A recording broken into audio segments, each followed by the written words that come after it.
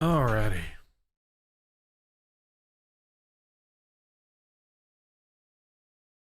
And we should be live right about now. I see some signal going. Let's bring this down here.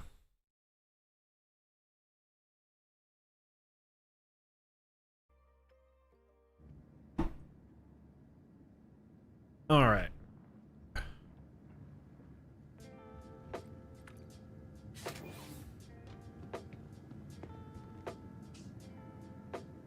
I think our first order of business will be to head back to Grimhex, get a new flight suit. At this point, I'm like close to not even using a flight suit. It's really annoying. Actually, no, let's just do that. We're giving up on the flight suit, chat. I want to run it, and I'll run the flight helmet. But the suit itself, we're going to replace with a light armor set. We're back at Port Tressler. And yeah.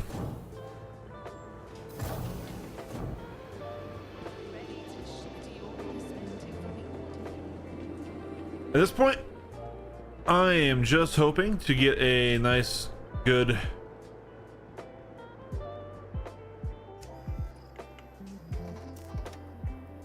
a nice, good money going. If we can get up to 3 million, we can get our raft.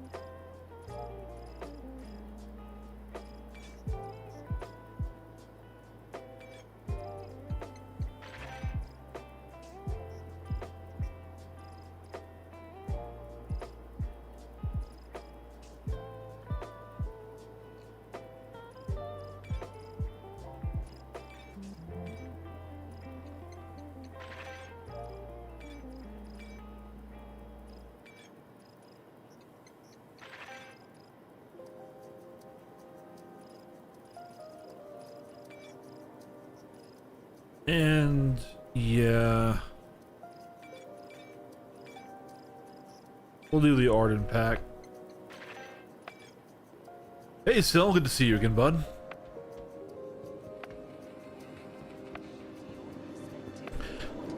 I don't know how long this stream is going to be. I'm kind of at a short amount of bandwidth for today. If I'm having fun and it's going well, it'll go the full 4 hours. If I feel worse, I'm probably going to cut it early. Yesterday was a rough day for me, so that's just we're just playing it by ear. And we're giving up in the flight suit because it's still broken, and we're flying a heavy fighter anyways. We don't really need to have we don't need to have the flight suit, really. Like, okay, it helps, it certainly helps, but yeah, that doesn't fit.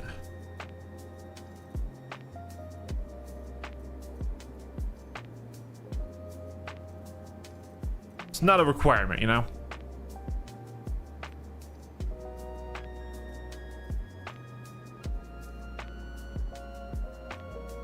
Hey, this is the way. Good to see you. All right, so we've given up the flight suit. We've gone to light armor with a flight helmet, and hopefully this will give us at least moderately decent capabilities controlling the Guardian here. And I'm hoping that today we can actually play those brand new missions.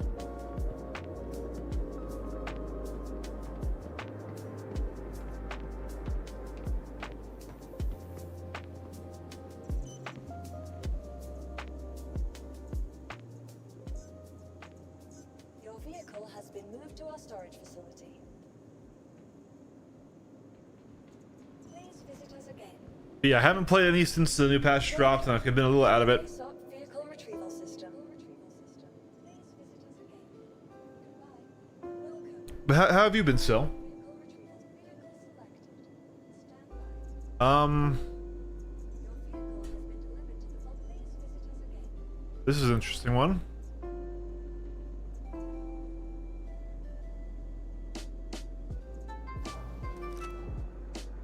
Please visit us again. Goodbye. Okay, did that actually eat 30k? It did. Do I have a hangar? Is it perhaps the auto send to a hangar?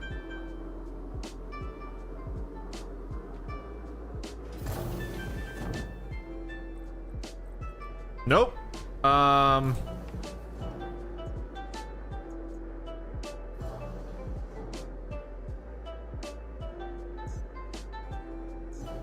vehicle has been moved to our storage facility. Vehicle selected. I thought it worked. Stand by. Your vehicle has been delivered to the following location. Please visit us again. Oh, interesting. Were you missing the standoff or the screw for it?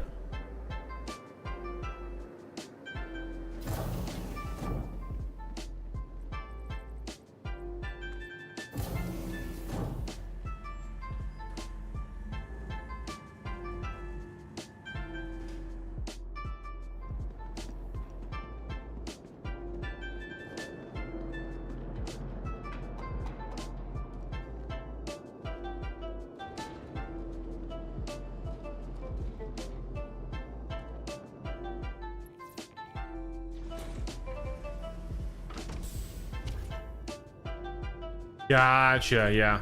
Okay.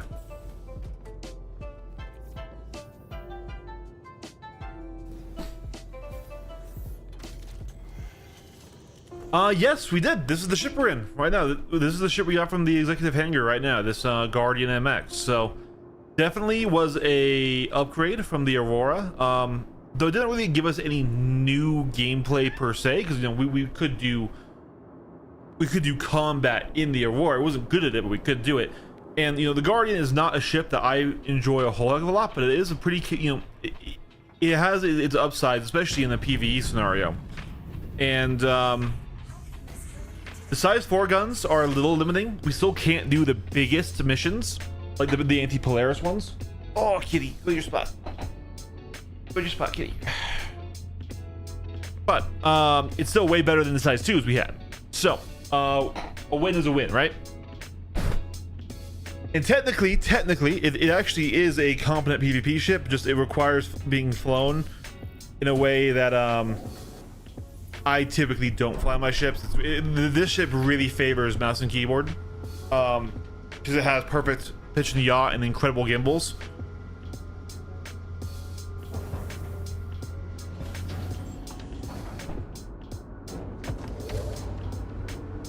Not saying you can't fly it with a mouse and keyboard, but with a twin stick setup. But the base Guardian is actually a better ship for the for twin sticks, just because it has better turn rates. Come here, kitty. Don't sit. I'm gonna need my mouse pad today, kitty. You get to go. You get to go to your spot. Yeah. You have a whole bed right there just for you. Come on. There you go, kitty.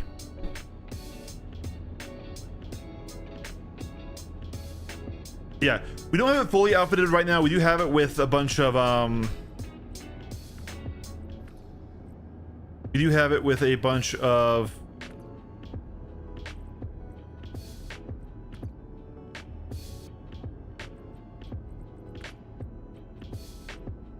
sorry, distracted. Deadbolts, but not I wanted to do deadbolts and M cannons to punch a little higher, go a little farther through shields. So maybe we should do that. How much money do we have? We have like 700k. It would cut us down. Which right now we're shooting for 3 million to get our third ship, which is going to be a cargo ship, I believe. I think I want to do a raft. I would love it if he would sit on my lap, but he wants to sit on my keyboard and press buttons and turn off my ship and my shields and turn on other stuff. So you gotta stay in your bed. He has his own little bed that I've clamped on the side of the table. We didn't even get there. There he is. There he is. Okay, he's settling in now. He's getting the picture. Yeah. Like I told Still earlier, though, like this stream is just gonna be play it by ear. I don't know how long I'll go. If I'm having a good time, if I'm having fun, I'll go the entire 4 hours we usually stream for these things. But this might be a short one if I feel the need to go, because I got a lot I'm dealing with right now. But I wanted to play a bit. And if I want to play this account, I should you know, record it, and this is basically free recording, right? But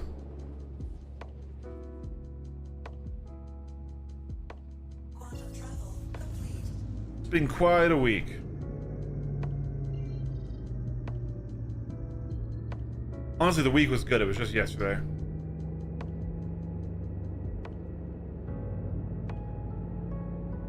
Yeah, the game itself has been rough, but I'm hoping this patch has fixed, at the very least, the brand new missions. As far as I can tell, it hasn't fixed a lot of the other bugs I was having, like the flight suit bug, which is why we're now in this light armor set. Here we are. One space, as promised. You are all...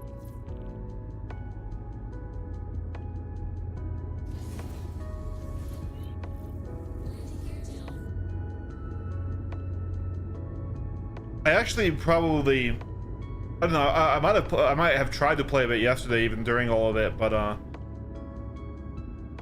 it was down for maintenance for 12 hours, so I'm hoping that there's some like good result from that. Obviously the game is not going to be fixed. It's not going to be, you know, bug-free Citizen now. I just want a lot of the current stuff to like you know, like these new missions I want to work. I would like them to fix the flight suits from breaking. Ooh. The Hawk. Man, dude, the Hawk almost had its heyday. The Hawk almost was back for 3 levels of strength with the attritions. Pre-nerf attritions. God damn. The Hawk was going to be incredible. It was going to be the most dangerous ship in the game. But then they nerfed the attritions, and they went back, and we're back in ballistic meta, and the Hawk always suffers in the ballistic meta. So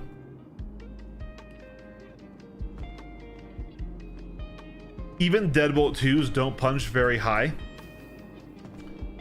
So I think we're back to the Hawk being a support ship like it was when I initially reviewed it back in 4.6, I want to say, right?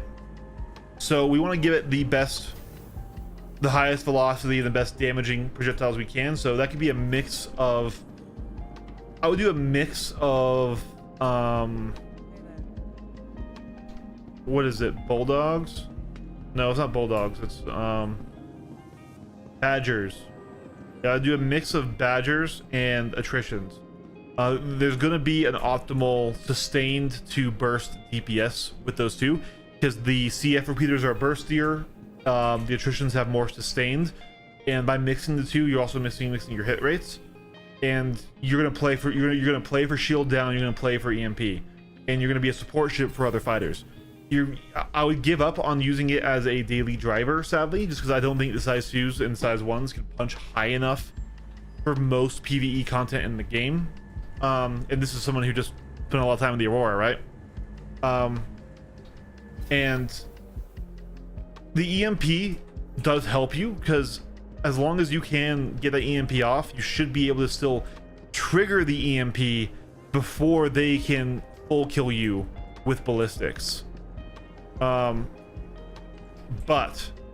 it's still a risk.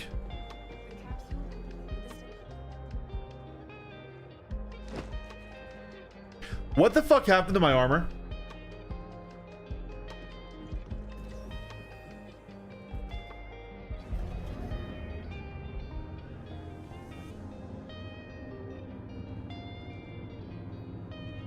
The issue is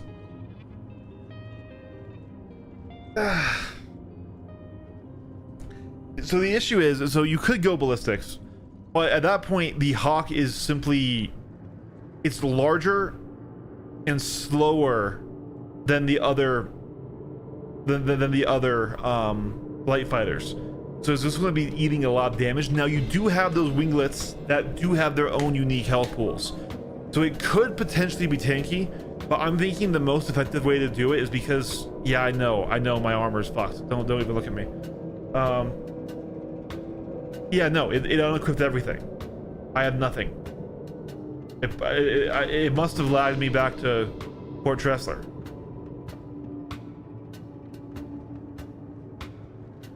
So is this a known bug?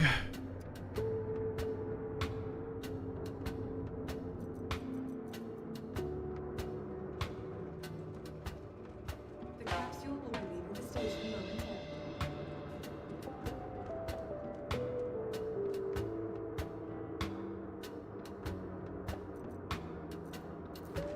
I mean, I got my heavy armor here.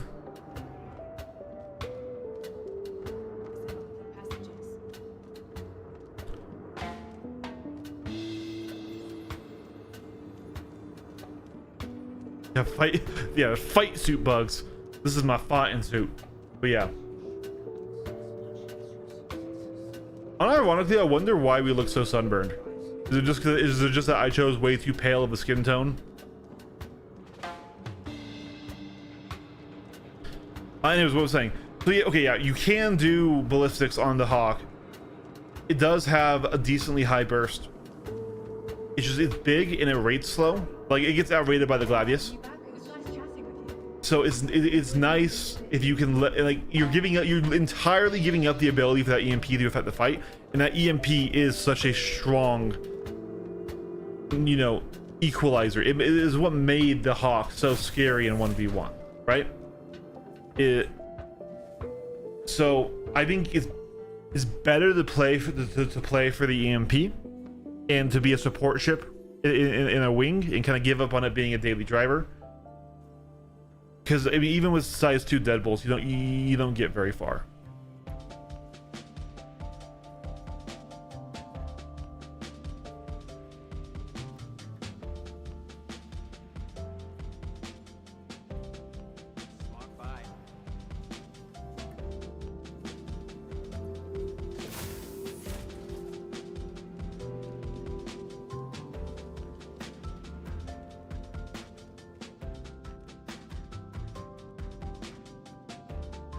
This lady is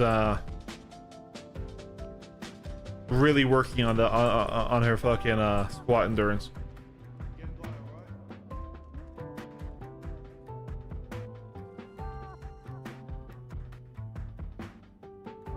You know, Marcus, it's I was doing good. I was doing good. Right now I am not, but that's okay. That's how it goes sometimes.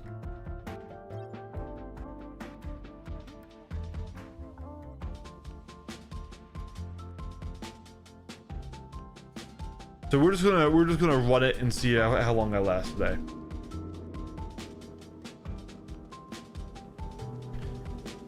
Yeah, I mean the L20. So the Wolves also kind of got pretty heavily hit with the changes to. Oh, we already had one. I wasted money. Oh well. The Wolf also got pretty heavily hit with the armor adjustments, right?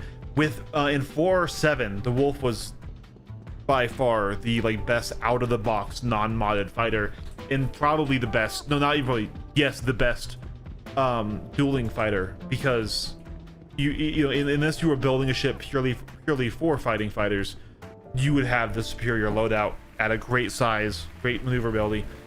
But now that they've raised the armor of everything above the heavy fighters, it's really rough. I don't remember exactly where they land right now, but I know that they took a big hit, and the downside being they don't have a option right now, right?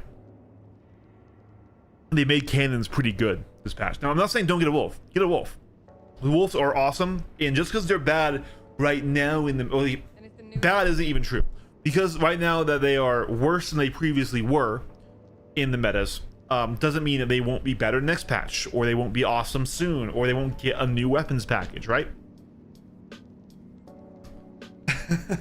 No, this is the sort of thing that you just need to work through, right? It's I don't want to talk about it too much, but of course I am talking about it just by not doing it. So I guess to answer the question, 2 of my friends recently died on Friday, well, Thursday night.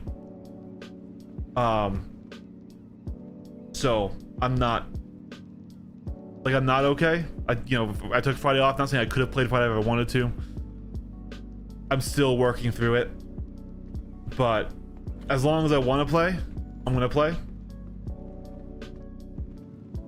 And when I don't, I won't.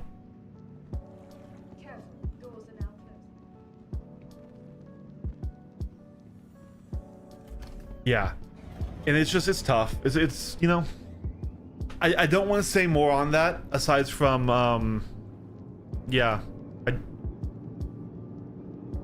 but that's so if I'm gonna be like a little testy or like snappy, or if I cut the stream off all of a sudden, right?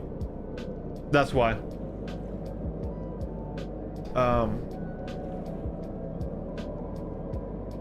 But I wanted to play today. I did.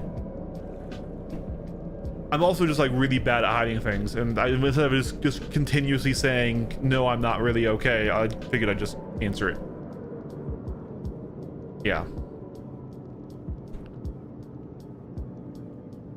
Yeah, it's not my first one of these styles of deaths, but well, for one of them. It is for the other. I don't know. I should stop talking. On the upside, now is a great time for me to you know, be someone who doesn't drink alcohol, because I feel like if I had alcohol in the house I would probably be using it. So yay, I get to poison my body with aspartame instead.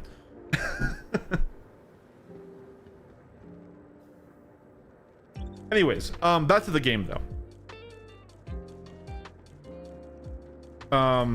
I really do, now that we can't size down weapons, I actually do hope that they kind of balance each weapon category individually.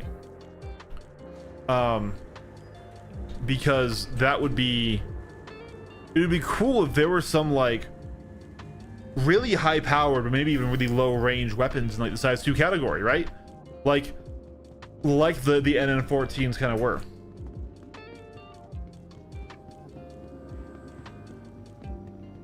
A close family, I couldn't imagine. So I lost my dad, and he's in, you know, grandparents and stuff like that, right? But yeah, 3 close-knit family members in a row was, oh my god, I can imagine that. Your vehicle has been moved to our storage facility. Please visit. These 2 were my friends, and I had known them for a decently long time. I met them in 2020.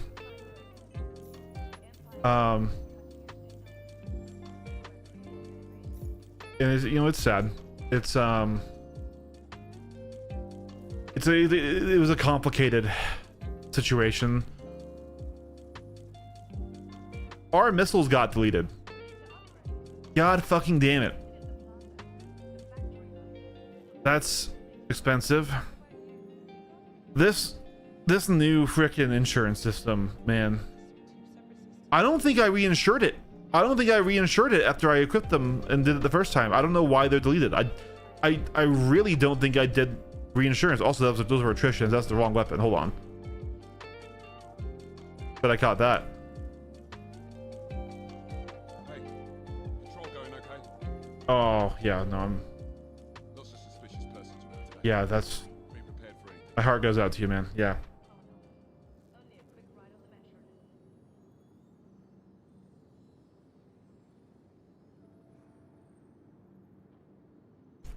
I'm not gonna go back for the missiles. The missiles are powerful. They're very powerful. But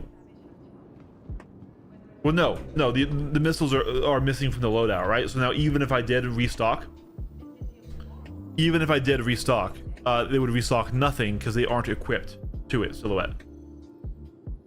So The bug is that if you fire your missiles or you use them and then you reinsure the ship at some point, if there's an empty slot there, that gets reinsured as empty, and you lose them entirely.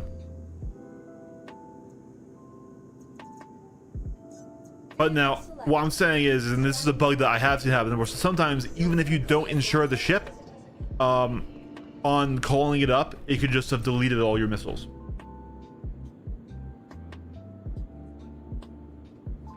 Like that was happening to one of my org mates on his M80, and he would go buy a full set of missiles, equip it all, ensure that, not touch the loadout, and then when he would claim the ship, it would come back with no missiles. Not just no missiles in the bays, no missiles equipped to the ship. So even if you restock, it says you don't have to restock because there's nothing there. It's not, they aren't equipped to the rack, right?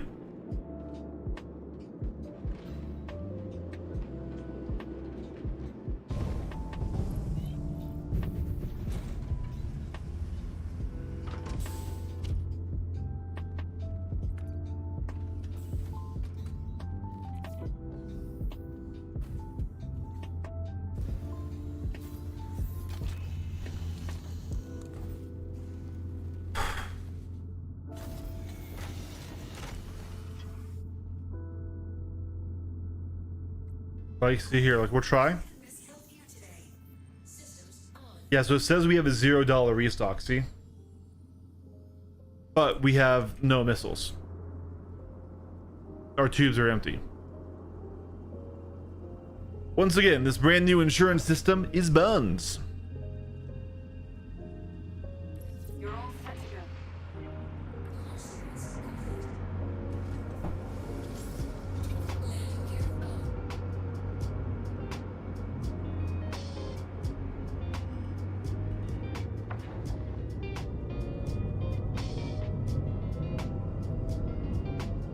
I don't think it's the bug with laser weapons because Thanks for visiting. that was before we had equipped the M cannons.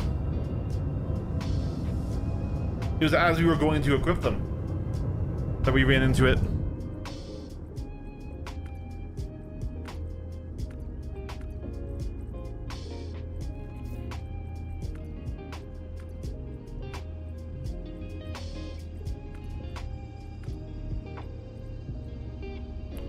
We're definitely power starved.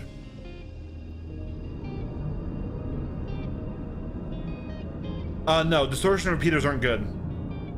The distortion repeaters don't damage shields. The important thing is that you damage the shields. You need to get the shields down ASAP so you can fire the EMP and actually disable their ship. That being said, ooh. Well, hold on, there's another thing to consider. And that is that if their ship is outfitted for the trench run, they're already going to be pretty heavy anti-distortion.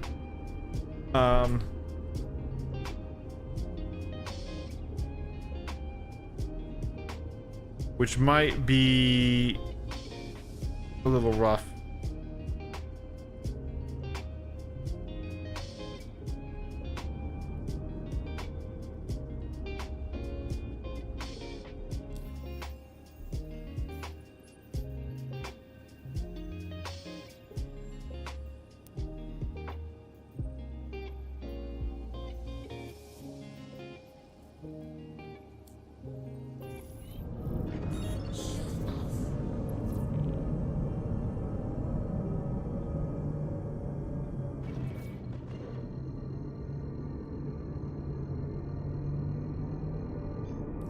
Hey, it's Kid. Solid trip makes up for that now. Good luck with this one. Quantum travel complete.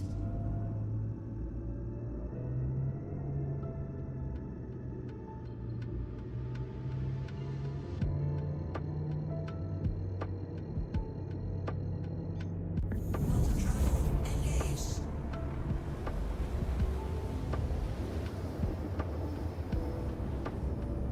Quantum travel complete. All right, so this is a very high risk reclusive, so we'll see how we do on it. We might fare horribly. We might die here. We'll see. I've never tried this mission before. I think we should have the firepower and shields to survive most of it. An old abandoned Hornet out here.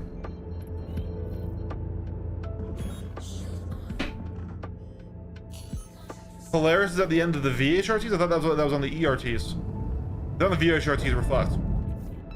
I thought it was on the ERTs is what the Polaris was. I could be wrong. Could be wrong. And now would be a good time for some missiles as I'm coming in.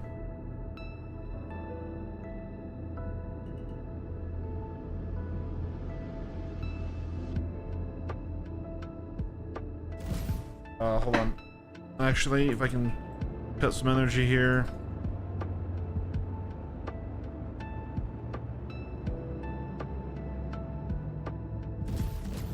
There we go.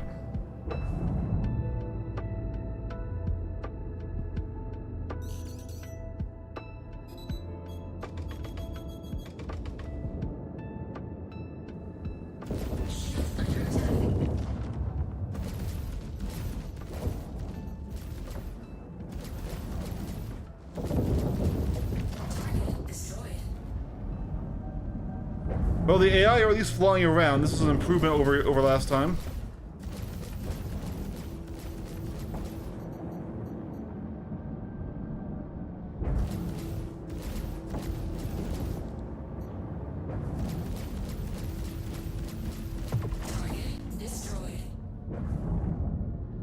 That's a heavy. We're gonna deal with all the lighters that die first. Just get some of that DPS off the table here.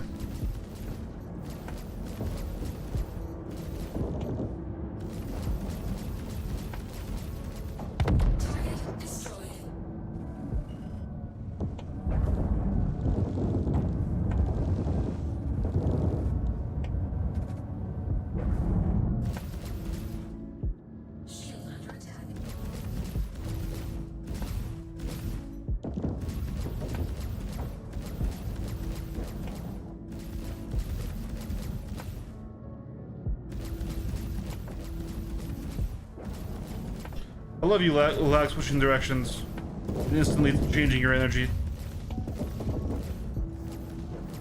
I also love that my chair is slightly slipping down. Push back up to where I can be properly situated. Alright, Buccaneers next.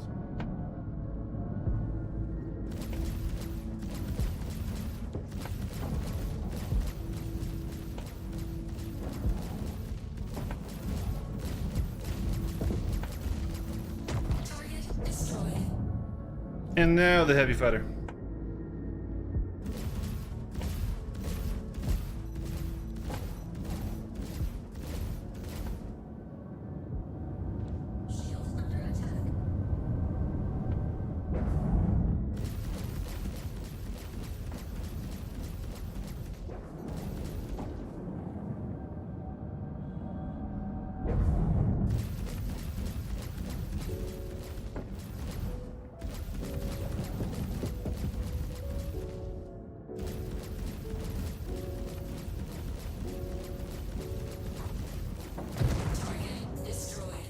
Okay, they're down.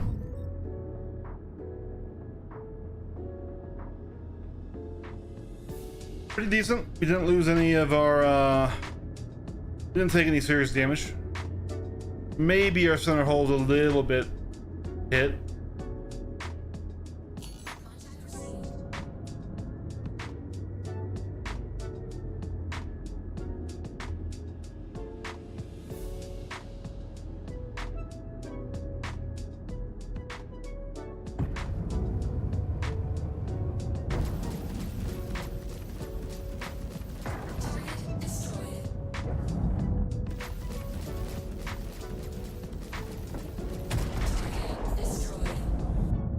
These guys don't seem to be fighting back yet, so we're gonna pop as many of the quick ones as we can before they wake up.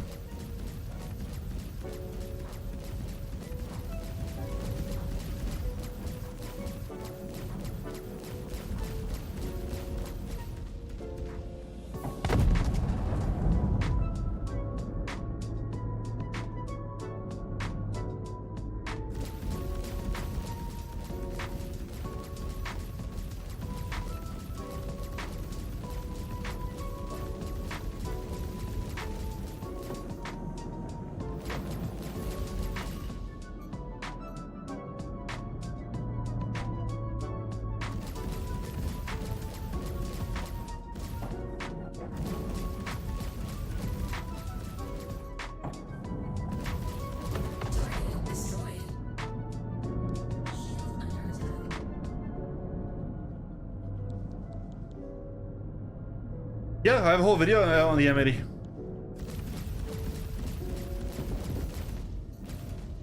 It's very, very, very good. Probably the best heavy fighter in the game currently. Especially when it comes to, you know, squadron battles, team fighting.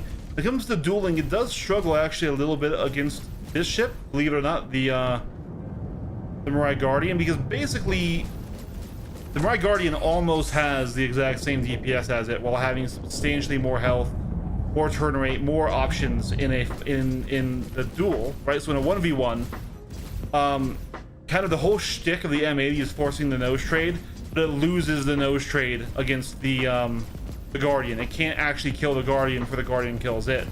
Whereas a lot of the other fighters in the game, you know, the Hurricane, the Scorpius, the F8, depending on the loadout, will often also lose that trade, right? And then especially when it comes to lighter fighters, you know, medium fighters, light fighters, they also lose that trade. Because you're using your speed to force it into head on, and then when they get over you, you just leave the fight, right? So emerge in 200 meters per second, try to maximize as much of your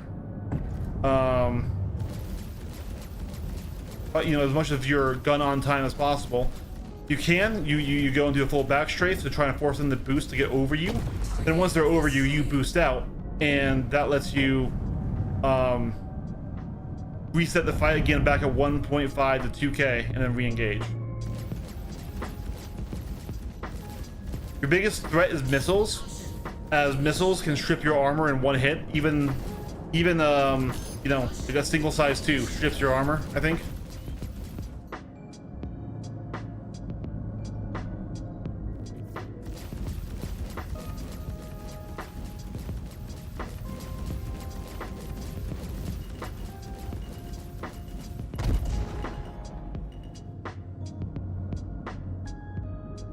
Hey Sky, good to see you, buddy. All right, so what do we have here? Nope. All right, so we just have a Redeemer. Unfortunately, we're down to 52 shots in the deadbolts. Let's hope that's going to be enough for us.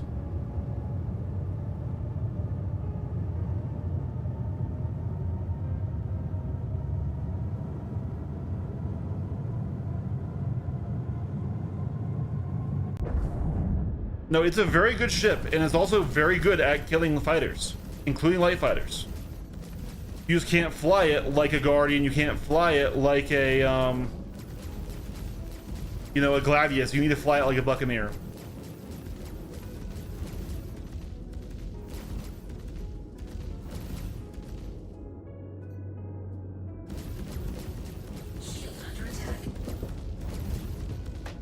All right, he's waking up. He's waking up, so we're going to lose our free damage chance here.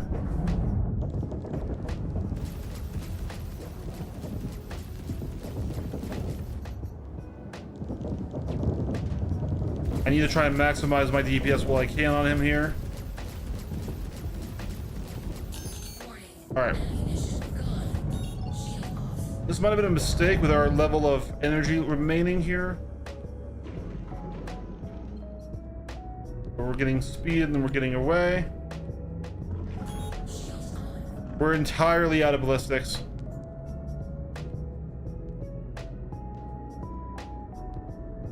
We're just going to focus this. We don't have any missiles because of the missile bug. Missiles right now would be great, because the Redeemer has huge signatures. It is basically missile food.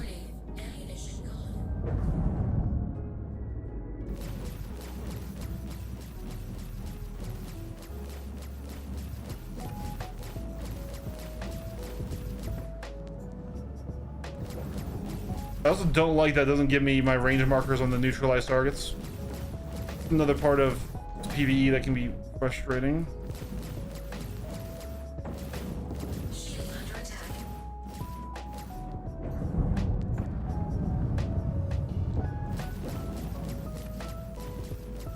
We can't let his shields recover.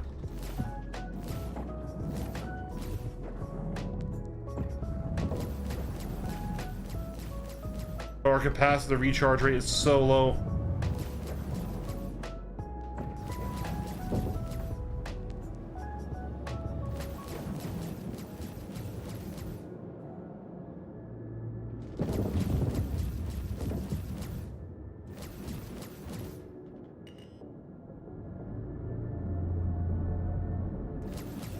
Yeah, this ship definitely does get hampered when it's out of ammunition. Okay, shields are almost down.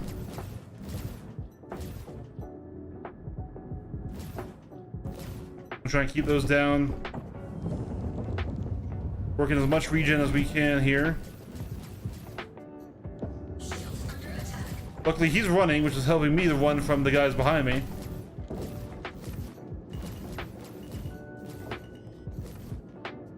Get off part of his wings back there. Try to get some gun charge back. We want to stay right here in this blind spot with his turrets. That way we're not getting hit by the top. Oh, or you just lag switch down as I'm trying to keep a positional fight on him. That could happen too, CIG. Thank you, Chris Roberts. And there's the mission. And we're gonna get the heck out of Dodge. Nice job taking them out. Screw you guys, I'm going home. Alright, let's get up to a decent speed.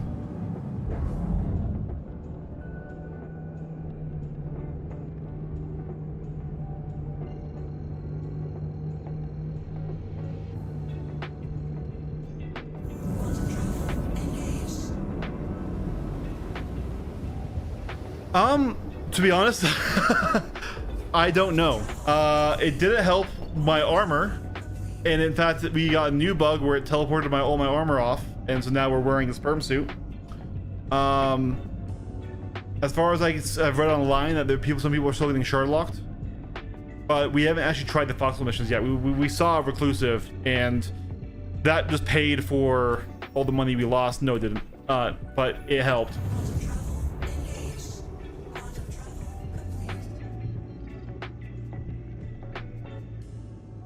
Good to see you again, Sky, by the way. I think I said hello, but we were mid-combat.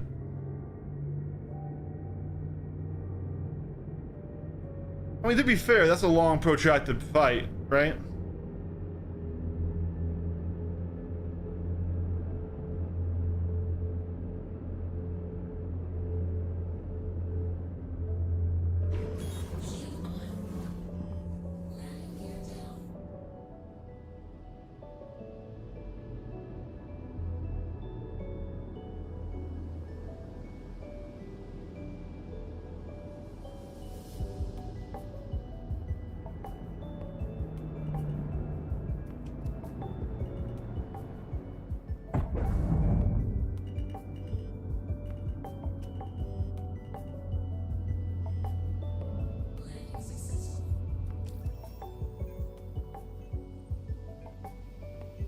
Well, I mean, look, we haven't tested what I was actually kind of hoping to test yet. I have not tested the Ironclad or any of those type ships. I haven't tested the Pitbull. We're on my second account right now, right? So this month, we were gonna do the living off the Ironclad challenge, Marcus, but because the Ironclad was so broken, I got myself an alt account, and we're now doing a 0 to hero. So this is our second ship. We have an Aurora Mark II with no modules, and we have this ship. And technically, we have an Argo MPUV cargo, but that's just from when I first got the account, and it was part of a promotion thing for using a referral code. But we aren't using it for the challenge. It's not saying it's a good ship, anyways. It's not.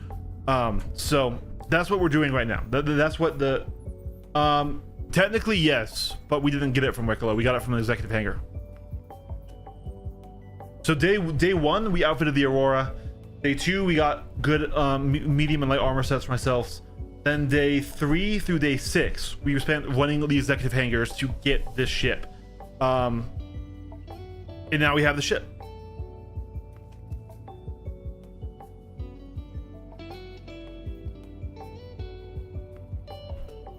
So now we're working on getting our third ship, which is going to be some sort of cargo ship. Really, I kind of wanted... So yeah, so this is the one I can't do. The Extreme Risk. This will be a Polaris.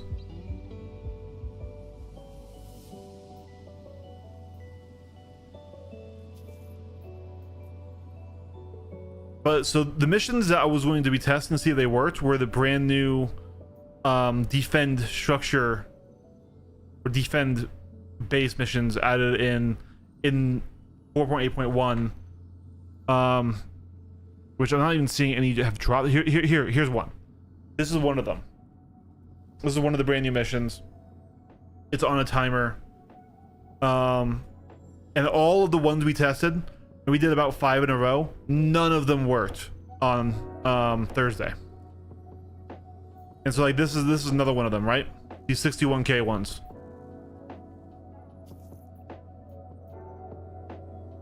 So screw it. We'll test one first, and then we'll go do our reclusive bounty later.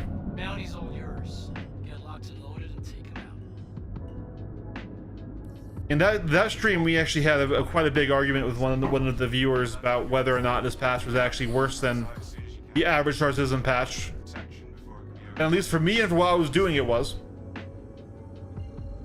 I love Microtech when the sun gets to this level and you can see like kind of red on the clouds and like everything going through.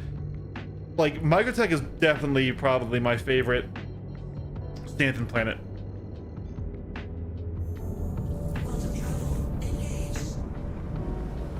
No, the Ox is not available for purchase in game yet. That's why we're shooting for the raft. Listen, so the end goal of this challenge is to get a Perseus on this account, right? However we can.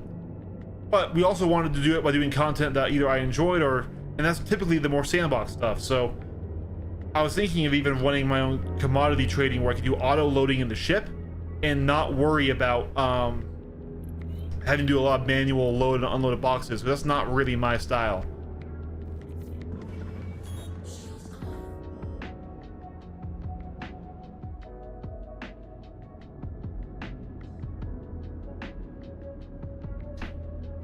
Huh. I don't think I've seen this style of asteroid base before. Maybe I have.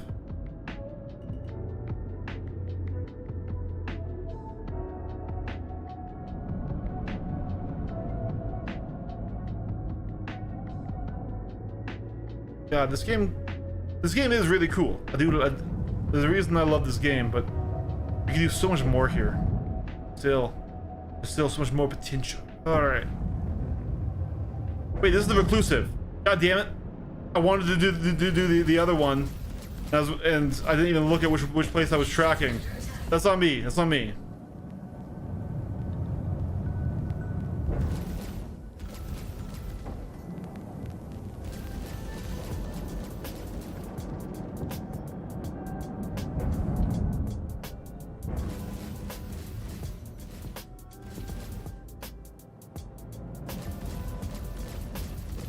I hate gimbals on a stick.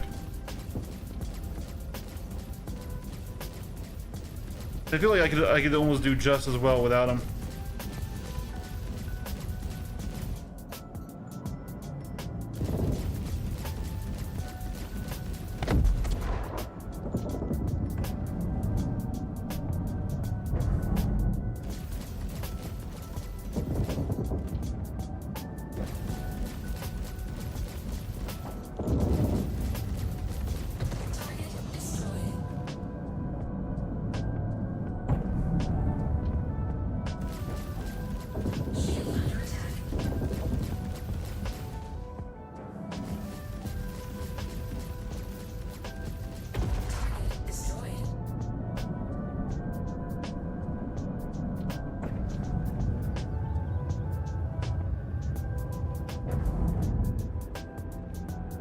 Yeah, I'm not a gimbals enjoyer. I just don't really like them conceptually or in how they play, right? And like the fixed aim assist gimbaling that happens, like when you shoot close enough to a pip but not quite exactly on it, and it magnetizes your shots to it. Like if I shoot like right here, right, they'll hit. See that fixed gimbaling aim assist is actually one of the reasons why it's really hard at range to counter a corkscrew maneuver, because the game will force you to aim for a pip that is not accurate, and you can't even aim yourself off of it to shoot where he actually is when they're at that longer range.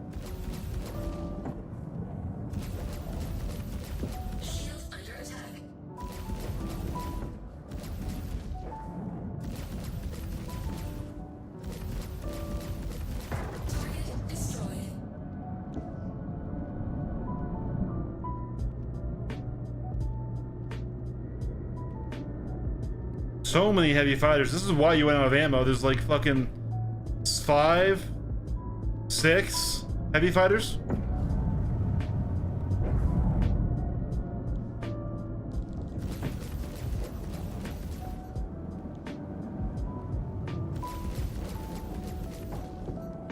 And then you can just instantaneously stop and turn like that because of AI desync.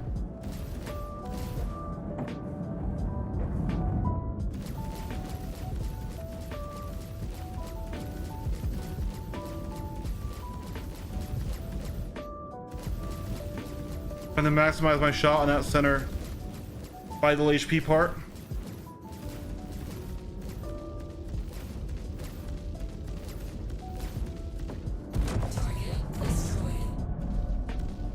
Why am I still firing?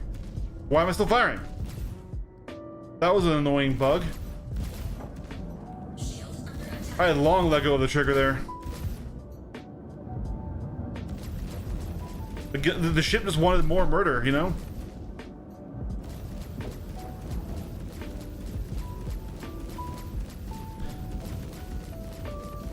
The Guardians as a whole are really designed around mouse and keyboard flying with the identical pitch and yaw, the cockpit that you can't really look around in, right? It's all just made for forward. So there's nothing wrong with that, but it's one of the reasons why I don't typically enjoy the ship. It also just doesn't like get me as a flight nerd at all, because, you know, as cool as the TIE Interceptor is, this thing's too big and bulky for me to like it visually. But I do appreciate her. She's definitely letting us work out these missions that we could absolutely not do in the Aurora, right? But the M80 is definitely a lot more my speed. Same as the I mean, the Meteor is more, it isn't really visually more my speed, but gameplay-wise, absolutely. So we can't secure this kill before.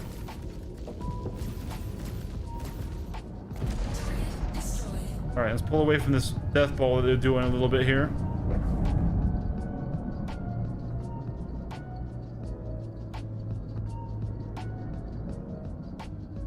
I do like my fighter ships to look a little bit inspired by planes and stuff, right? I like visible wings and engines and inlets, and like it helps with my suspension of disbelief. I know it's not needed for pure space, especially because we do have space in Atmo, right?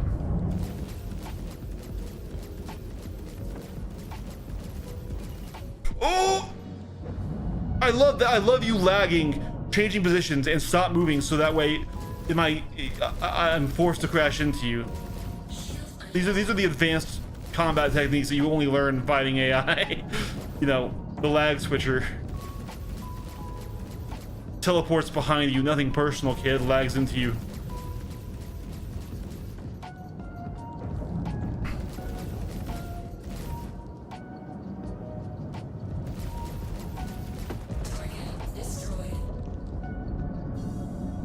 I'm still really mad that the top of this cockpit is blocked off. But I guess you don't have to fight in pitch in this ship. It's just all my muscle memory is keeping that fight in pitch, you know?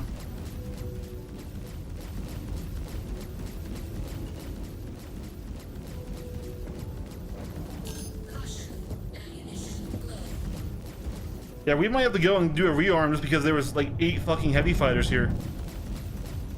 And how does CIG balance heavy fighters? Don't make them good, don't make them lethal, don't make them dangerous, make them a pain in the ass to kill, even with another heavy fighter.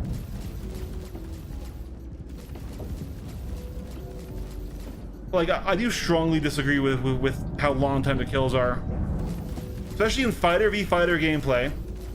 And I know heavy fighters is like kind of bridge that gap, and like maybe the Vanguard specifically here actually has more of an excuse to be treated kind of more as a patrol boat than a fighter, right? But like, man, for cinematic gameplay, me shooting this guy for 2.5 minutes to kill him is not super cinematic.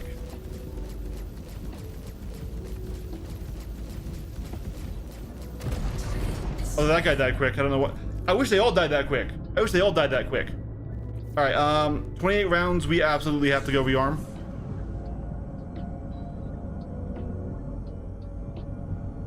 We do not have a choice in the matter.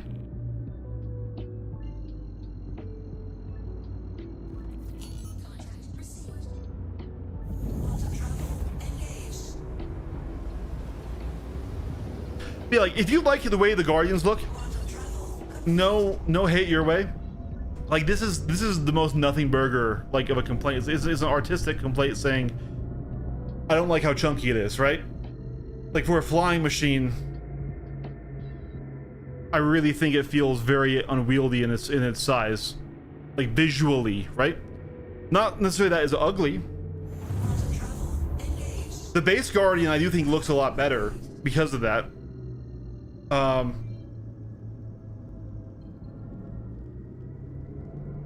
But like for a you know, big chunky spaceship, like okay, I get it. It's if this was like, you know, purely spacebound, and maybe when we have control surfaces in, the Guardians will really suffer in Atmo.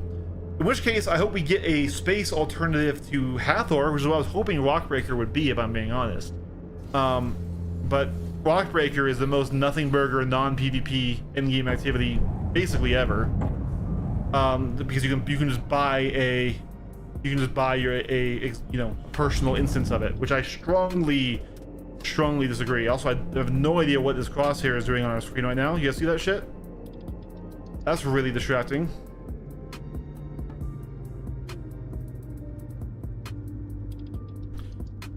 It's like our targeting marker's bugging out.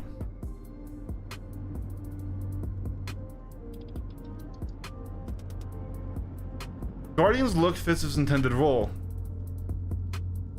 Sure, yeah, and like I said, this is the most nothing burger argument because we're just talking visuals, right?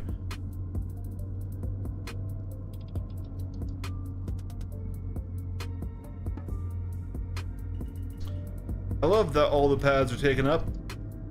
I love it. Are you about to take off, my friend? You look like you might be. Or are you just recentering yourself on the pad?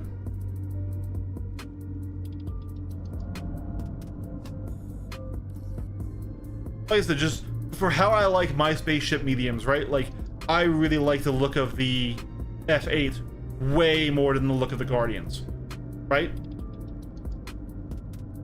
Because I'm a nerd and I also like aviation. I'm not like super knowledgeable about real life aviation or anything. I like it, and I think that's okay.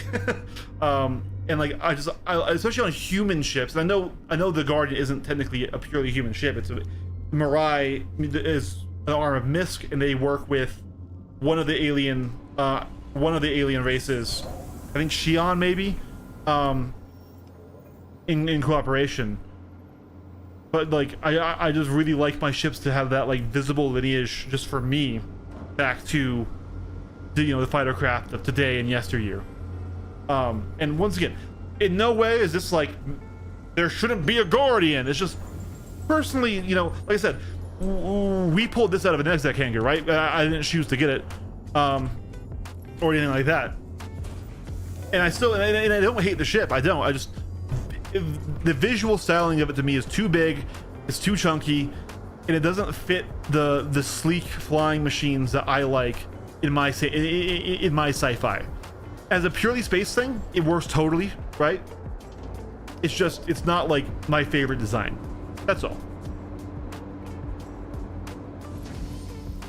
Oh yeah, you can absolutely tell from the aerofoil shape to the bubble canopy. The M80, the canards. I am a slut for canards. Like, that is one of my favorite features on an airplane. The M80, I do think it does fail a little bit because it doesn't have genuine wings. Like, it's just the fuselage and then gun mounts and then canards. So I would like it more if it had actual wings. But I mean, the F-15 gets 75% of its lift from its fuselage. Yeah, but that number might be wrong, but it's something insane like that, where like the F-15 has so much power to rate ratio, and that she just gets lift from just this fuselage that it can fly without wings.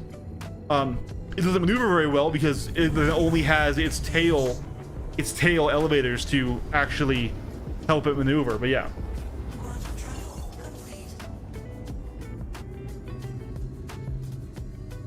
it is something if you get a chance to see actual military fighters IRL.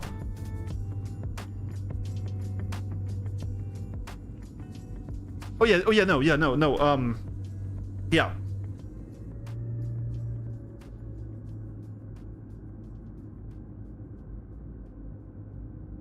Contact received. Yeah, I'm not in any way like trying to claim any sort of authority on real life aviation. I'm a good pilot in Star Citizen, and I like games like Nuclear Option and stuff. And I have played DCS. I learned how to fly the F-16 in that. But like, I'm by no means an expert on actual aviation or anything like that. I like that visual lineage in my sci-fi. That's like part of the fiction that I like, because I know like there's no real reason for a purely space-based fighter to have these elements. I just like it because I think it's cool. And like, for example, this Hurricane, I love this Hurricane's design. It's one of my favorite heavy fighter designs. It's small, like a carrier-based fighter craft should be, right? And even though it is chunky for plane dimensions, it has these visual reminders of aviation and of where we came from, you know. I like in my sci-fi. I know in theory, like the best space dogfighter IRL would be a cube with an engine and a gun on every face and every corner, and is piloted by a drone pilot. But like, that's why I like my fiction, you know. Interesting that it's the same big bad for the VHRT reclusives as for the HRTs, because it's basically the same mission. This mission was actually harder than the VHRT one, because this mission had the fucking 8 Vanguards in it. Just ate up all my ammo. Shields under attack. Target destroyed.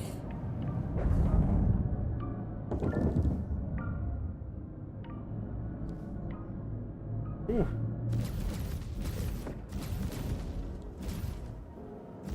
The Nuclear Option is a game that I will reference frequently on this stream because it's so goddamn good. It is definitely like a casual, like it's the Gran Turismo of the flight sim space, right? It's a simcade, but it is so fun. And like, it actually has a really skill-based, interesting, and fun to use missile system that I know CIG can't do in a game as big and as laggy and desyncy as Star Citizen, but goddamn would I love to have a much more in-depth missile system.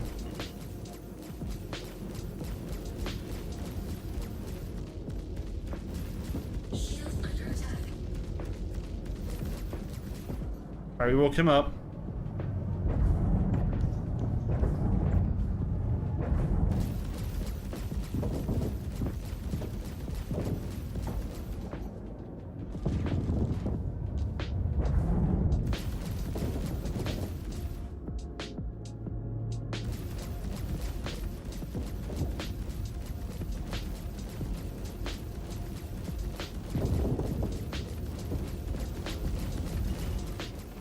Target destroyed. There we go. Shields off. Hey guys, I had a glitch to use my gun in nav mode, guys. That's annoying. It doesn't seem to actually be shooting rounds, thank God, but...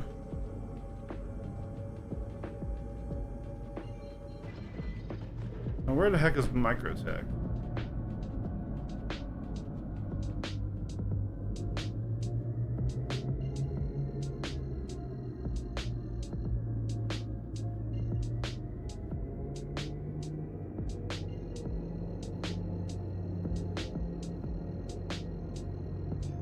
Quantum travel engaged.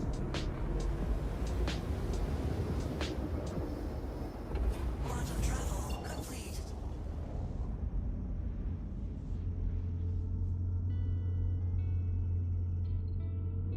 I mean, I think if they went with their original vision of them being, you know, highly expensive. Well, okay, I will say original vision, but like what they were trying recently before the last change, right, where they were making them stupid expensive, right? I do think missiles should have a higher lethality versus fighters. I actually think ballistics should have a higher lethality versus fighters. In general. Now, hear me out though, because that sounds insane, because we're also in a ballistic meta right now. Let me justify that. I think, like, honestly, this is kind of getting into a whole redesign of combat now, so we're gonna go a little bit ADHD, which I like to do, right? But we're going to say, all right, hey guys, ballistics, depending on the shield size, when you get under a certain mass, they just are fully stopped, right? Because if you think about space travel, shields should be really good at stopping small, fast-moving particulate matter. Like, look at the dust we're flying through right now, right? Now, I know we don't have shields on because nav mode is stupid as all hell. But, and, you know, logically, okay, hey, energy shields are good at stopping fast, small bits of particulate matter. So, by that nature, right, a size 1 shield generator on a fighter doing this stuff should probably be pretty damn good at stopping the Gatling rounds from a Mantis, yellow jacket, you know, those style of Gatling repeaters, right? So if it's a certain mass level lower, it should stop them. Now, if it's slapped by a fucking Medusa cannon from a Perseus, the mass of that shell should overcome that, and it should be like an asteroid, right? But so then the fighter playstyle should be is you need to knock the shields off. So you use lasers, which are the only things that damage shields, to knock shields down. And when shields are down, one burst, honestly, one burst of your cannon, and you should have limited ammo, but one well-aimed burst should get the kill. Not unlike what we have in DCS at, you know, nuclear option, things like that, where, like, you know, you cut someone's wing off. Because especially on these light fighters, we're talking light fighters right now, like not like the Guardian that we're flying, right? Like, sure, we're talking about a future setting and future material science, but we're also talking about future weaponry, right? So if you have, let's say, you know, only 1,000 rounds in your ballistic nose cannon, that's going to be one win for the kills. When you pull that trigger, it's dumping them at the minigun rate of fire. You need to get that shot right? Yeah, it's similar to Elite Dangerous. Just I want that lethality higher, especially on these small fighters. Because here's the thing: if you limit fighters in ways other than their lethality, if you limit them in, say, hey, like another thing I want to do is I want to remove the afterburner bar. I want to remove this, and I want to instead have there be a UI here for showing the heat of your engines, and then when you afterburner, it uses a shit ton of fuel, and it starts overheating your engines, right?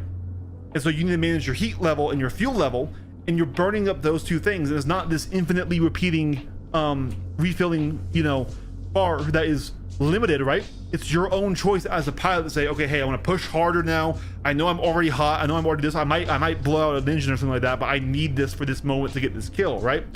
And then also you're then limiting them on fuel, so they won't be able to stay out there forever. They'll have to go back, refuel, rearm, or need to be recovered if they burn up all their fuel. Because that's how real fighters are limited. They're limited in countermeasures, in weaponry, and in fuel. And if you're bingo on any of those, you got to go back and rearm. Laser weapons, so they should still damage hulls, but they shouldn't be nearly as powerful as the ballistics are in fighter v fighter combat. Once again, clarifying, we're talking the small scale stuff right now, right? But then if you do that, if you put these limitations on them, they can keep their awesome maneuverability. They can keep their awesome ability to control airspace. They can still be major threats, but now they require support. Now they have limitations on them that's not in how they fly or how they fight, right? Exactly, yeah. Coolers would have way more value, right? Now, once again, this is only applying to the light fighters, the snub fighters, and some medium fighters, right? This design would not work for a ship like the Guardian. I'm not a game designer, so we would find some different answer for the heavy fighters. But for the heavy fighters that it would work for, like, say, I really think this would work for the M80, and it would work for the F8 in particular, right? Those are ones. I actually really like the M80's flight style, and I think it should have similar, where, like, heavy fighters, they are more massive than light fighters, but really not massively so. We're not talking like a gunship level of mass, and they have bigger engines. So I really think these things should be fast. They should be really fucking fast. They should turn like shit. Right? And so that's why I really like flying the M80, because it actually is good, and it proves that this can work, right? Now, to missiles. I think missiles, there should be like 2 main types and then subtypes based on tracker warhead. So I'm not talking about the tracker head. We're gonna keep our tracker heads, okay? So we're gonna keep our EM, our CS, and our IR missiles. I want 2 main types. I want a plasma torpedo or something like that, you know, proton torpedo, and I want a conventional missile. And those have the same styling where you need to fire them in matched pairs, because the missiles, the conventional missile is going to get stopped by shields. So you fire either a tandem warhead with 2 of them, or you fire one that has a mixed pair of 2 missiles, right, to defeat. The faster missile is going to be the proton torpedo that will knock out shields. Then when shields are knocked out, the primer missile will hit. And I think if you're in a light fighter, if I'm in a Gladius and I take a direct hit from a missile to my rear, it should kill me. I'm not saying like give me an opportunity to eject, give me an opportunity to do a crash landing, but a direct missile on an unshielded light fighter, that should be game over. That should be I fucked up and I'm out of the fight. Right? Because that's the only way that the ground-based SAM sites will ever be useful.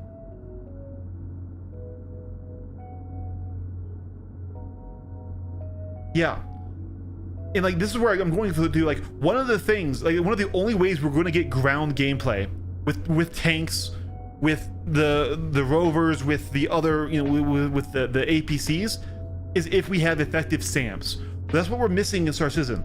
We don't have effective SAM sites, and the way they designed the SAM sites in the game, where all the missiles are visible, let's just be real here. Even if you hit an arrow with 3 fucking missiles from the SAM site, it's probably not dead. It will probably be fucked, but it's not dead, and that's almost half your munitions in that one SAM site. So I know you said we can't have missiles be highly lethal, but here's what I counter. All right, a SAM site should be a 2-person operated unit. We should have the driver and the gunner. The driver has a secondary other turret that it has, which is a beam weapon. So we have a long-range beam weapon that is hit scan. It is, I'm pointing at you and I am hitting you, and as long as I keep my mouse on you, you are being hit. And it applies heavy shield damage, but almost no armor or hull damage, because you know, even at that range is going to be going around, wiggling, and not keeping that heat on one spot, right? But that gets shields down, and then when Gyro says, okay, hey, shields are down, send the missile. Boom, you send one off the rack, and if that hits, that thing is dead. That thing is gone, because we need effective SAM sites. So it's gonna be a long time to get there. I'm sorry, Catalyst. I do love talking about this. So like we're talking about like 1/8 of the combat scenario, and I am not a game designer. I haven't thought far enough to fit in how then fighters would work against bigger ships and other things like that yet. Just that's what I mean. This isn't even like a serious pitch, right? This is not a serious pitch. This is also just having fun with the ideas of things we could do. And I really do think like we can keep the high lethality and high effectiveness of fighters, but limit them logistically and limit them by not having them just be so goddamn tanky. Now, the other argument outside this argument is like, well, hey, look, Cal, this is an MMO. This is a, you know, this is a game that's going to have Death of the Spaceman eventually. Sure. And so if we have effective, you know, recovery tech in the game, if we have working ejection sheets, like really, unless your cockpit is direct hitted and you are straight up killed on impact, you should have a chance to survive, to survive and to get out of there, right? Like, to be recovered out of the battle. And it can keep fighters as this sort of high skill, high threat, high risk, high reward functionality that they have, that is really fun for them, right?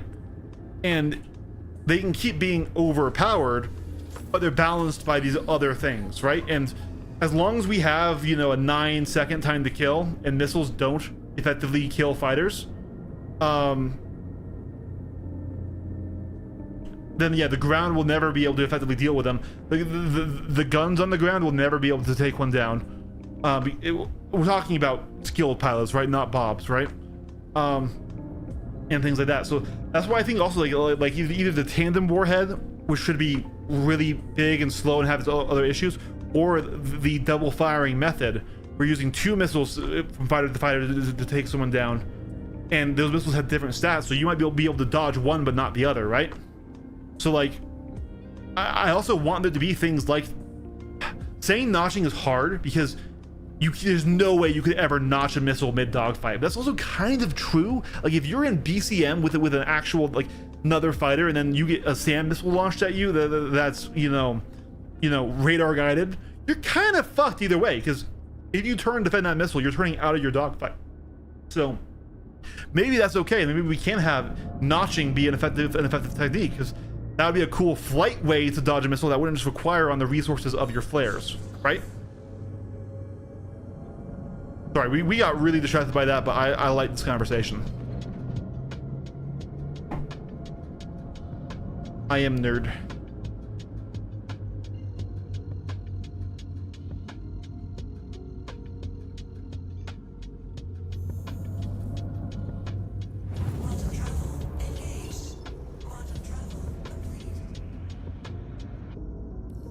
Where is the ON?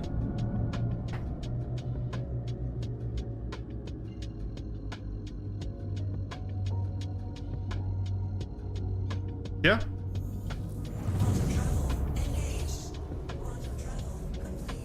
Interesting. Interesting. Can I talk on that point for a bit? So obviously, you know, like, I guess what I should ask, and I want to come at this definitely from a point of respect. Like, I'm not in any way trying to put you down here, Catalyst. But do you think the light fighter mafia is a thing? That's where I want to go with this.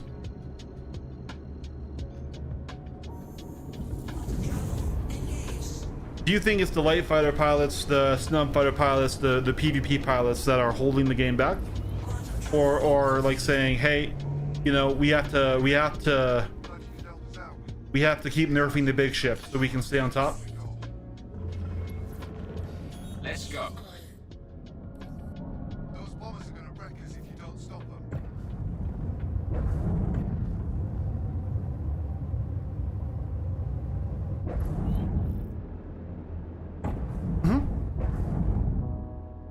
Okay, this is great.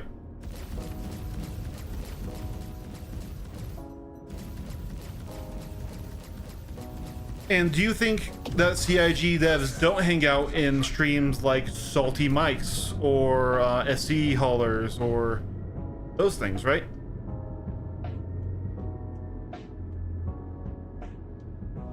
There are. There absolutely are in this. I mean, calling them light fighter is a little bit yeah, no, misnomer, I guess. Is there are PvP discords. So you think the game is going roughly in terms of combat in the direction that the light fighter pilots want?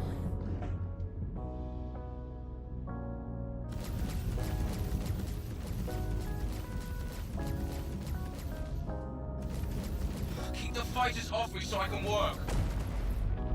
Fight's over here, genius.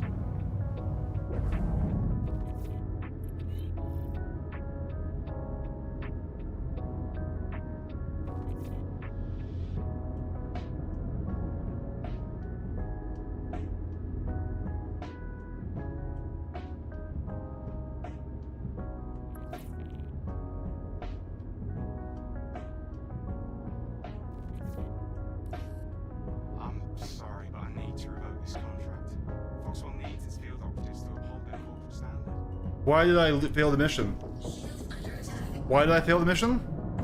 Why are they shooting at me? Okay, well that's annoying.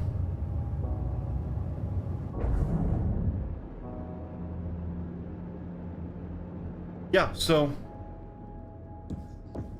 let's talk about this, all right? Let's talk about this actually, because Catalyst, were you in the Evocati or the early test? Were you in wave 1 of the of those first armor tests? Because I was, right? No, I wasn't in the Evocati, sorry. I was in wave 1. So I got the first thing that they publicly showed to us, right? And this is a common belief. This is a common belief, right? So first of all, there was never a point in the development of the alpha damage armor system where cannons from even the lowest size one, okay, in the early phase, the lowest size one couldn't damage the Idris. I want to repeat that. There was never a point where they couldn't damage the Idris. And so, and I can back this up. Hold on. So, back in the start, when all of this was a twinkle in 4.6, and we were just figuring out what was new here, right? My channel, there were leaks coming out of Evocati, okay? And I made a video on those leaks, and it was right here. CIG just nerfed cap ships hard, 4.7 PTU. So we first heard that armor was going to be weird here, and this is what I was talking about. Hey, it looks like two heavy fighters can't damage each other, and we actually had the spreadsheet back from when those were being given out. And even at this time, 2 months ago, I don't have the exact date because March 9th. Okay, March 9th. Even then, the size 1 M cannon could deal with the Idris. Okay, so let's just start right there. People think because they heard armor, and armor had been given up for so long that armor was going to be the fix for light fighter meta. Just how before then it was going to be so many other things, master modes, just there's more that I can go pull up my other videos to see, but like there's been a lot of this will fix the light fighter meta throughout the years, and it never has, because the issue with light fighter meta has never actually been just light fighters are good. It's how CIG balances their ships, right? And so yes, there are devs that hang out in PvP discords because frankly the PvP discords have more flight time than the devs do. Like, that is not a controversial statement. The people who play this game a lot, who are artistic about the game like I am here, who have $1,000 setups at home and who that's all they do is fight in the game, they have more seat time than the devs do. Now, I'm not saying they have more authority than the devs, just that they play the game a fuck ton. Devs are working, right? There's that.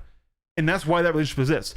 There is that same relationship going on, like I said, with Salty Mike, with SC haulers, with trading community. Anyone who becomes an authority on something, it's pretty typical. You actually find some sort of CIG representative in their discords. Okay? Now, recently, a big PvPer left the game. And love him or hate him, anything else, right? Avenger 1, who was kind of one of the OG sort of PvP YouTubers for Star Citizen, left the game out of dissatisfaction in the direction that it's going. All right? And so why I bring that up is there was another video put out by another guy, and this was Buzzcut Psycho. I don't really like his content a whole lot, but sometimes I will watch it and see, because this guy's kind of gone into like past Salty Mike level of hate. Like he actually wants it to be completely separate, PvP, PvE and stuff, things like that or whatever, right?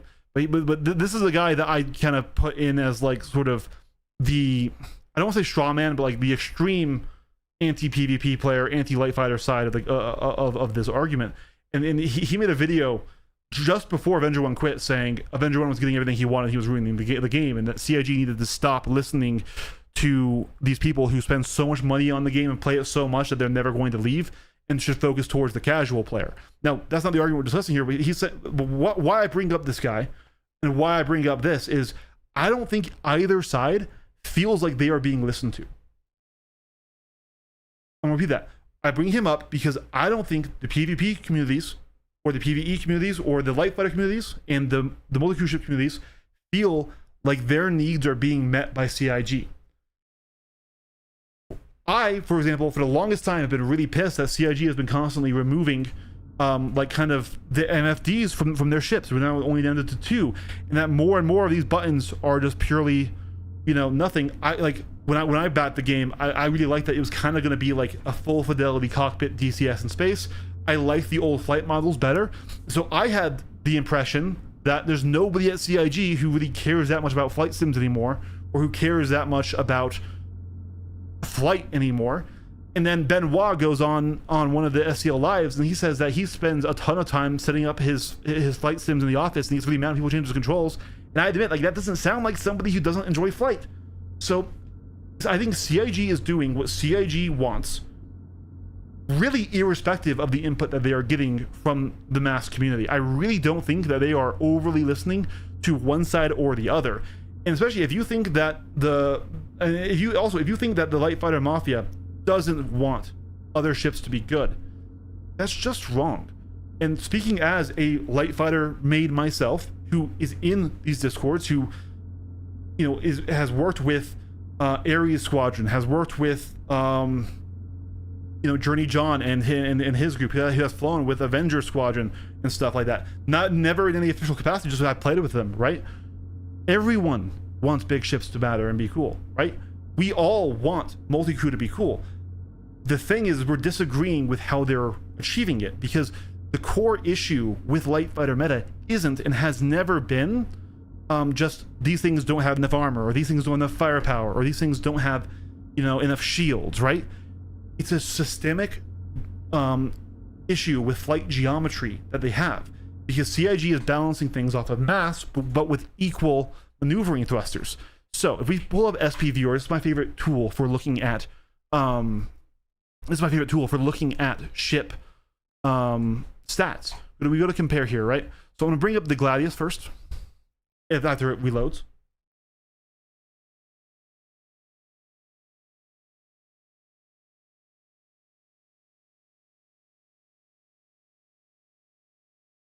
Nightfish, yeah, that's not really relevant to the conversation. I guess it is if you think that's why he quit. Obviously, he was going through life issues, but he also just very clearly fell out of love with the game, right? But anyways, so we're gonna pull up the Gladius here, right? So this is light fighter meta to a T, okay? So they balance their ships based around mass, a number of mav thrusters, and where they're positioned, and number of main thrusters, right? Which sounds really cool, and it is. But they use identical mav thrusters. They use identical mav thrusters for every ship. So if we go to the Hurricane, which is a higher mass ship with the same thruster pattern, you get the exact same shape. So what we're looking at is what's inside this dotted line here. This is how a ship flies, right? And this is light fighter meta, because it will never be more efficient to take damage than it is to not take damage. And so higher maneuverability is always going to be a huge benefit. And when you just become statistically worse in every single category, it's rough. It's really rough. That's why the ships that do shine above, believe it or not, the Guardian, right? The Guardian, which is a heavy fighter that actually does decent, it stands above because it has a stat to leverage. It has superior downstrafe, and downstrafe in a orbiting fight in a binary circle is how you create distance, which means this makes up for your turn rate. This makes up for your pitch and your yaw, so that way you can keep fighters at distance, right? If we, you know, and even the MX has, sorry, that's a Fury. Guardian MX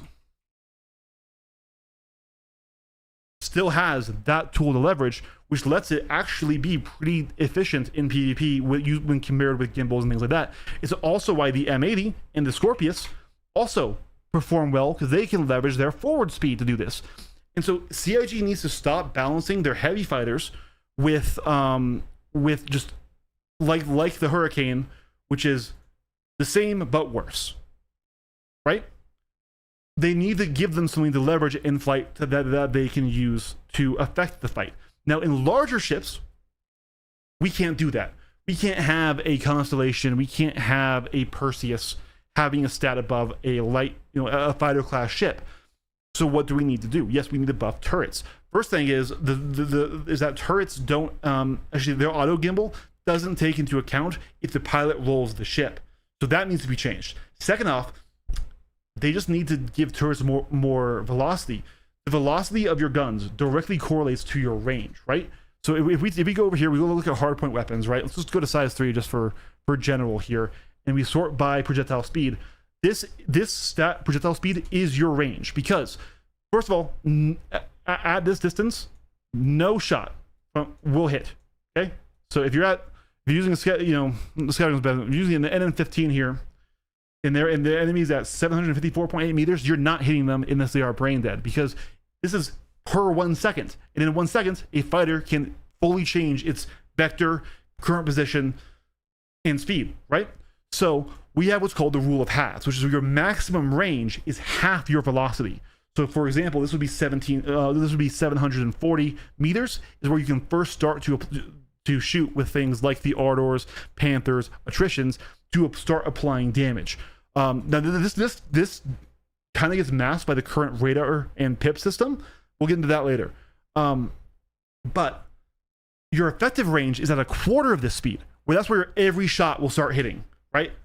So if I can hit you with Panthers at 700, and then I can hit you with every shot at Panthers at roughly 350. Is we're not talking heavy math here, but you can't even start to hit me when I can start to hit you. That's why we had those massive those massive differences, and why the Panthers were always used back when they were 1800. So if we're turrets, we say it's a manned turret, whether it's remote or physical, we can decide that matters. If it's a manned turret by a player, we just double the projectile velocity of that turret. And if it's ran by an NPC, by a flight blade, we leave it as it is currently, and then it's more of a pressuring tool. And that way, there's a reason for a player to sit in that seat. Next, what we also can do is we can give them a mode that turns off all aim assist. Now that seems weird. Like, why would you turn off all aim assist? Well, first of all, we're mouse players. If we're in a turret 9 times out of 10, right? So we're gonna have pretty decent aim, and the fixed assist that magnetizes your shots towards the pip is why the corkscrew maneuver works, because it makes the pip at range entirely inaccurate, right? So this is the corkscrew maneuver, and you can think of my TVI, which is that little circle up here. I'm gonna highlight it, right? This is the TVI. Imagine that is gonna be basically my pip as I'm corkscrewing. So here, we'll do it again here. Okay. So notice how it's not really moving in its relative position to my HUD, but is moving in space. I am rolling my pip around my ship now, and I'm never actually reaching that location. I'm always rolling first. I'm never actually going there. The pip is inaccurate. Now, when you get close enough, that doesn't matter because you're shooting directly at the ship, basically, right? So if we turn off that fixed assist, and we make this a mode, not a forced on thing. This is a mode the gunner switches to, and he can manually aim those shots. He can shoot under that pip and a little bit in front of it, and he will hit the ship.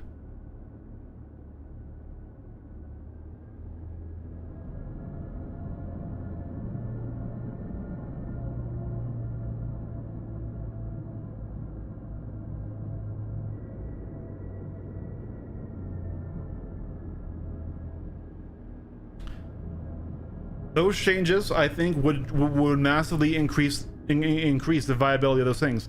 Another thing we probably need to look at is how much you can actually, how easy it is to destroy turrets, especially with ships that are meant to do it, like the Meteor, and eventually maybe at some point the Ares, conceptually at least the Ares, right? It's way too easy to knock turrets out right now.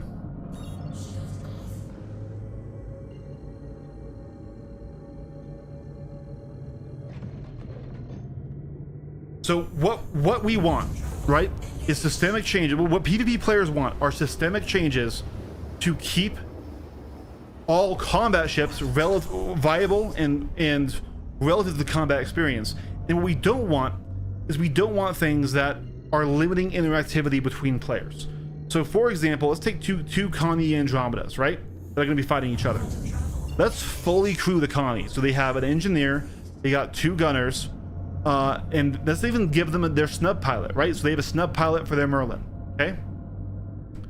Right now, with how armor is, only the 2 pilots get to interact with each other. The turret gunners are doing nothing. The snub pilots might get to fight each other if they go that way, but if they engage the cap ship, they're doing nothing. They don't have a role there until armor is stripped down enough. And let's be real here. Also, right now, if they have rhinos, they can't actually damage each other.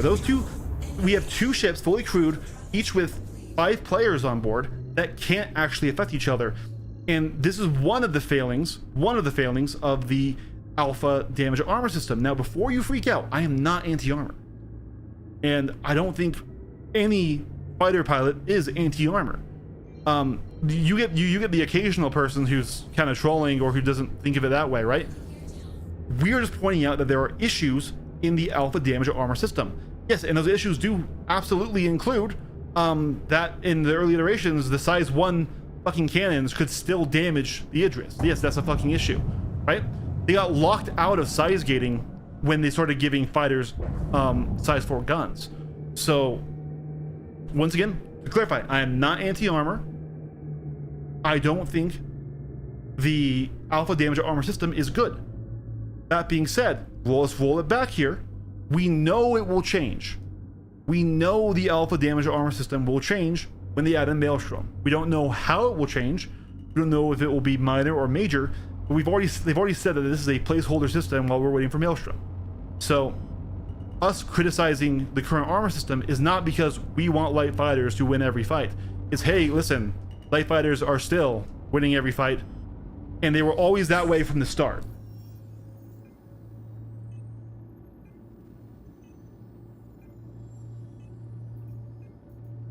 Yeah, and they really need to work and probably rebalance a lot of the older ships. Why do we have a crime stat?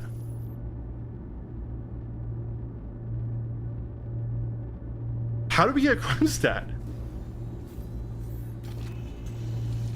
I must have shot something in the last mission while I was talking. Let's see if we can pay off the fine. Yeah.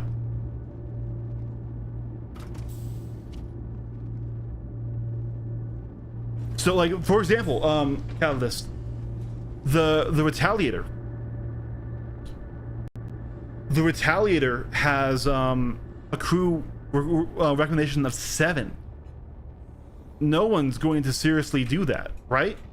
Not when you can crew a Perseus with like 2 or 3 people and be way better. Yeah, that's probably what happened. You're right. I didn't see anything like that, but also I was in my mode. And also, if I'm coming off as preachy, I'm really sorry. It's not my intention. But what I'm trying to advocate for you is I am a light fighter main. While we're flying the Guardian, this is the ship we got. This is a 0 to Hero challenge we did in Executive Hangar, right? I know a lot of the PvP community. I talk with them very frequently, right? In my experience, by and large, vastly, we want that same dynamic fleet battles that everyone wants. We want medium-sized, large, sub-capital, and capital class ships to be good.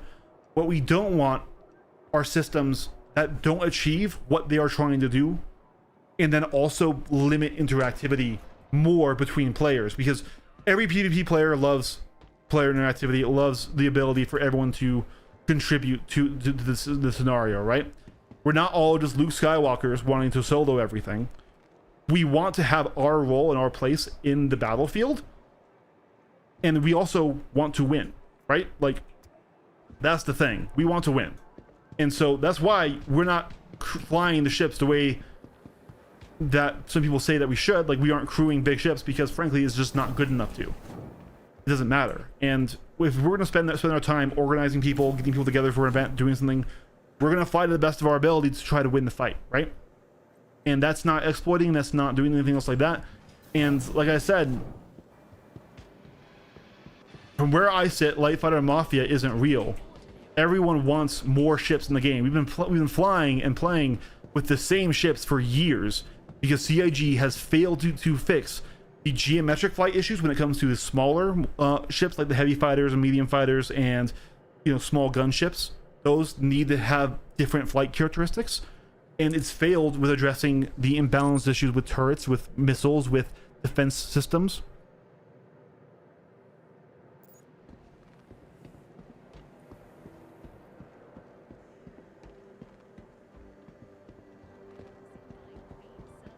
Ooh, a Hornet for PvP. So, if you just have a hold on, are we talking F7A? I'm gonna assume we are. Let's do F7A. So, if you're doing pure anti-fighter, then you probably want to do man, actually I don't even think so, because shredders are the fastest. So okay, we can do shredders. We can do 4 shredders, right? And then we'll slap on their 84Bs. Okay. So these do have quite a different projectile velocity. These guys have 1296. The other guys have 1480. So about 200 meters per second difference. You will feel that. But if you're doing a generalist loadout where you still want the PvP, but you also don't know if you're going to be fighting larger ships, this is an awesome build. It is Deadbolt 3s on the size 3s, because these have almost the same velocity at 1184 and 1296, right? So it's only 111 meters per second difference. These are very close together. These give you good punch up. You can and these fill the air with lead, so that way you can actually keep that pressure on the small fighters. This is a nasty loadout. This is a really nasty loadout, and I like it a lot. For missiles, we're gonna go with Dominators, or you can down tech to the size 1s to get more, and then you can do task forces. I would still stick with the EM. Some people really like cross section. I don't. I think EM is the best. Yeah.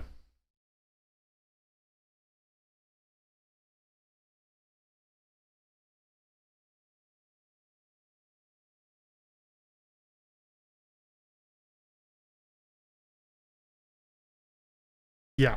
And then of course, for the other components, we need to change those out. But just for weaponry, that's what I do. But yeah.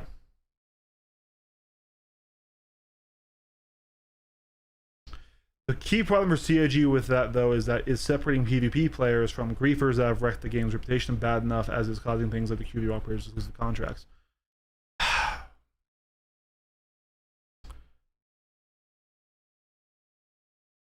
All right, let's have this conversation. Catalyst, what is your definition of griefer? Let's get that out of the way so we can talk about it. Why do I still have a crime stat 3? Didn't I pay off my fine? I thought I did. Also, one thing, Catalyst, I hope at least you can see that I'm coming at this hopefully with intellectual honesty and with the desire to have a discussion. Yeah, we paid our fines.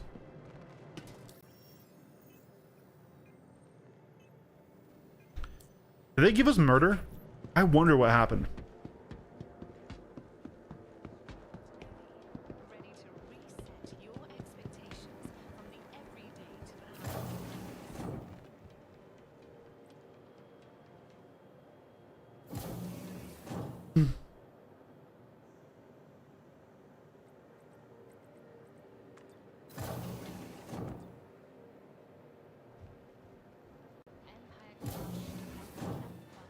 I wanted to do the rock breakers, but I still haven't killed anyone at rock breaker because no one goes to rock breaker. They'll always buy the exclusive ones.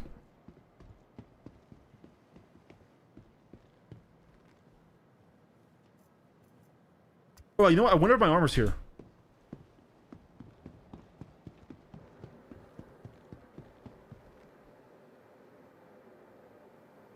Yeah, it's here.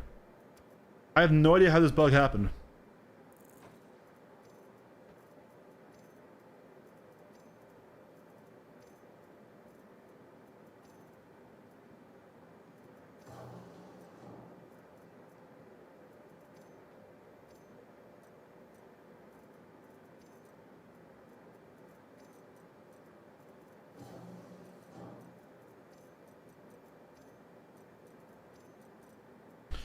Yeah, so we bought this loadout earlier when our flight suit broke, and then it glitched away off of us and gave us the flight suit back.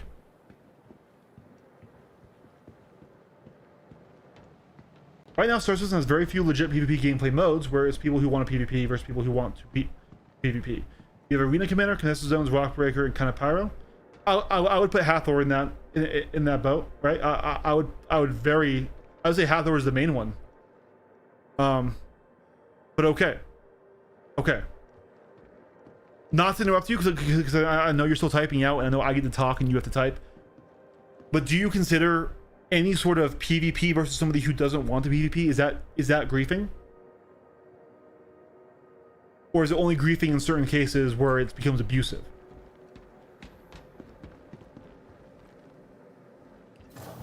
I guess because I would have a stricter definition of griefing.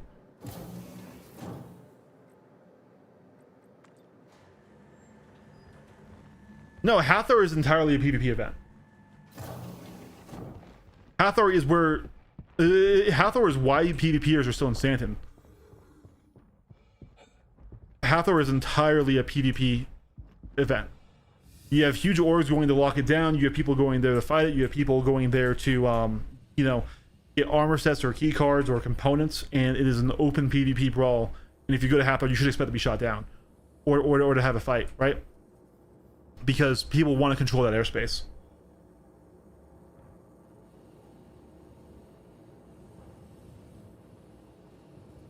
I thought my ship was out here. Did my ship get like pushed off? Yeah, it was definitely on this other side. I think we went to the right path. Where's my ship?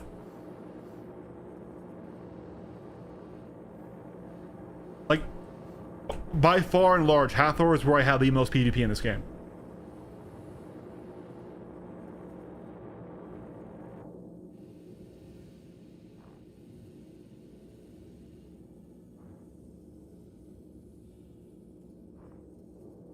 Oh, it's blown up. That was it.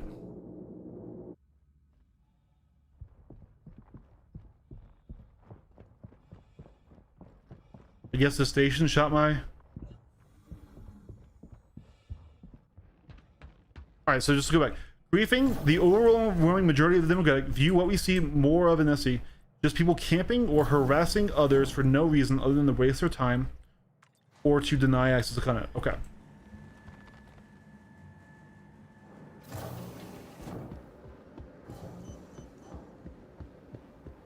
Yeah, Night Fisher. So, okay. Let me give you my perspective on this, Catalyst. So, first of all, I believe we are likely going to disagree. Okay? I do believe we are likely going to disagree on this. However, before I start, I want to clarify that I respect you. I appreciate you having this conversation with me. I respect your point of view. I don't think your experiences or your opinions or your emotions on the matter are irrelevant or not important. However, I do think we disagree. And I am the PvP player here, right? Star Citizen is a PvP game as much as it is a PvE game, okay? It is a universe that openly invites danger, that openly invites players into conflict with each other, and will even have slightly roleplay-y or systemic consequences for that behavior outside of banning.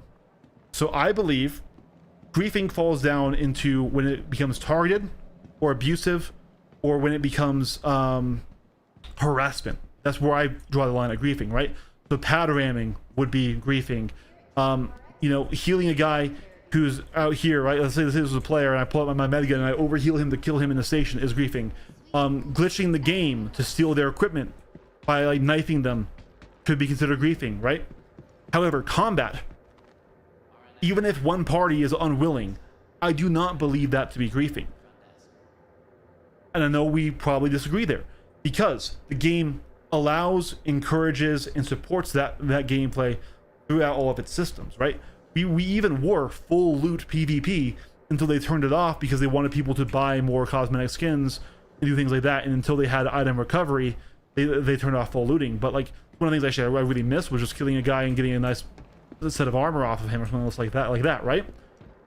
The fact that there's a crime system and that there is a prison system means that they want players to exist on the other side of the law. They want that. And now you could say, okay, well, in the original pitch, the game was going to be mostly against AI. And that's true. The game was.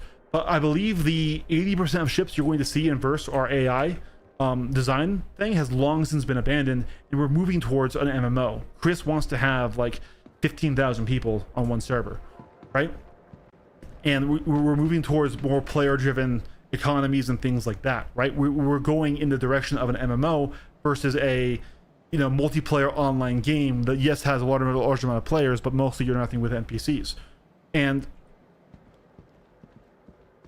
so, for example, one thing that I do in my org quite frequently is we do piracy, we do lane snaring. And oftentimes we don't get a whole lot from the player themselves. If you are just looking at, like, say, cargo or loot, you know, but what we do get is a gameplay experience we're after, and we have our other ways of obtaining profit from that venture. And now saying that someone has to profit to do something is a little silly, especially because right now we are still in the alpha of a game. There are still wipes, and while yes, you can get combat in Arena Commander, it actually is different from how combat works in the PU now. Engineering has not been implemented into Arena Commander. Neither has, like, the coolers or power or even full power management, because Arena Commander is abandoned software.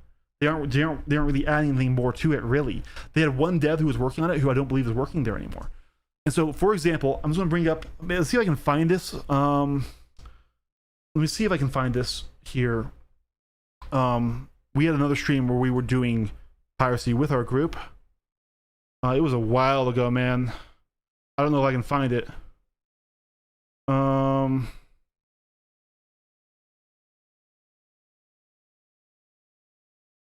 Yeah, you know what? I don't even think I'll be able to find this. But if I was, basically, we're doing piracy and we pull out an Intrepid, and we're like, oh man, all right, well, let's get them anyways. Let's practice our boarding crew, because what we do in our piracy is we use ballistic cannons, we knock out power plants, and then we breach the ship and we send in a boarding crew, right? Because if we blow up the ship, we're likely going to get nothing. And so we did it anyways. One shot from my meteor took out his ship. Like, one shot disabled his power plant. 2 more shots in the door, open the door up. We sent our boys in. They shot the guy. And you're thinking, all right, this is fucking griefing. On his body was several hundred script that we would have never known if we just let the starter ship go. And that helped us work towards one of our Wicklow turn-ins, right? Then also, while we're doing all this, we ran into several solo operated capital ships that we took out. We ran into mining ships that we took out. None of them had any loot on them by themselves, but we had a full reclaimer crew with us that was just fucking going through, scraping, breaking, consuming all the ships we got. And we generated, like, I think 3 or 4 full cargo bays for our reclaimers doing that. So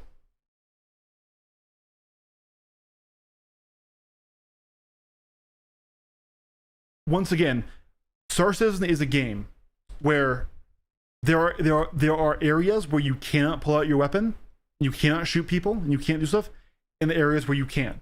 And in the areas where you can, they do nothing to prevent you from shooting at another player. There are no PvE only zones in the game. Now, they have zones where there are consequences for that, but they have no zones that restrict it. And that's why I say Star Citizen is a PvP game. Now, clarification. I'm not saying PvP should be the focus of game development. Just that to deny it being a PvP game is to kind of just deny the reality of the game we are playing. I think combat ships, combat gear, and combat scenarios should be balanced around PvP, because PvP is going to be the pinnacle, the most difficult, the highest level that you're going to get to, because CIG is really bad at making AI. Okay? However, I think the rest of the game, outside of those categories, should be balanced around the PvE aspect of it. And they should cater to that. I think Industrial needs to pay way fucking more than it does. But, so this is where, once again, I know we disagree on this. And I know we're coming at it from different mindsets and different places. once again, I want to reiterate, I hope you know that I respect your opinion and I respect your beliefs and your experiences in the game. That's where we differ on what griefing is. Like, to me, as if I am not harassing you, if I am not chasing you around, chasing you to your spawns, keeping you in your hangar, griefing your ships, doing things outside of what the game allows and is intended gameplay behavior, I don't believe I'm griefing to just shoot you down because I choose to in that moment. If I'm okay with the consequences and I think the reward or what I get out of it, even if what I get out of it is just the fight itself, I don't think that's griefing.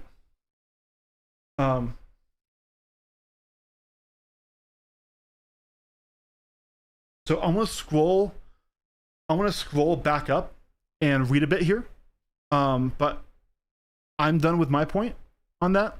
Let's see, the server error is done here. Yeah, it is. I think we're gonna actually leave and rejoin a new server and see if that clears our crime stat here. So, all right. I'll give a recent example of how it goes full tilt with the demographic overall, and that's the Arc Raiders recently. Arc Raiders has lost now 90% of its concurrents due to its war between its PvP and PvE audience. Ooh, Arc Raiders is a good thing to talk about. If you're afraid of PvP Star Citizen, No Man's Sky might be a better option. So Nightball, I know what you're saying, and I know where you're coming from, but this is the thing with Star Citizen is you can't replace it. Star Citizen doesn't have a competitor. The closest is Elite Dangerous, and it's not that close. If you love Star Citizen, there's not a game for you to go refuge in. There just isn't. And that's sad. I think CIG would be forced to really, really, what the fuck? No. Please tell me you didn't like delete our character. Oh, we're shard locked. Oh, we are shard locked.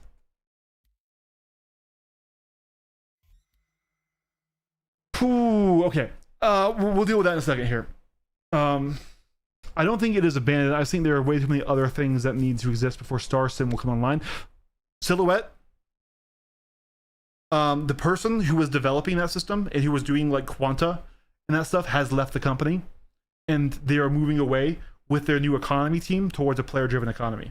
I'm not saying we won't see more NPCs than we're seeing now, but I'm telling you that we're going to that vision was for when we were going to have like 200 to 100 players in a server group, not when we're going to have 15,000, right?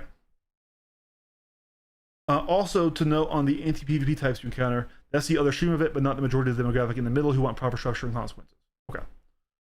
We're years off though from CIG getting those systems in the game. Yeah. I suppose you think you can speak for the majority, but I'm telling you the majority is people who will never hit the decouple button, who just want to grind cargo dollars for cool ships and don't fly. I assume that was pointed at me. I'm not speaking for a majority. I'm not. I'm just speaking of what I believe griefers are.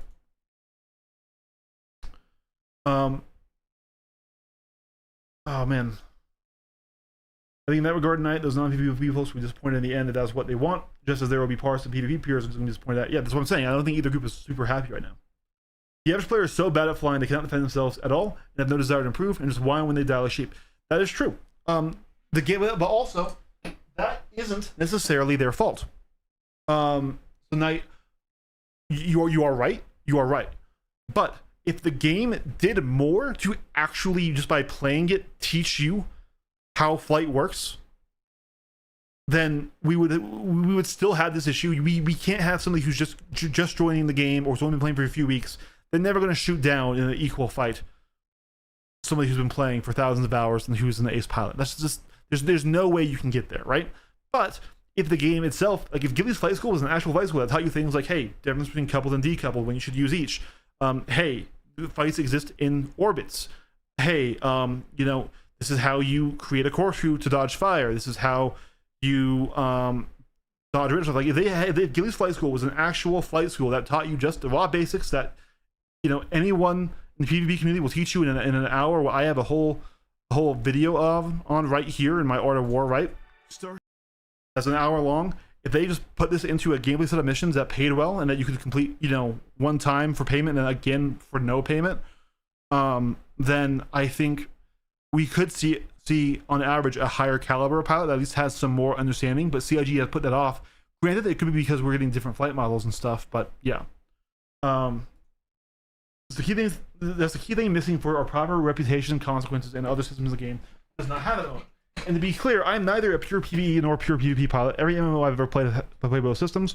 While I see our fully structured systems that are not there. That's true. But also Catalyst, yeah, you know, yeah, we don't disagree there. But where I disagree on is what griefing is, and I don't think griefing is only one side wanting to fight, right?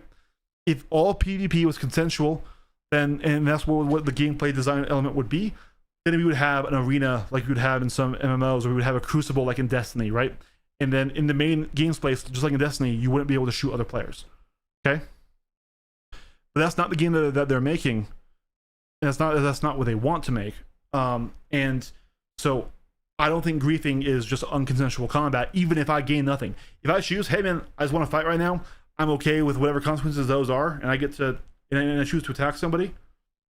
As long as I'm not following them around, harassing them, calling them out in chat, doing things to genuinely harass them.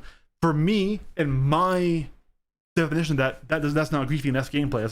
That's me being, hey, he's a bandit, he's a renegade, he's someone who wants to take you out. Or I could have reasons for it. Like, you could just be flying to Hathor to do a mission that they sent you there for, and I'm holding down that airspace for my group, and we have no way of knowing your intentions with how limited communications are in the game, right? Like, you know, hailing doesn't work, you know, voice chat doesn't work. Global chat is a big risk if you're doing an operation like that, right? And so it's like, hey, cool, you flew to Hathor, my org's mining it, you're getting shot down. I've done that. Yeah, we just had a big server error, and now I can't join at all. So I think servers just fucking died. I'll try my other account here. But Catalyst, once again, Catalyst, I respect you. I really do appreciate you having this conversation. This is an unfair conversation. I get to talk and yap into a microphone. You have to type it out and hope that I read it and understand what you're saying, right? I hope I'm not upsetting you in any way, shape, or form, and I hope we're just having a good conversation here. Because that's just how, you know, I think, you know, no group is ever going to be fully happy. Like, oh, shit. Hold on. Just revealed my email. Let's turn off the, like, yeah, I was swapping over to my main account to see if I can play on that one. Oops. Let's see if we can play on that one.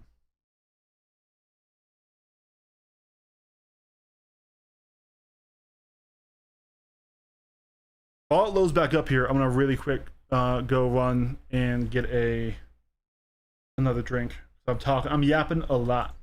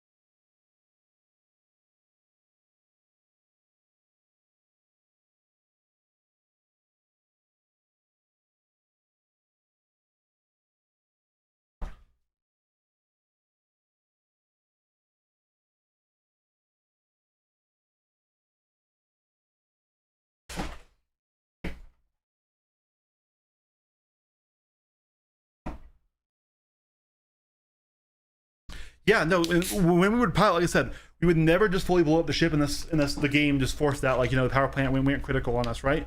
We would shoot and board, and, like, we would love to have comms where we could hail and saying, hey, power down your ship, we're going to board, take everything in your we're bay, and then we're letting you go. We would love to do that, but the game doesn't let us. And stuff. So, at the very least, they're doing a boarding crew, and at that point, if they kill our boarding crew, typically, I'm not saying we'll let them go, but we still don't just blow up their ship, right? We'll let them sit there for a bit, And if they keep harassing us, then we will destroy them. But yeah.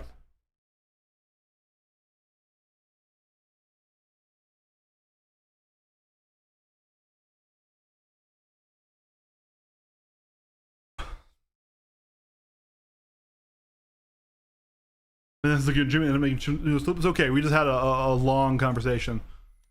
Let's see if I can get in the game over here. So I can on this account. So let's just do some PvP for a bit, and you know we'll keep talking about this, and then we'll go back to our other account and see in about 15 minutes here and see if the shard lock is unlocked here. Shame, I wanted to keep grinding. And then we got that random crime stat, and then we paid it off, and then it didn't pay off, and now we're shard locked. So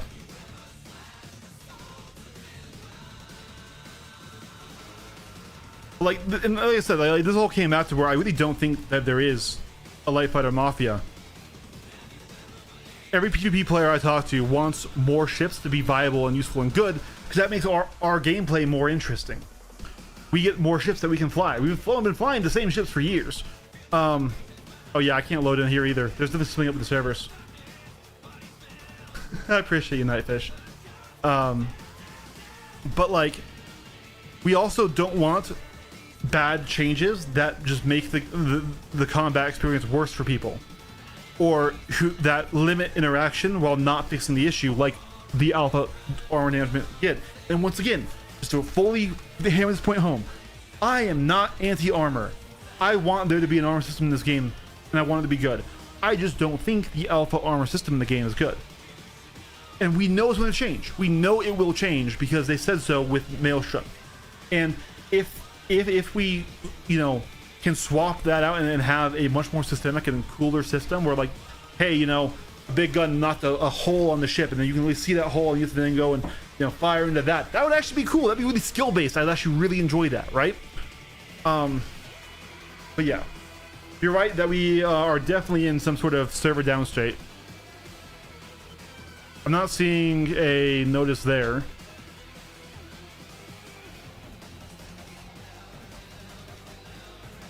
It sounds like the 4.8 gameplay loop, right? I think in the... What do you think about the idea of a panic beacon that a cargo pilot could drop another orc to assist? We're talking about that last week. Yeah, Maelstrom probably will fail, but Maelstrom could be the start of a more systemic system. Like, okay, so for example, if Maelstrom adds in what they say to do with like the stresses and the sensor bars and things, right? We could have more technical kills on ships. So like right now, one of the big issues I have is the time to kill between fighters. But if you could spray a wing with ballistics and cut holes in that wing, and then cause in the next pass that wing to rip off and kill that fighter, even though I didn't kill the ship by getting rid of its health bars, that would actually be really cool and really good. Now, once again, we've already had a long discussion, Bill, and you're very late in here on like how like light fighter meta happens and how it's because CIG needs to give unique flight characteristics to medium and heavy fighters, and smaller gunships, and then anything larger than that needs to have more effective turrets and more effective reasons to crew them than just turrets or engineer. It needs to be more fun to crew them as well as just genuinely more effective. This should be a force multiplier. Sorry, back to the panic beacon. The issue with the panic beacon is realistically, there's no way that you get there in time. So I think what it could be is because a trader, even backed by a whole org, like think of how long it takes you to get an org together, right? Man, okay. Can I join anyone in here?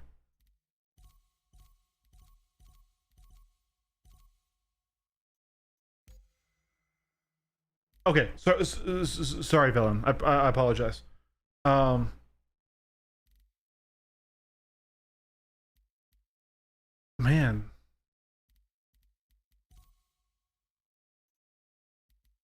There's definitely something breaking here.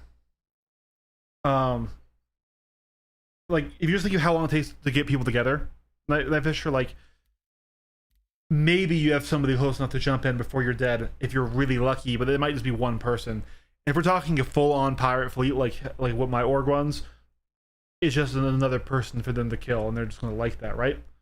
That would feel weird, but what I think should happen, right, is if you're in a high security system, there should be a general beacon that you can send out, and this beacon alerts the UEE advocacy, it alerts any nearby system security forces, and it will alert the honestly every player in that shard. If they open their map, they should see this beacon come up, right? So what this will do is let's tie this into scanning gameplay and say, hey, any ship that you scanned, their transponder, their code is going to be in this beacon saying, hey, I am being pirated by this ship, this ship, this ship, this ship, this ship, and anything that has become red to you, anything that's been marked as an attacker to you, or who has you actively targeted, maybe let's even go that far so that way we can catch everyone, right? You scan them, their transponders get logged, and then that gets sent out. Now, yes, the UEE will then deploy an AI response fleet that will not do anything, but will send them there. And they will keep sending them there until that group goes down. And then there should be basically, until you either leave system or there's some way of getting off of this, list of abandoned ships, if any of the comm satellites ping a pirate ship, they should basically alert local security and have that go on you. And then we're talking for high sec systems. We're talking for the Stanton. We're talking for the Castra or whatever the other one's going to be, right? We're not talking for Pyro Nix or anything like that. And once again, that will not stop these groups. It will just harass them and also immediately limit their ability to land at places, go through places, but it's only if they get pinged by comm satellites. And by that same note, there should be a way to counter it where basically you can see that this broadcast is going out, and if you do some action to counter it, you can stop that, right? Whether it's some sort of EMP on their ship, whether it's distortion, whether it's getting rid of the local comm array first, right? There's that, and then this would add more values to places that are off grid, like player built bases or more pirate hideouts and things like that. Where I really think that there should be kind of roving pirate hideouts that move that are not known to the average player and stuff. But if you can get to them, you can find them. You have a place to rest, rearm, repair, get some food and drink. That's going to be worse than the main station, but you have a place to go even in Stanton to kind of hide out. That's not just Grimhex, because Grimhex is annoying as shit. I hate Grimhex. Grimhex is please come camp me. That's what Grimhex is. I guess we'll try PU. I mean, I don't really want to play on my main account in the PU. We'll try one more time in free flight here. Okay, that one worked. Didn't work last time. There we go. And then we'll go back to our 0 to hero account once we think that we could be unshard locked. Anyways, Night Fisher, I'm still okay with there being a call to your org to come help. I just don't think that would genuinely help. But also, once again, I'm an advocate for lower TTKs, right? Anvil Aerospace. All systems online.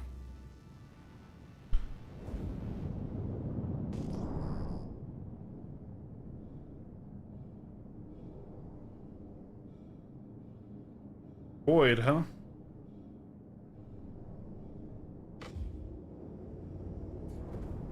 Nope, don't want it.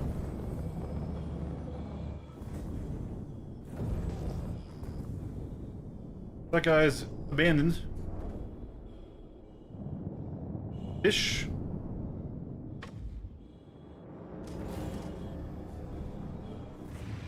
Check fire.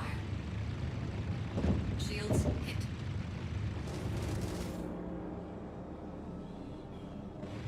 Check fire.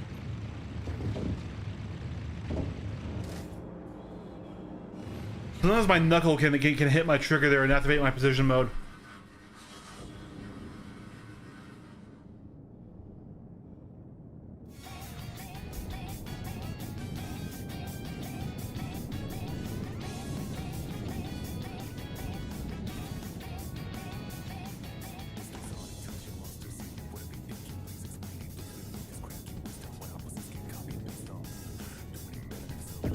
Oh, okay.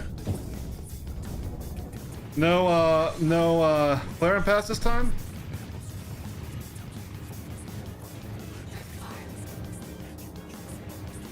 Ooh, we got pancake. But that G's bit, here we go.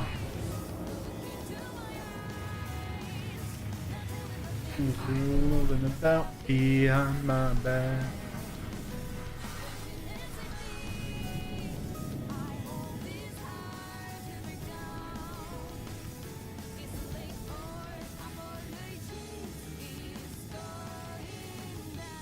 No, absolutely. Yeah, I think everyone wants that.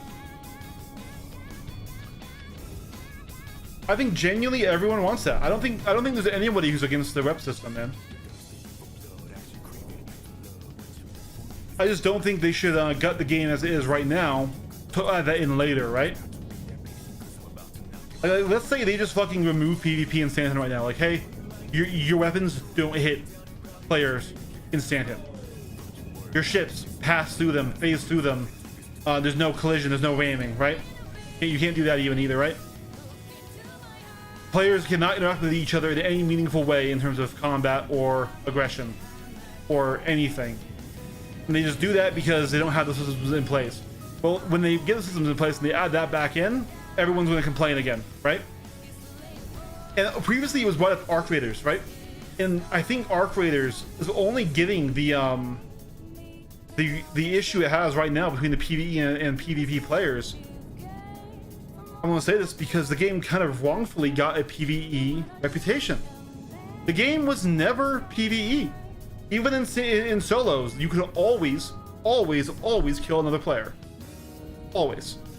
But there was this weird phenomenon where at launch it was really kind. It was kind of cool. And it brought in a lot of players because of that they wouldn't have gotten.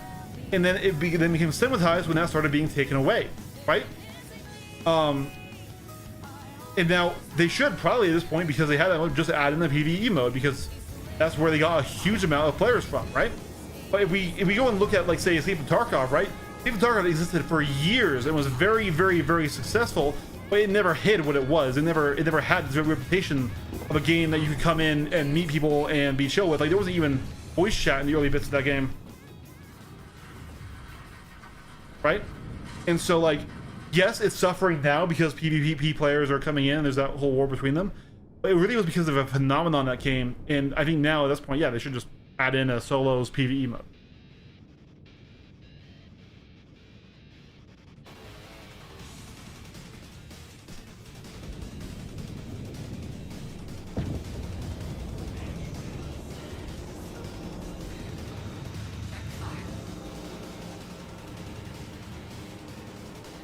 Oh, we did it. He's gonna get us here.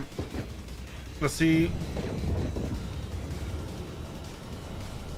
Wow, we were full blacked out and we're not even damaged like to like orange yet.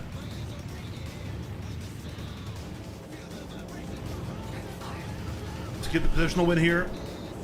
Yep, slot.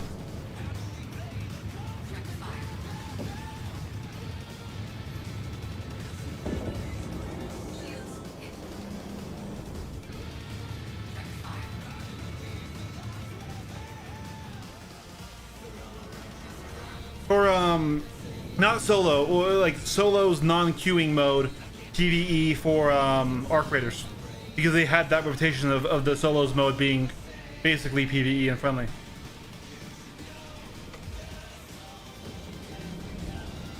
I don't think he wants to fight, so we're not gonna fight him.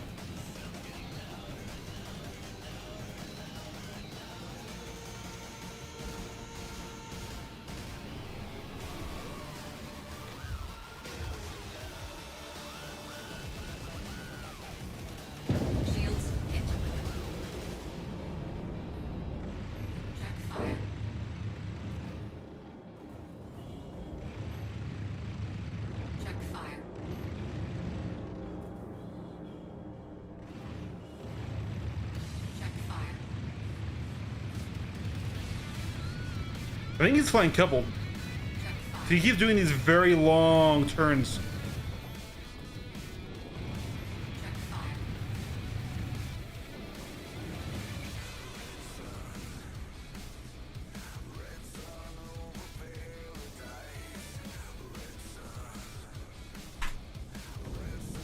Was the PU's live again? Okay, cool. I will check it out after a few more fights here.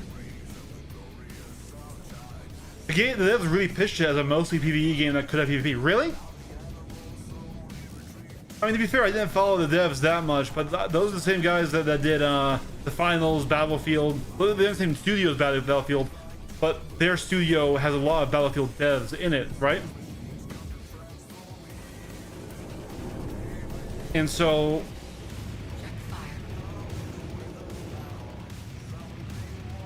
and it's an extraction shooter, which has always been basically purely a PvP genre.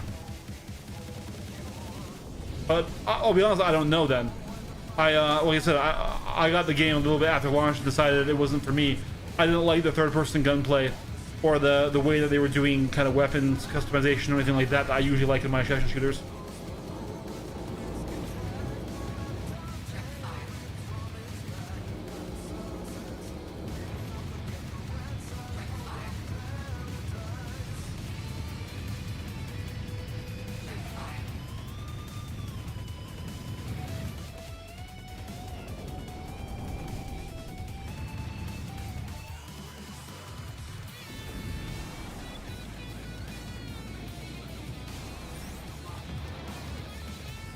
Yeah.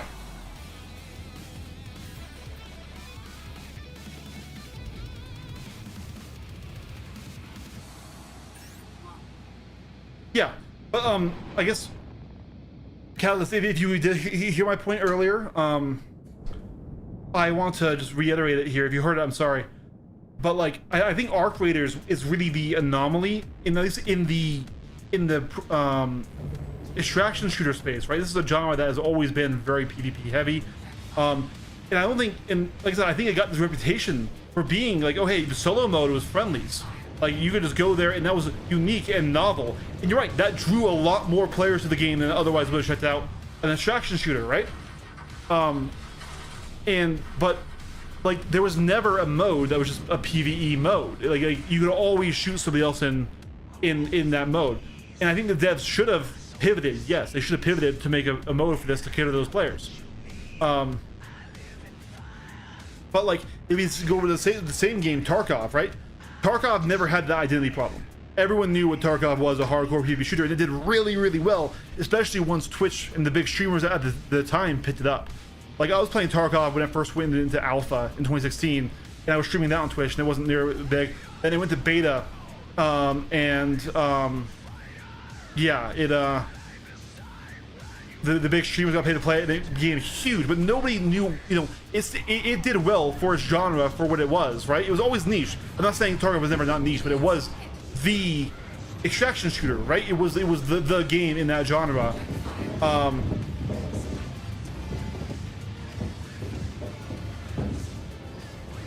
Focus here. And so like I think the devs just got literally an identity crisis. Yeah, like you said.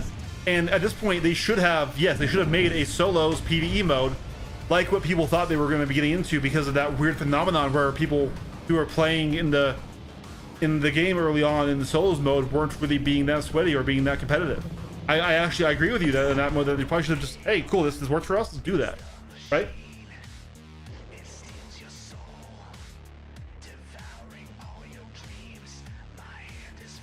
Yeah, but like once again, it's sort of like where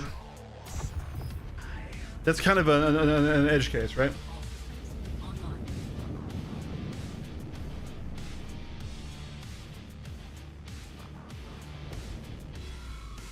I don't okay, Blitz, hold on. I don't think that's true, Blitz.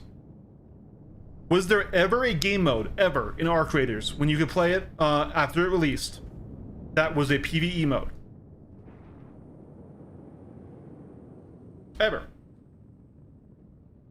No, there was just the solos mode that was pretty friendly, where people didn't shoot each other. And that was a phenomenon. That was not game design that was a community created thing that was really weird and novel and new for the genre. It brought them a lot of attention. Brought them a lot of attention that they should have capitalized on. But Fortnite literally started off as a wave defense builder survival game, and then it came out with a battle royale mode after PUBG Battle Royale, and then it took off like crazy. Shields hit. Check fire. Check fire.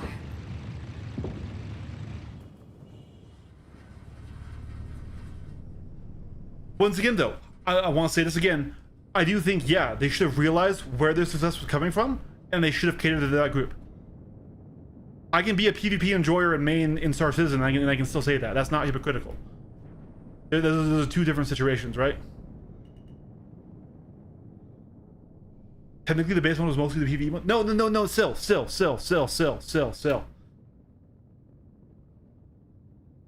We disagree here fundamentally, I think.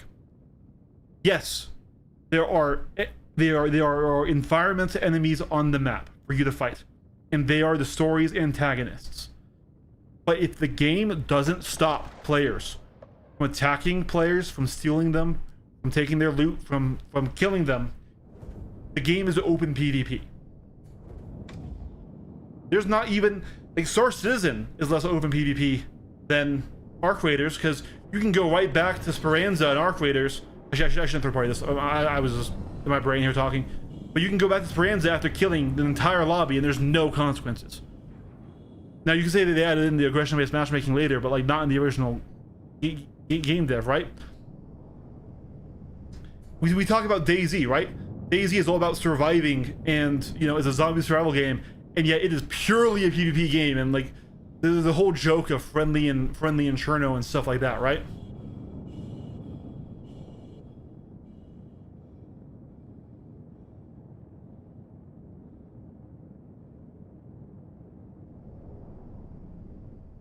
Once again, to clarify, I agree with them there that Arc Raiders is a unique situation, but I disagree that like the game they released was ever PvE focused. Now, the game they designed and maybe even advertised, maybe it was. I can't speak to that. I don't have knowledge of that, right?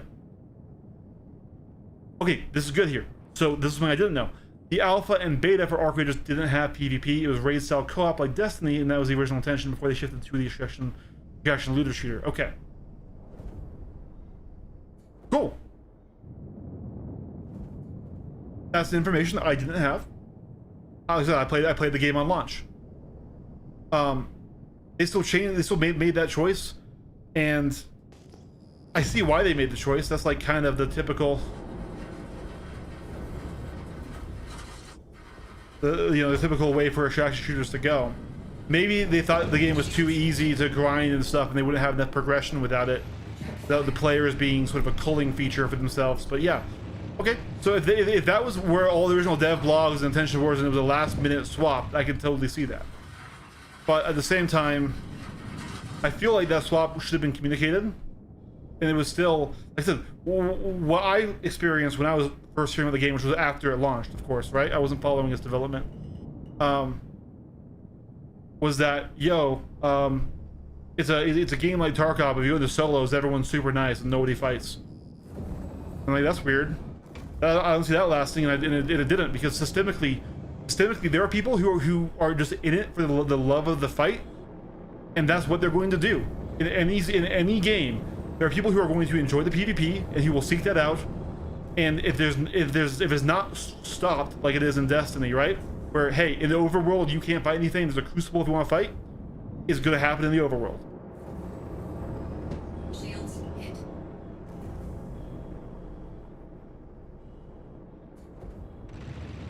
Check fire.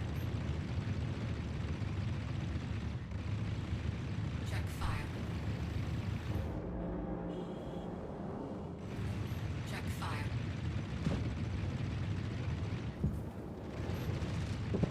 Check fire. I know. I'm really sad about Destiny 2. Check fire. Okay, guys. So here's the Super Hornet.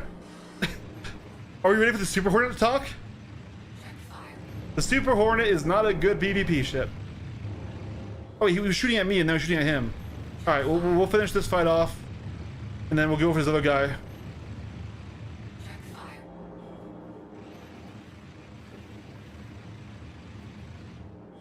So why is Super Hornet not good at PvP? It is great in PvE, guys. Great ship for PvE. But in PvP, the G's you lose compared to the base Hornet means it can't get away from the fighter's turn rate, and you can't slip out from under it. Check fire.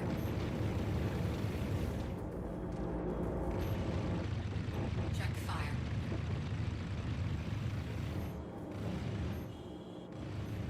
But once again, I want to clarify with Arc Raiders. I agree that they should have just made a PvE mode. That's what got them their initial huge success.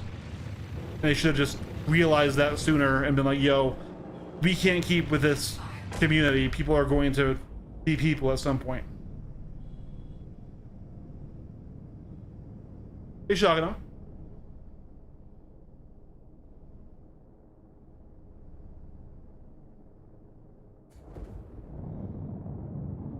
The only thing they could have done, like to half and half it, was like if there were factions and you went for a faction and you had your team that you were friendly with, and then other teams to fight. For the Ghost, ooh, the Ghost is a little harder to outfit. Hold on.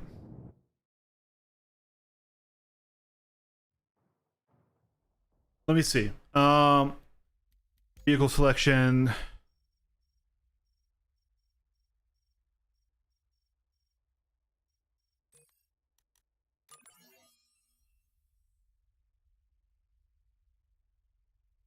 Yeah. No, Catalyst. We agree there, but I guess my only point with that is that like I do think that game is is not the norm when it comes to the extraction shooter genre, right? And maybe it is because of what Sil said and what Blitzen said, that hey, they initially weren't going to have the PvP mode, because once again, you can't just have like, I'm going to say something that people are going to disagree with, but I'm just going to say it because I think it's true. If you have open PvP where somebody can just walk up to you and shoot you in the overworld, even if there is other things to do in the game, it's a PvP game, right? If it's like Destiny, where hey, in the overworld I can't walk up to you mid-quest and shoot you, nothing will happen, I have to go to the PvP mode to do that, then that's a PvE game with a PvP mode, right?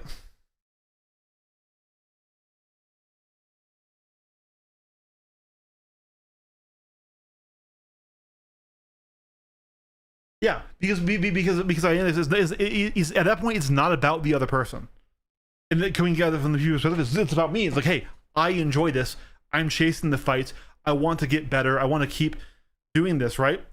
And so I just get my enjoyment from the action of the fighting. If I get loot, if I get something else, cool. But I just enjoy the fight, right? If nothing else, if it is a Bob, it is a benchmark to show how far I've come since when I started the game, right? Not saying I fully agree with that.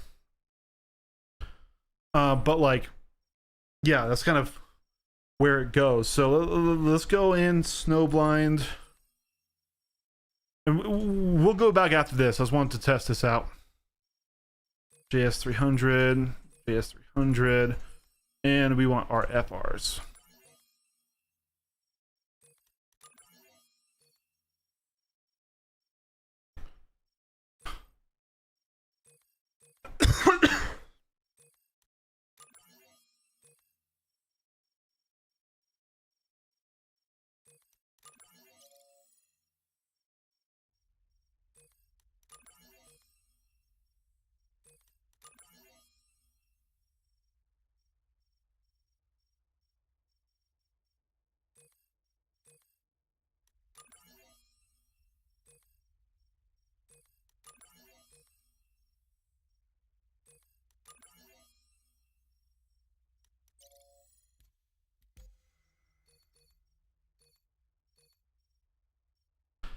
All right, no. So this bug is still happening. So we can't we can't have components as we want them, sadly. I wanted to try the deadbolt with ADBs, but it will only save one side of this.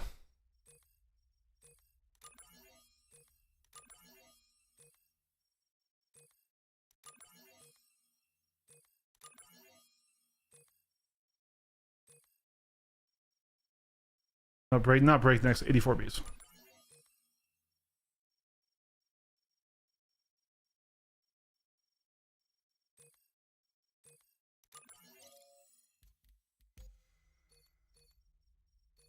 Yeah, so it breaks. We can't even test the ship out for you. I'm sorry, man. Let's go ahead and jump on out, and let's do it.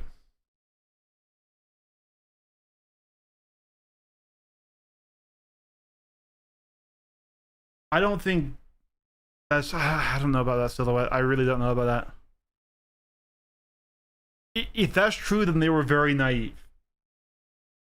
So we're going to switch accounts again one more time here.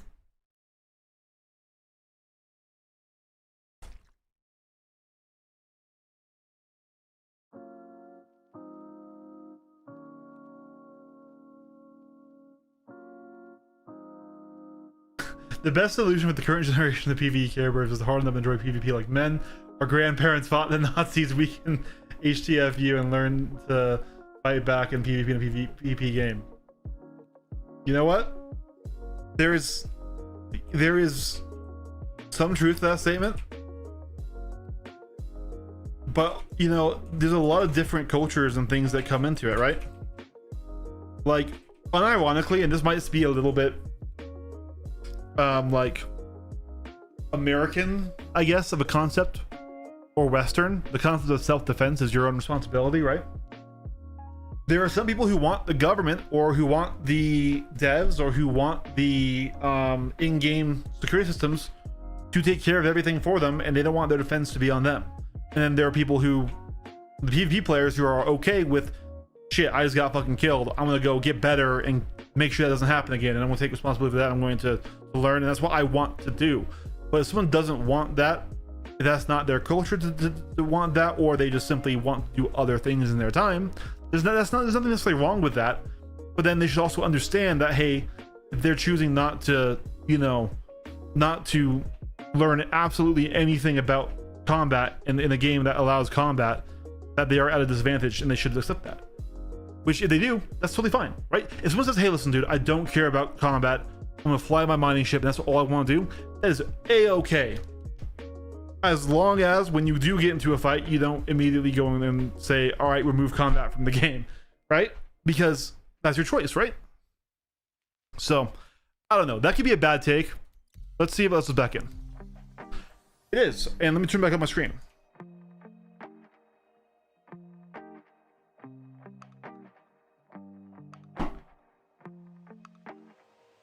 Yeah, so yeah, that was the build I wanted to test, right?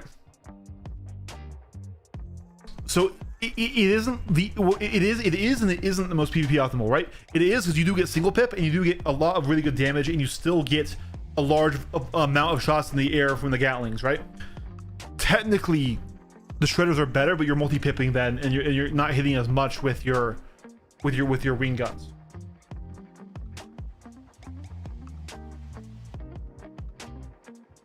At the very least, versus like Europeans and Americans, like we have a very different view on self-defense. Like, for example, like in Canada, even, they have a very different view of self-defense than Americans do. Like, we have castle doctrine. We have, hey, if you break into my house, I can just fucking kill you. Like, that's like versus in Canada, it's, hey, you are only allowed to respond with equal force, and if you go above their force level, you are now the person in the wrong, right?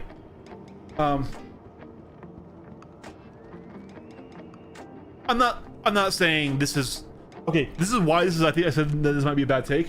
It's just something I'm thinking about, how culturally there could be a different perspective for how much of the responsibility is on you or isn't on you. Yeah, it teleported us all the way down the Grim.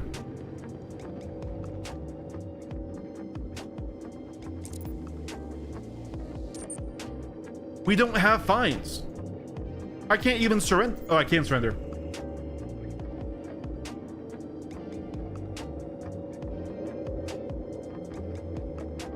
I think a lot of the issues is the fight is unwinnable in semi-ship. Good counterpoint. Let's talk about that. So the fight doesn't have to be winnable in that ship, right? If you take the time to get knowledge, right? There will be opportunities for you to either escape, to minimize your risk, or to apply what hurt you can before you go down, right? So let's take, for example, the golem, actually. Let me pull it up. Is the golem size 2s or size 1s? Size 1s is a lot harder, but let me just pull you out here. Golem. All right. Those are size 1s. Okay. A lot harder on size 1s. With armor now being a thing. So armor. This is why I don't like current armor, but it's okay. Well, it's not why, it was one of the things. But if we go to compare, and we do golem. All right, golem versus Gladius is a pretty hard fight. But if instead of Gladius, we're being attacked by, let's say, a Guardian. Heavy fighters are pretty common. We have some advantages here. We have a higher pitch rate. We have more speed, right? Now, we're losing on strafes, and that's going to be a hard part there. But we have things to leverage in that fight where if we are a full pilot, we can say, all right, fuck it. We're going to, fuck it, we ball. But now armor means we can't do shit, right? Maybe we can get in position and fire the mining laser, because that apparently does a huge amount of damage and things like that. Like, you aren't totally screwed in this situation. You have some options here, right? Sort of like how I was able to shoot down heavies when I was in my Aurora, right? It was a hard fight, but I was able to beat Guardians sometimes and M80s sometimes. But the thing is it was because I had a huge skill depth, which you won't ever get if that's all you do. Like the idea of the retired Navy pilot going in to do industrial work now is very RP and not a real thing, right? But like that exists. But that's not really the main point. The main point is, okay, hey, if you learn how to do a corkscrew, right? So right now we're faster, right? So if I know how to corkscrew, let's go in a better ship for corkscrew. Let's go in the base Aurora here. Okay, so we have less speed. Well, the size with the wings not out. Okay, so we learn how to corkscrew. We learn how to avoid fire. We know we have more speed. We can clear and get away from the Guardian, and then drop to nav mode to get out of that fight. Now, okay, well, what if they're interdicting? Okay, that's where you learn dogleg techniques. You learn to not fly straight to your point, where you take active measures for your own protection, saying, all right, we're going out here, we're gonna go to Aaron Halo, we're gonna first jump away from our destination to the right, and then jump towards it to make sure that we're not on the most traveled lane that's gonna get hit by the lane snare, right? So like learning how to do evasive maneuvers and how to fly and plot your routes in a safe way is part of engaging with that. And it's only people who choose to not engage with that I think, end up being punished, who don't want to have to think about those things.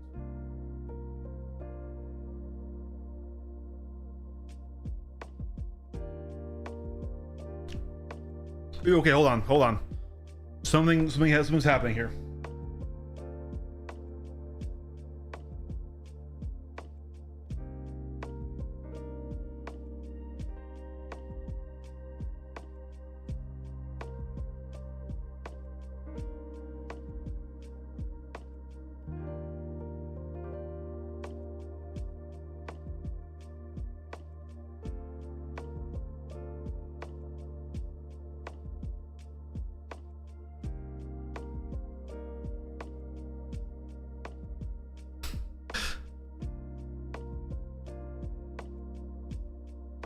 You only surrender with comes 3+. Really? Okay, if they change that, that's cool. But like, I was able to pay off those stats before this patch. Okay, so what happened here?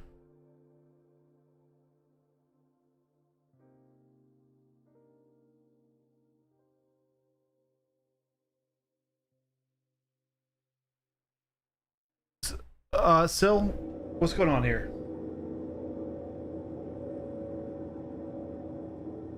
And others not be a piece of shit after he got caught bullying. Okay, I taught you to punch so you can look after yourself, and others not be a piece of shit after he got caught bullying.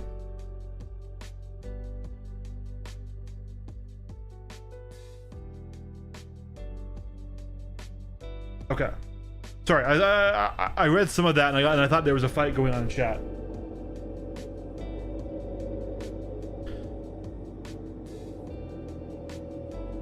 Yeah. Let's see if it even spawns into Cluster here.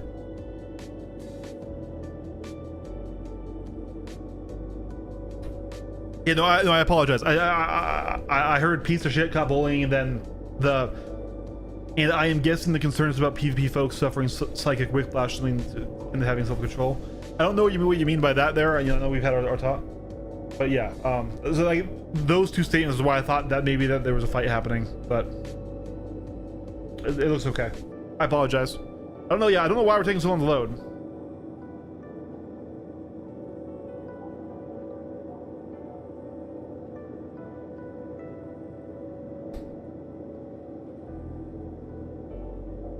Okay, I was just responding to the PvE Care Bears need to suck it up and learn to enjoy PvP. Okay, yeah. Yeah. Okay.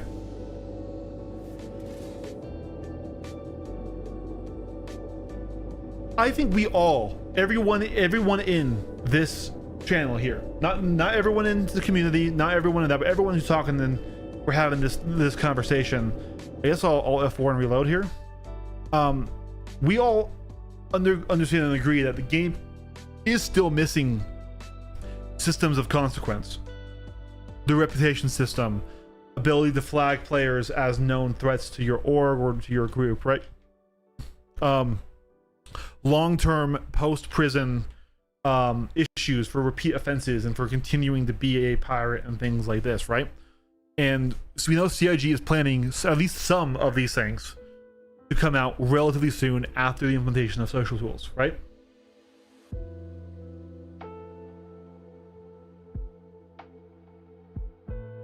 Right? So, by that notice, this sort of came from the idea of, is PvP griefing if one side does not want to be PvP'd? My take is no. We had other takes from Catalyst that sometimes yes. I don't put words in his mouth, right? And that's where this all came from, right?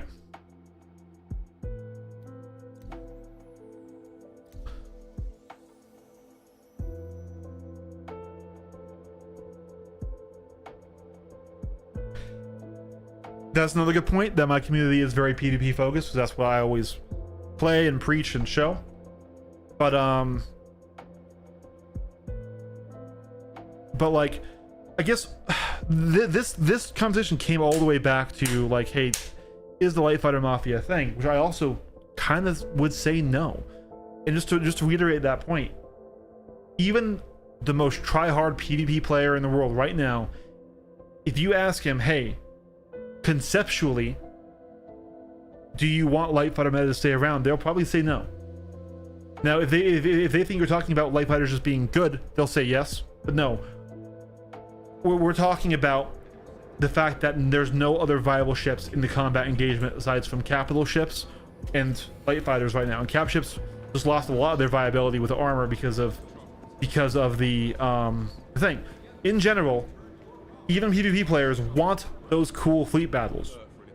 What we don't want, though, is the game to do so in a way that is artificially limiting or is just generally worsens the gameplay experience, right? We would rather we bring up ships in terms of usefulness, or we have systemic limitations, like how I offered the whole idea of you know, Afterburner being a fuel thing and a heat thing or stuff like that, instead of it just being a bar. Because then, hey, even if the Light Fighters are really fucking good, they're going to need to refuel more. They're going to need to go and have logistical support and things like that, right? We talked about how we can buff turrets. We talked about how, like, the reason the M80 is so good is because it isn't just light fighter, but worse in how it flies, right? And there needs to be, the heavy fighters need to have a tool to leverage to win the fight, whether that's flight, whether that's a good turret, whether it's anything like that, right? Everything good? Not sure if you heard, but the shift got extended. Everything good? Sector's been quiet. Workers are rolled up today. What you say? Copy that.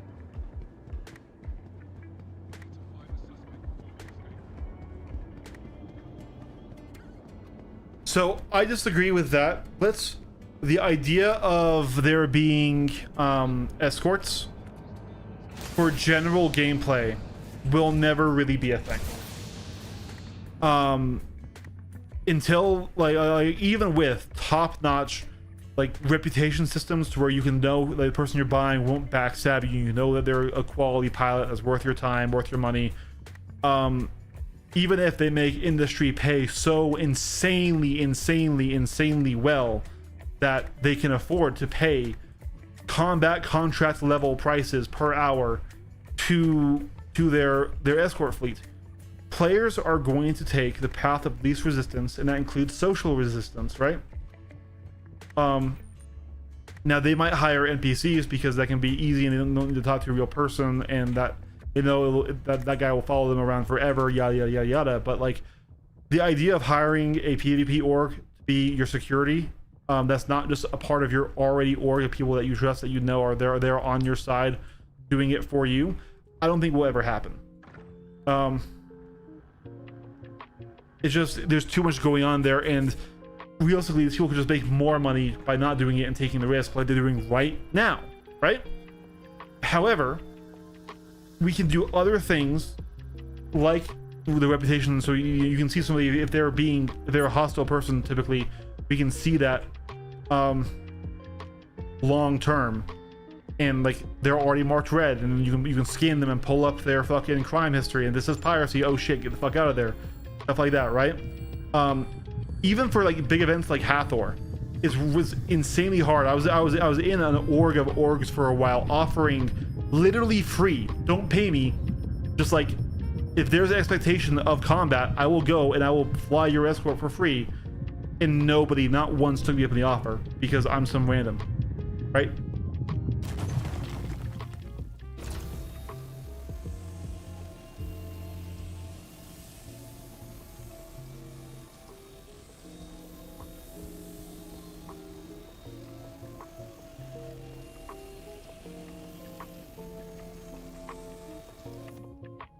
Orgs is different. Orgs are people you trust, you know you're there in the same group, right? You know you are aligned in your goals, and that the org mate's not going to shoot you in the back. And there's also probably people that you already actively know in person, at least to some degree, or you've seen around before.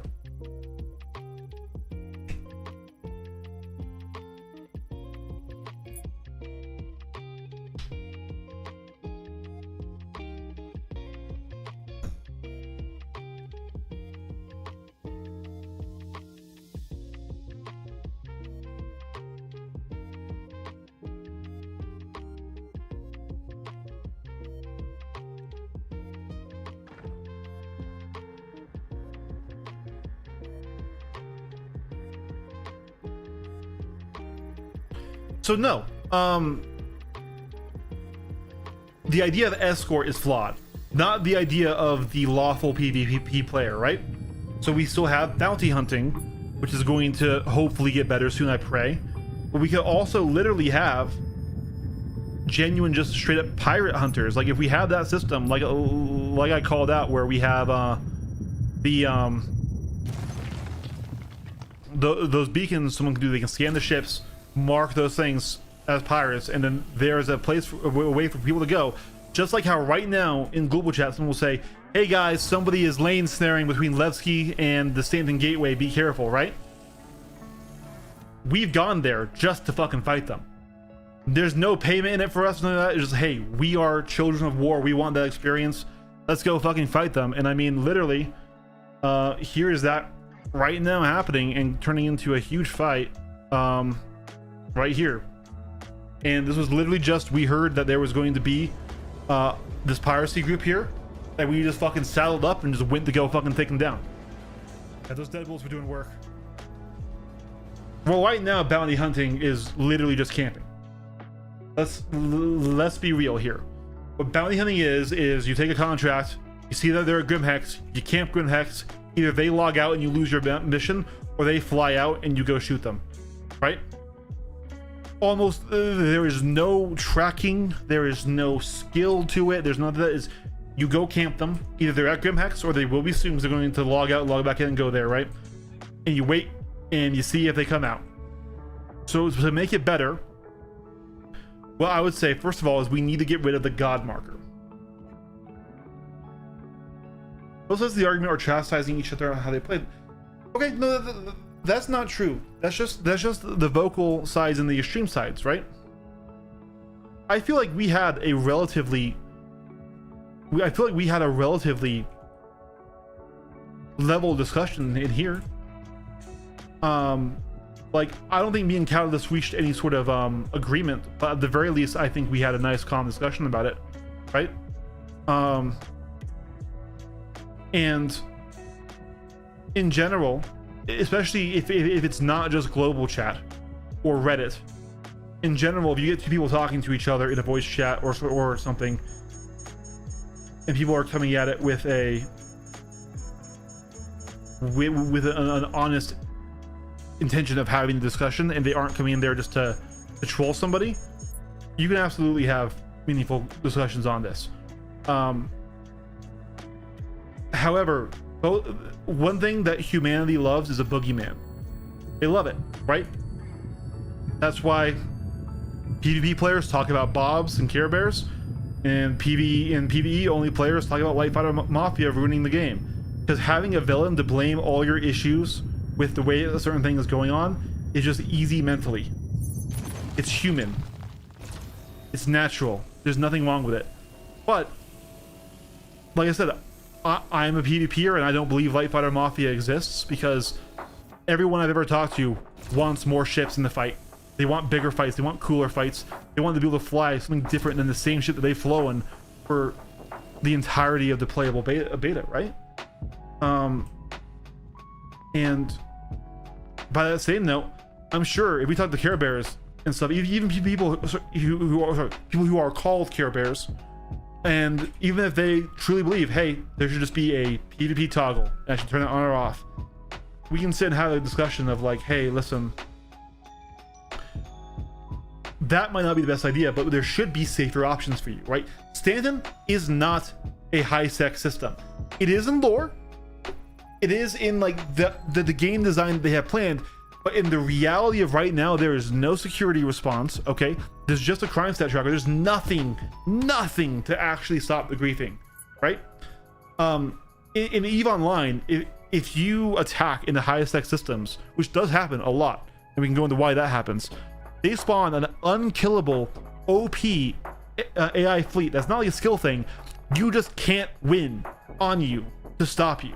And I'm not saying I want that for Star Citizen, but like, that's a high sec system, right? That's a, hey, you do anything, you immediately get spawned on by these ships and you're going to get fucked over, and everything else like that. And so I genuinely think, you know, I am fully agreeing that we need to have a genuine high sec system, and I think it should be Stanton, or if it's not Stanton, wherever it is should be the new first place that they drop players in.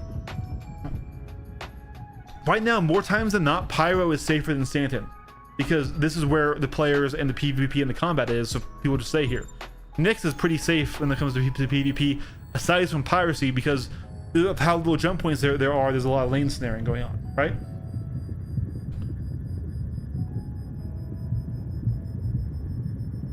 Anyways, back to bounty hunting. Sorry guys, we got sidetracked. How bounty hunting should be is, first of all, no god marker. Second of all, unless they are a most wanted criminal, they should be able to land anywhere, right? Now they should probably have to like do something like avoiding security scans, whether they're coming in, or changing the transponder of their ships so they aren't, you know, a known criminal coming in, or like a fake ID to get through security scans, you know, like a change your face style hologram thing, right? Some way for them to get in there, but let them go out, let them go to places, right? But then what it is even if they have a fake transponder that fools AI, what it doesn't fool is the comm arrays. So as a bounty hunter, I should be able to take an active list of all bounties in the server, all of them at once, and I should be able to fly to a comm array and scan it, and that will give me a log of every ship that has passed through here, and I get to cross-reference those ships with the players I'm hunting and say, oh shit, he flew by here 25 minutes ago. And you should also have a log of all of his most recent jumps, and so I should be able to see where he's going. So I track him backwards, going from comm array to comm array, figuring out where he's going, and I realize, oh shit, he quantumed to New Babbage. He's on New Babbage right now. So I go in there, I talk to the port authority. I say, hey, is there a ship matching this description landed here? And they'll say, yep, there is. So what we do then at that point is the bounty hunter initiates a lockdown, which means they can't get back to their personal hangar without going through some sort of hacking minigame with a tiger's claw, right? They are now unable to get back in their ship, and there's gonna be security personnel watching the hangars for them to come back because they've thrown out the word, hey, there's no criminal here. Then the bounty hunter lands and pursues them on foot and tries to find them, and will get them with. There will be a special taser that is not a standard weapon that has limited range, but the bounty hunter can use in armistice zones only against bounties. There literally will be a targeting lock that will only release to safety if you're aiming it at your bounty, right? Now, let's give something for the illegal player to do and counter that. Now, it can't be as good. Let's give them a shiv. Let's give them a shiv. Now, shivving somebody should immediately get all the cops in the area running down your ass, and so it's really dangerous to stop people from just going around shivving anyone they can go to, right? But it gives them a chance to fight back against the bounty hunter. If they can kill the bounty hunter and then get Tiger's Claw, hack their way into their hangar and get out, boom, there they go, right? That should be their escape system. And then the hunt's back on. Where did you jump to? Okay, you jumped this way, but now he never arrived at the next com thing. Oh, he dropped out a jump, and he's either somewhere in space or he did a stunt, something like that, right? You're gonna have to make bounty rules. Yeah, absolutely. But that's also why you can take literally every single bounty in the server at once, right? It's not a single guy you're tracking. It's all of them. And you can kind of do it passively as you're doing other things, right?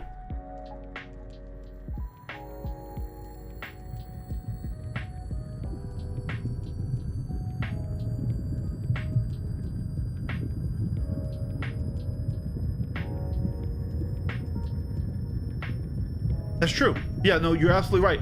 Once again, there's no way we can counter that, right?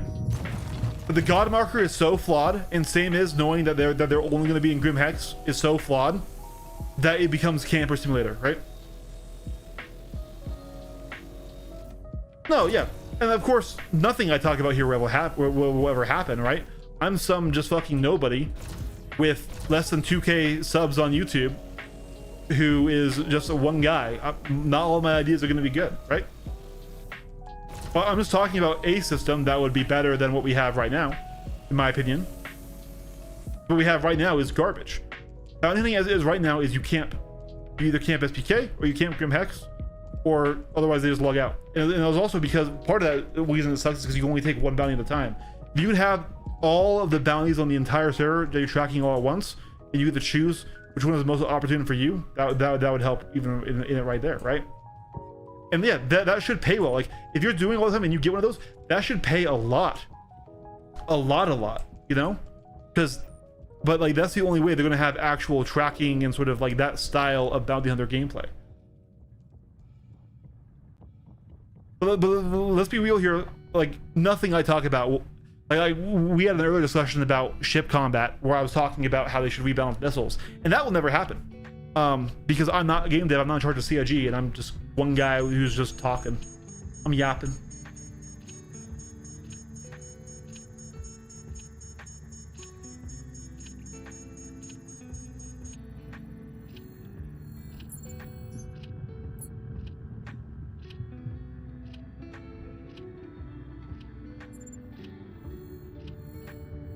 At least that tracking gameplay would be a lot more fun than the current camping gameplay, in my opinion.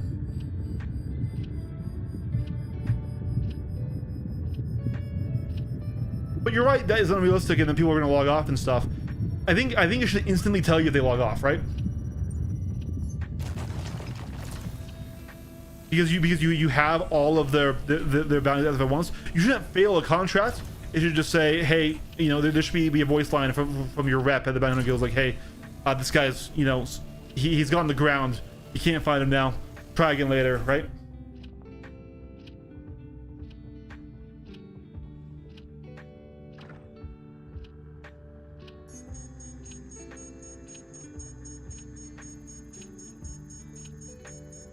Well, in reality, you're right. It is a skill issue, but it isn't, because 9 times out of 10, you'll be there waiting for them, and they're just going to come out in an Idris, and then it's like, well, cool.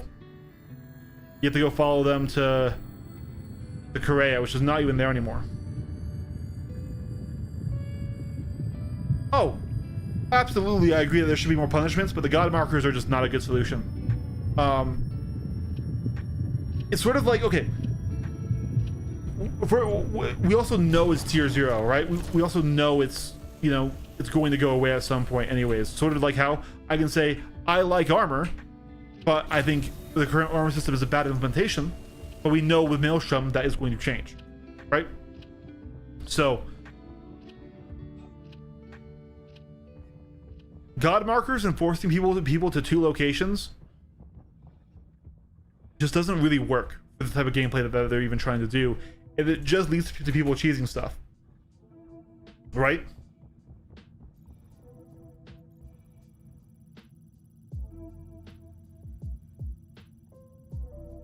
I would really like there to be some sort of hunting, tracking down, you know, going after your man once you realize that there's a bounty near you and stuff like that, right?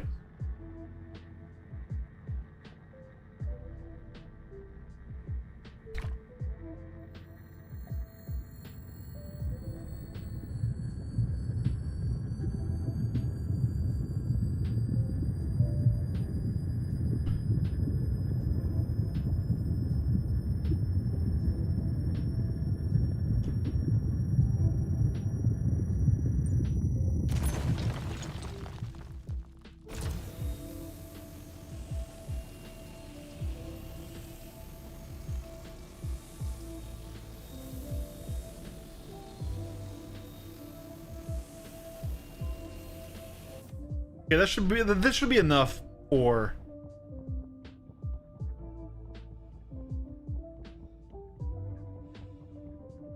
no, this is assuming this is to have a gameplay loop for bounty hunting a criminal player, right?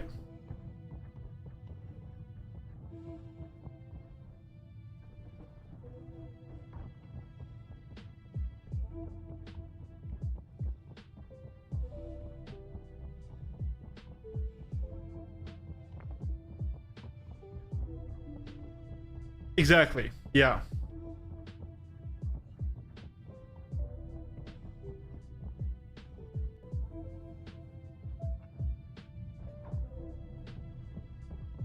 That's another good point, Ionix. It absolutely has to wait on a lot of things. It's just like I love PvP and I hate bounty hunting because all it is camping. And honestly, a lot of their systems kind of end up being camper focused, like the contested zones. That was a very frustrating experience. It was cool, and I'm glad we got our second ship from it, and I'm glad that it was a sandbox activity and not just mission grinding, because mission grinding sucks.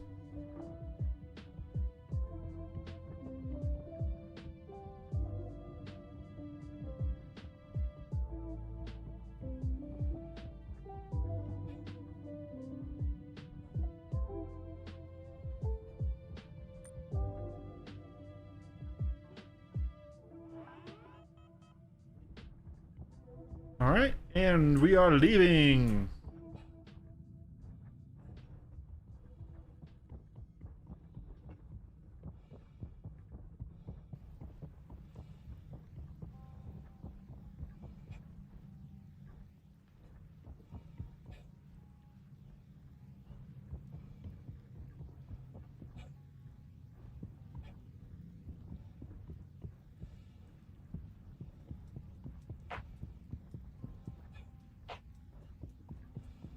I have to go in the other one.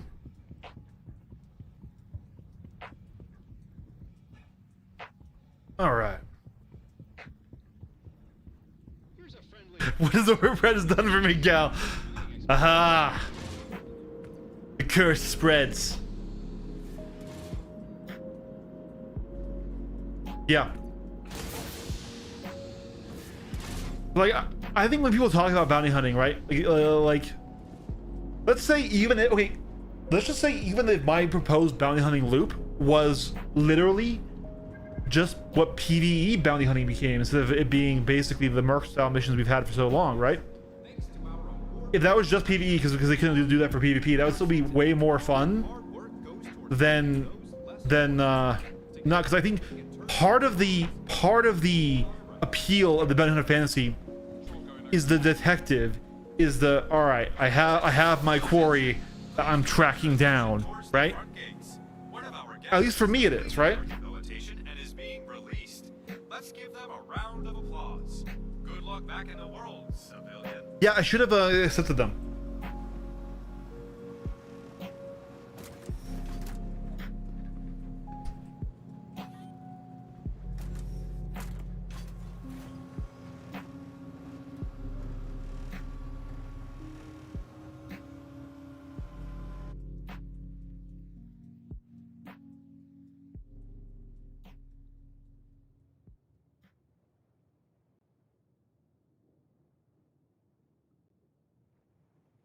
Yeah, and that's one of the reasons why I think Hathor is really good.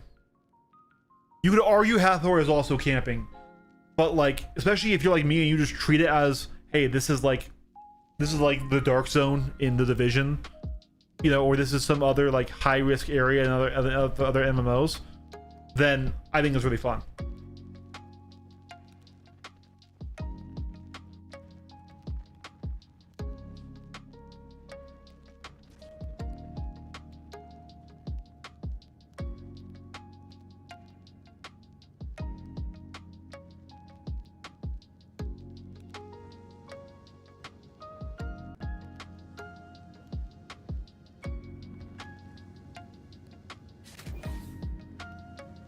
So Silhouette, you are right. You are totally right. And even I have friends like that, right? Who just don't like it. However, what I will say is, in my experience, there is a flavor of player that exists between, right? That thinks that they don't like PvP until they start getting good at it. And this is a weird situation to happen, right? But like, let me just talk about one of my friends, Jason. He's one of my best and oldest friends. This dude hates PvP games, right? Like he won't play Battlefield with me, right? But one time we were playing Dark Souls, and we were really enjoying it. We're playing Dark Souls 3. He had a pure strength build, big old bonk stick, right? And we got invaded, and the invader kicked my ass. He just fucking slaughtered me right there and there. And my buddy was freaking out. Completely freaking out. He was like, dude, what the fuck? I don't want this. Like, why is this guy here? I'm like, Jason, listen to me. It's you or him. And he locked in and fucking mollywopped the invader. And then this kept happening until he realized, holy shit, I'm like just naturally really good at this. Now, this doesn't happen in Star Citizen. This is like kind of just more of another thing. Star Citizen, especially in flight, is you kind of do need training. You need practice, right? You can't be as intuitive and stuff like that. But this was a person who wouldn't even play Battlefield or Call of Duty because he hates PvP, who ended up becoming a main in PvP in the Souls games because he was naturally really good at it and he found something he liked. And that's still the only games that he'll PvP in, right? So I know this is an off case, doesn't really totally apply here, but like I have had people in the org come to my trainings, learn the basics. Like seriously, with 1 hour of training, you can genuinely be better than most of the other average players in the game who don't train, who just do PvE bounties, who just do intersect, who even do TSGs and stuff, right? Because the game itself will not teach you advanced flight.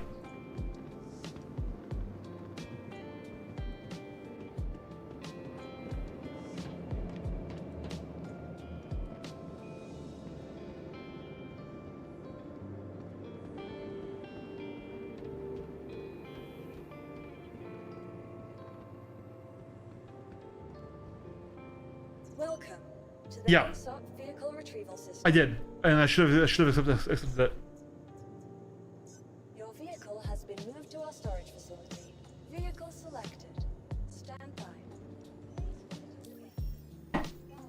And so like I've had people who were like in the part of our org called Gain, which is our PvE sort of industrial area, come in and do one of my trainings that I did with them, and they started winning fights and they came like, yo, this is actually really fun. because they started to win. And I'm not saying this is the majority of those people. I'm not saying this is even like a large minority. No, this is a small minority where it crosses over, where they think they don't like something until they actually do it. But that does exist. Hey, sir, good to see you, buddy. Yeah. But here, friends. Yeah, see, I've got you added.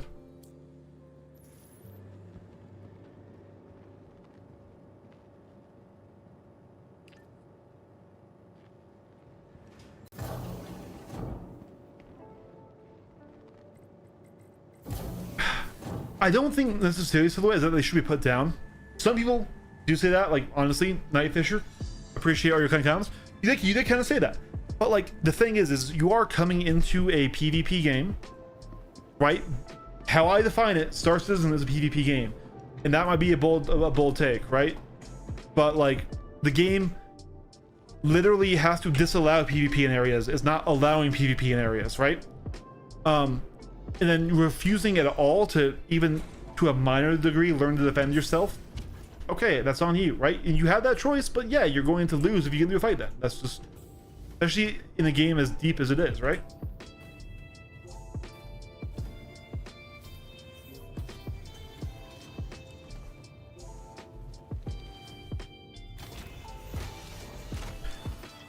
Or they just make Conjected Cargo still sell well. I mean, you can still sell it, it doesn't sell for much. But once again, like I'll be real with you, like especially with my org where we do lane snaring, we'll get our value out of you even if the only value we get is the fight, which sounds really fucking mean until you realize that's just what we enjoy, right? Like, it's not about making your day worse. It's that, hey, we're getting a fight, right? We're getting to, when we lane snare, when we do piracy, we have a multi-stage complete org unit there. We have ARC, which is our fighter wing that will go and take you down.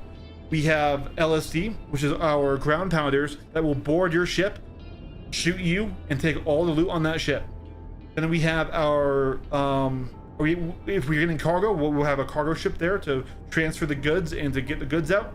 Or more likely, we're going to have a salvage ship there that also is a cargo bay, like a reclaimer, and we're going to be salvaging your ship's wreck and using that, right? Especially now with the value of RMC as a repair material, right?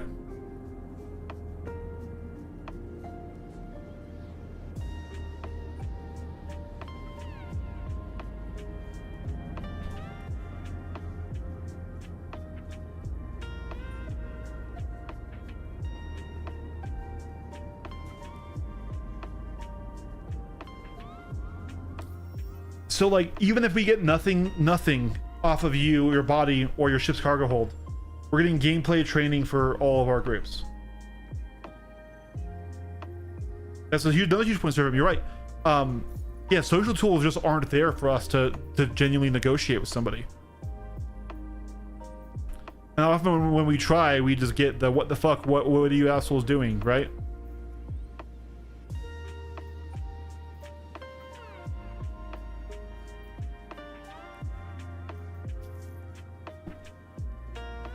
Yeah, and like that's also another point, right? Is the game needs to tell you, like on scan or maybe even on target, that they have communications blocks. Like, if I target a ship, right? Or if I'm looking at a player, it should be very easy for me to know if, okay, this guy has all voice chat muted, I can't VoIP him. I know I will need to PM him in a text, right? Or it should say, yo, this guy has his chat box closed and he has his voice chat turned off. There's no talking to this guy, right? Because otherwise, people just aren't going to try, right? You should actually tell us, hey, this could be bad because you're right, this could be abused. You can say, oh, dude, look, this guy has his comms open. Let's all fucking calm him and do a yodel or you know, just fucking scream into the mic at him. You're right, that can be abused and something will happen. But also, there's no other way for us to fucking communicate if we don't know, if we can't trust that person is getting what we're saying to them, right?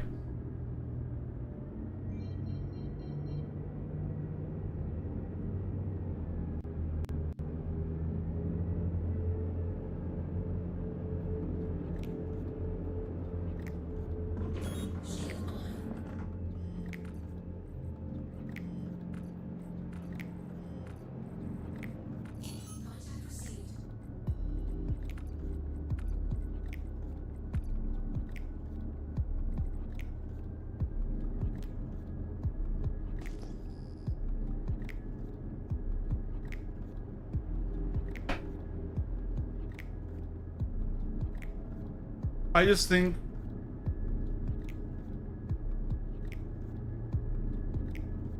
no, you're right, it's a feature. It was just, I think at the very least, if they give you the information of like, hey, listen guys, like there's no point talking to this guy, or hey, this guy we can talk to, and just give us that information so we can trust that our words are being heard.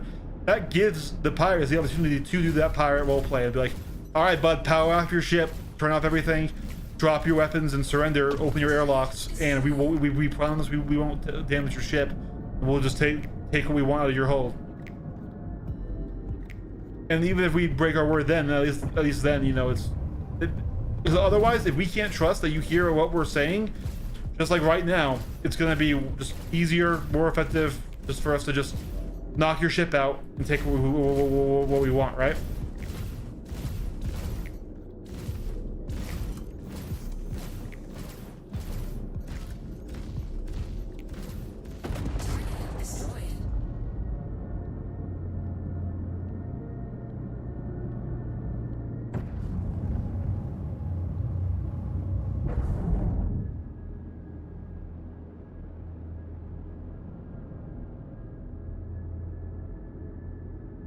Oh yeah, but like I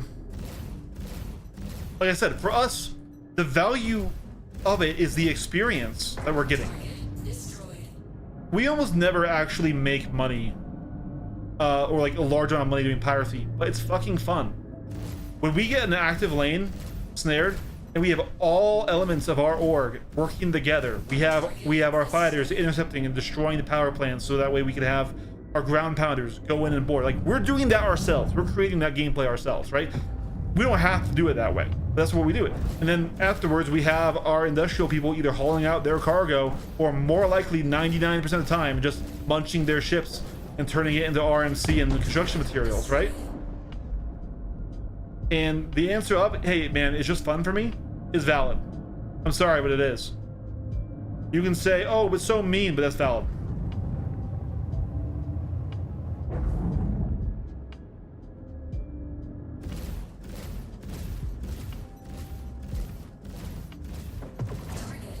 Honestly, if we get a huge response fleet to come fight us, that's even better. Then we get a big fleet battle.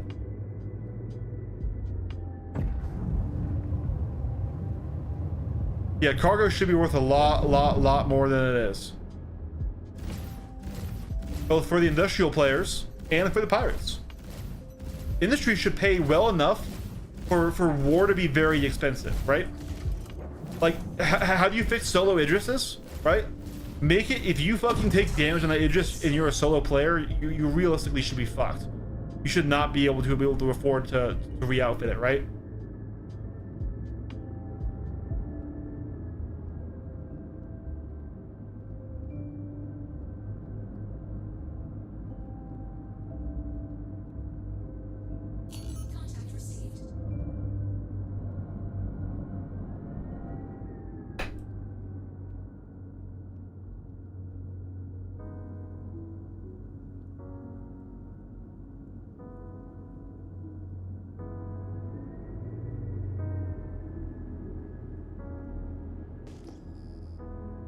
Oh yeah, I mean, like, no, I know this is the like, I'm not the right guy for this, right?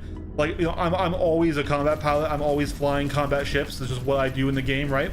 So when I get dropped into a lane snare, I'm like, oh boy, action's on. Because also, like, I'm just gonna go out and say this: most piracy in the combat orgs, if they aren't like the real deal, they're usually just numbers gankers, and they aren't individually very good. Like, I can pull back up that video where they had one wolf, they had a mantis, they had a guardian QI, and then they had nothing but super hornets and Idrises. And they had, eventually they pulled out a Connie and a paladin, and none of them knew anything about PvP. Like, nothing. And so when we went to go counterfight them, this piracy group, even though, like, at that point I hadn't even really started training any pilots, this was my first time, my first sort of like trial one with the org I ended up joining, right? We just mollywopped them because they were doing piracy, but they didn't know anything about the game. And like, unfortunately, CIG sells a lot of ships that are really bad at fighting, even though they're combat ships, like the Super Hornet. God damn, the fucking Super Hornet, man. I feel like we're gonna hit a rock. We're going very high velocity here.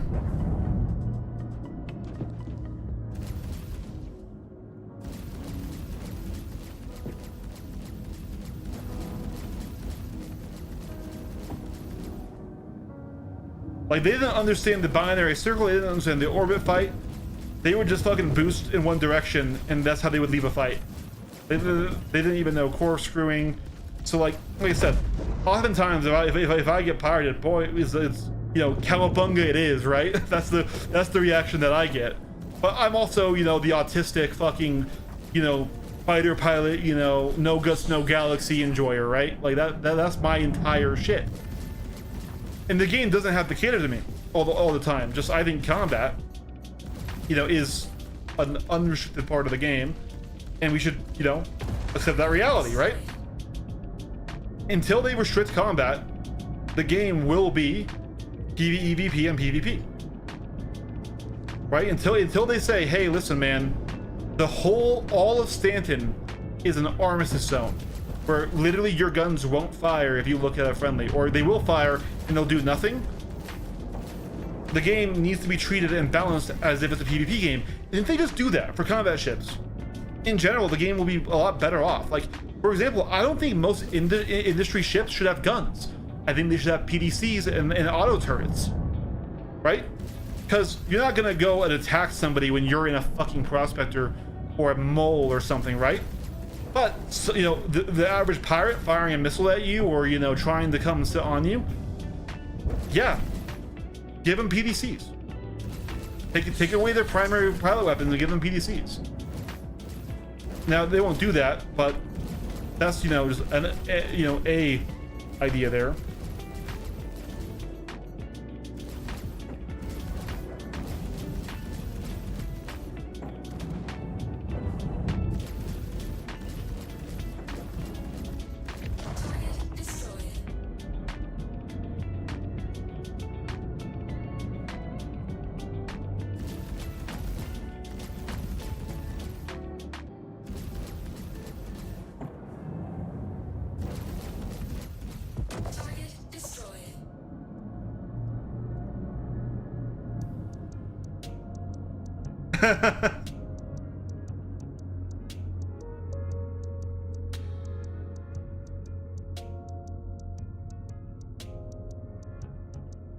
Yeah, Mantis and Meteor combo is a scary little combo, but it can be countered.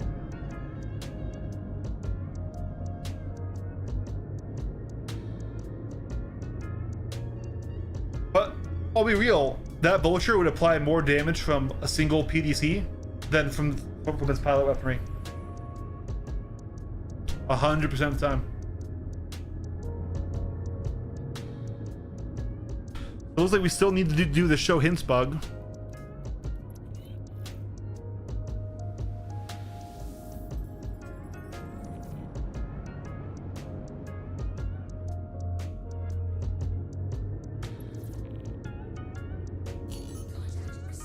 How do you catch pirates off guard?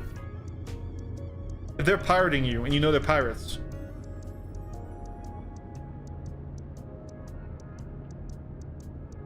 Was the fight just already happening and then they were just flying lazily and you... Okay, that's how it was. Sorry. My brain went to like, wait, you snuck up on pirates, but... No, okay, never mind. I retract my statement. I see what you're saying.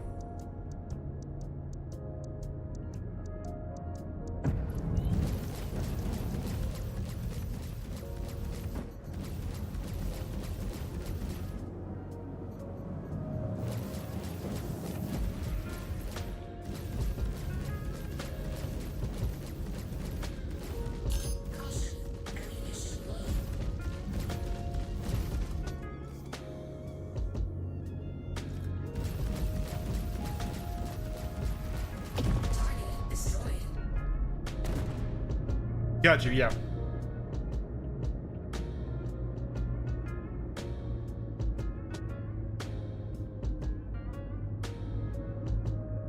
Once again, then that's just Bob's, because you should never even be able to get in front of the fighter in front of you, right?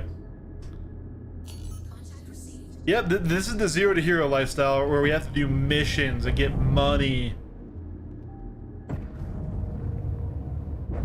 All right, another Redeemer. We're going to see if we can kill him with our remaining ammo.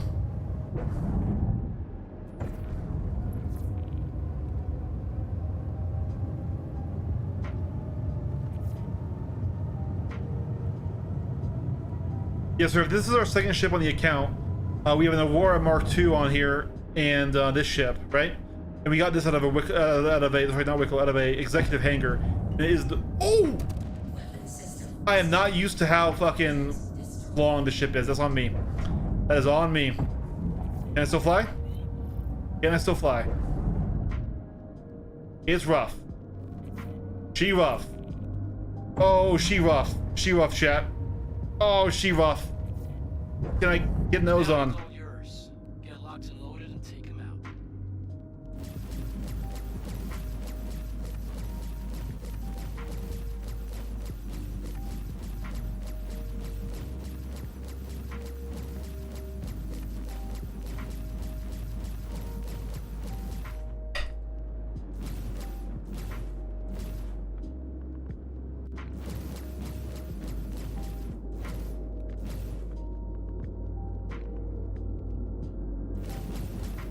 My other deadbolt isn't firing now too. We should probably just go back and rearm, huh?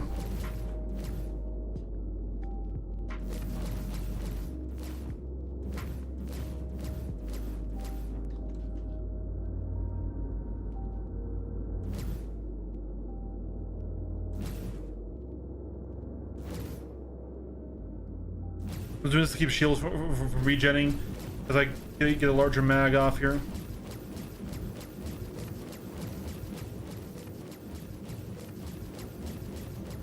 But yeah, isn't this PvE gameplay great, guys?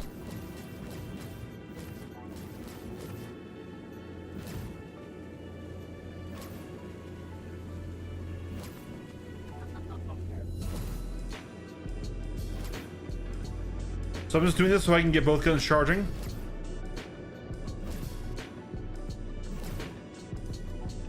And then we can do this.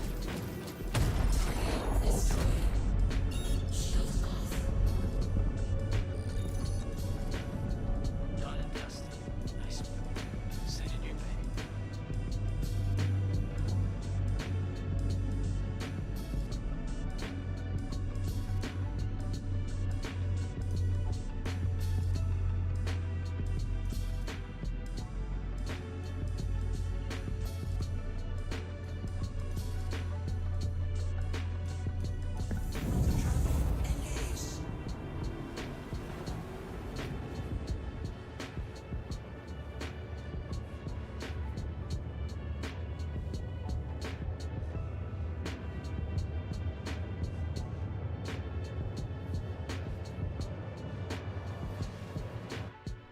All right.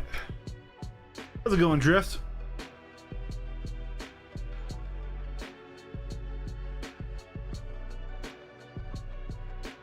Good to see you, buddy.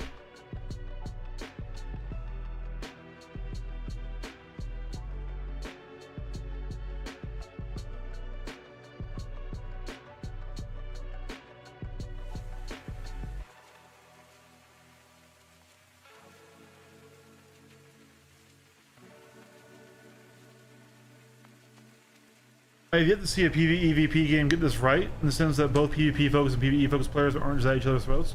Well, yeah, and that's, you know, I'm just going to go ahead and say it. That's because PvE/EVP means it is a PvP game where you can also attack NPCs. Like, that is the genre, right? If we look at Tarkov, right? Now, the only way to do it is if you put like limitations, right? So those limitations don't have to be truly gamey or whatever, right? You can literally have it be factional, right? Where it's like, okay, cool, hey, when you join the game, you get to join a side, like in PlanetSide, which is where you, I mean, that's purely a PvP game, but you have people who you know 100% of the time are not going to, you know, they're on your side and stuff.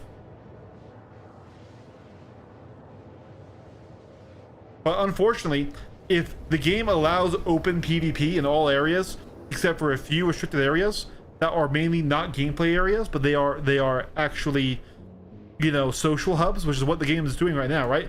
Like there is almost no gameplay aside from loading and unloading cargo, or things like that, at the areas where where PvP is not allowed. I love playing outside. It was a great game. And so, once again, I don't think the entire game should be designed around the PvP crowd, right? But like, to argue it isn't a PvP game is, in my opinion, not looking at the current game. Oh, you think Eve gets it right? Eve gets a lot right, actually. Eve is sort of a great example of this, right?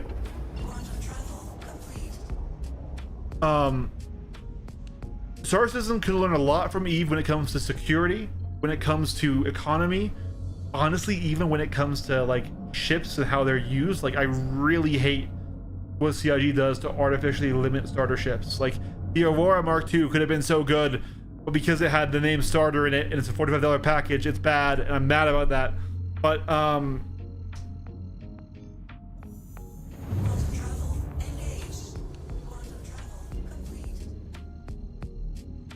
yes, yeah, absolutely. And also they have very strong security, right? And even they have those same systems that we're asking for right now that just aren't in here right now that would do it. But like, as long as the game allows me to just target Wish right there and start shooting at him, guys, it's a PvP game.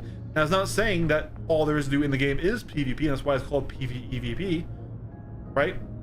But like, to say it isn't an open PvP game is a little bit delusional, even with the prison and rep systems. Because here's the thing: if that was truly not the intended experience, right,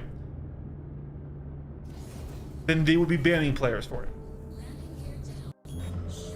If this was truly an exploit, an exploit, and not just a, hey, that person decided to take his chances and to take that risk of attacking another player near a station where he's going to probably get shot down by the station turrets and sent to prison. If it was genuinely against the design goals of the game, right? Like patteramming, they would be banning.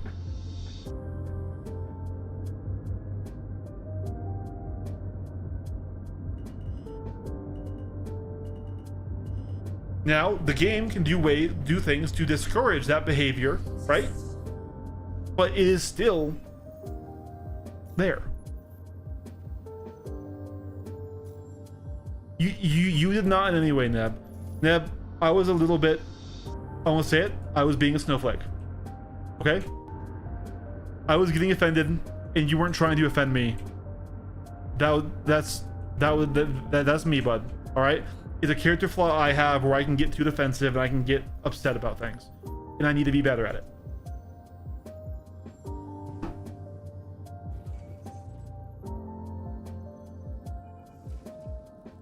I will say though, Surf, just to bring up one of the things about Eve is, do you know in Eve which system has the most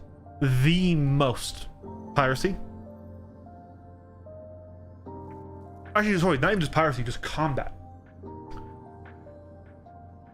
And it is, it's not a null sec, it's not a zero sec, it's not even like a pirate owned system. It is the most popular trading hub in the game. The highest possible security system, where if you attack somebody, they instantaneously spawn unkillable NPCs to go and destroy you. That has the most combat in the game. Why? Because that's where all these people are bringing high-end resources, mine stuff, crafted stuff, things like that, right? They're bringing them into trade. That's where the trade is, where the players are, where the targets are. So we have these people who are running these large groups who will have somebody sacrifice themselves to kill that ship, and then they'll have vultures come in to scrap up the loot before it's gone, in the highest sec system in the entire game, right? Yeah, and so like, this is where it's like, even when Pyro will become like the lane that you need to travel through to get to any other system, there will always be combat in the high sec areas unless the game explicitly disallows it. Yeah.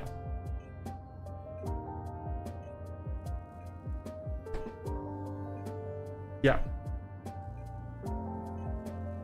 Well, you are our precious little PvP snowflake. We forgive you. Yeah. No, like, honestly, like, last stream, I let myself get too offended, and it affected the stream. When you weren't trying to offend me. Like, right? Like, I don't believe you were intentionally, like, rage baiting or anything else like that. And so I let my emotions go too hard from what should have been just a fair, you know, conversation. Okay, how are we in terms of money? We're at 1.1 mil.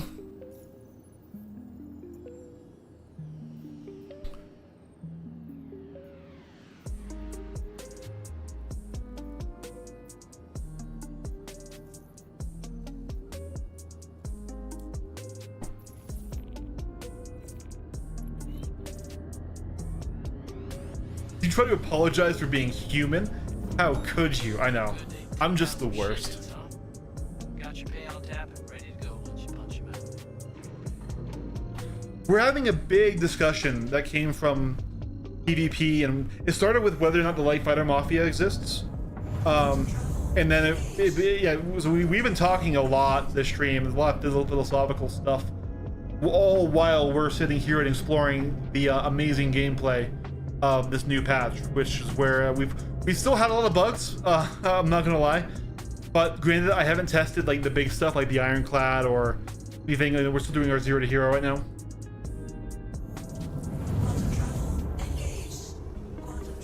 Yeah, exactly. No, 100%. Like, that's where my org goes to do it, and that's where we also fought other orgs doing it. You are rich? Yeah, right? We're getting there.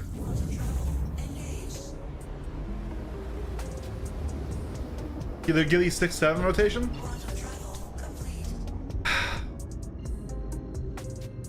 Yeah, I don't know. I guess it's because we wanted to do something different, right? So we started doing bounties after originally I wanted to do the brand new Foxwell missions, and those were not working at all. I think they are working now though. The last time I tried one, we got a crime stat just for doing it, so I think they might still have some issues, or maybe I just fucking did something wrong. But that led us to start doing bounties, and I think it's also just because, like, kind of just spamming the Gillies is a little bit boring. Like, I think Gillies should be redone. I really think it should be a genuine flight school and not just a set of mission challenges.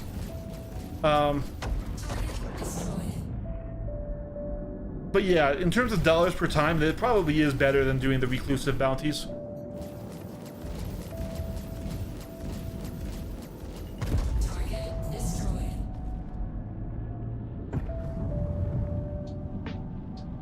Hello, Rock. That was almost the end of us there.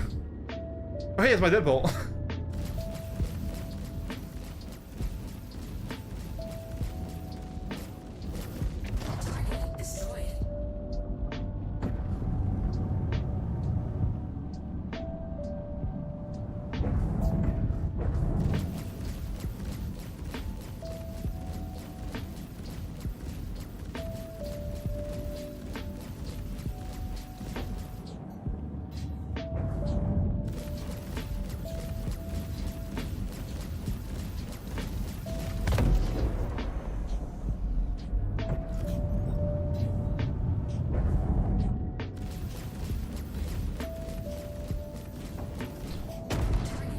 God, PvE is kind of a joke when it comes to ship combat. Like, it's a reliable mission, the fact that it's not, like, bugging you out right now, but these guys aren't even fighting, and that's so... Like, this is basically just target practice, right? And no server issues and stuff, it's not the intended of it, but goddamn. This is why I PvP, this is why I don't do this, but hey, this is part of the challenge, right? Is working with what we get. If we had gotten a cargo ship, genuinely, I might honestly enjoy cargo running commodities, not necessarily contracted cargo, but commodities without auto-loading. I might enjoy that more than running PvE combat, because this is just, I mean, I guess at the very least I get to practice submerge. Oh my god, guys, he woke up. We have a fight. This epic duel to the death between a Buccaneer and a MX. Definitely it's gonna be a nail-biting battle, and he's dead. Go steal a ship. What would stealing a ship do for me? Oh, you mean exit hangar steal? Ooh.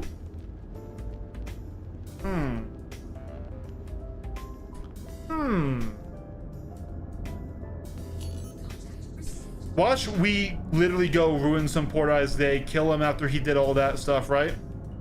And it's just for a Swaylen. That could be a fun option. That could be a fun option if we can do it in the ship, because I'm just gonna say it again, until they fix you know, the desync, I don't really like the FPS PvP. I like FPS games a lot. I play a lot of them. But the desync of it makes it really not super enjoyable.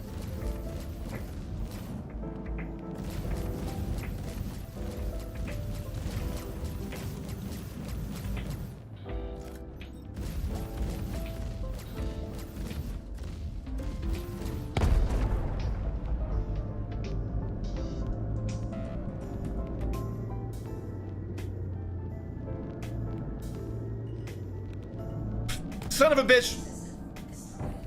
Rock! Stationary object! Ah! It happened again! Well, it's easy, but like, it's easy if you are in a group. No!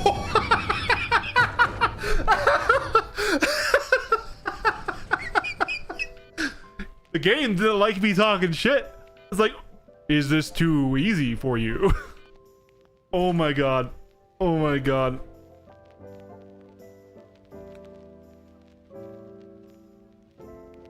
Is there a clip of that? Just there we go. Looks like they made this game easier so casual players can play. Yeah. Whoa! This is what just happened to me with CIG and the bugs.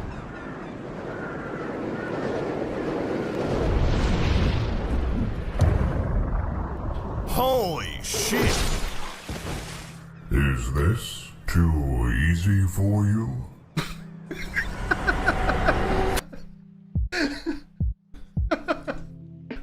That's what just happened right there.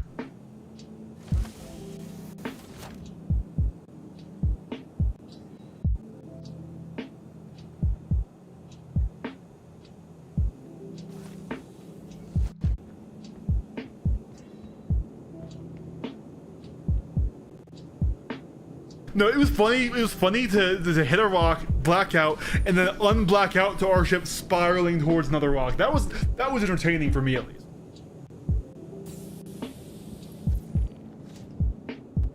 Are we ultimately in New Babbage? I didn't reset my spawn. I guess we're going to prison did. Also, guys, once again, the Life Fighter Mafia, I don't believe it exists. We may not like the changes that limit interactivity, right? Because right now, I think the current armor system is bad, but that doesn't necessarily mean that, you know, we know the current armor system is leaving and stuff. It doesn't, you know, mean that we're against armor as a whole, or we don't want large ships to be good. We've been flying the same ships for years. Got you. That could have happened. There was technically a shard lock that we got. So that could have also happened then.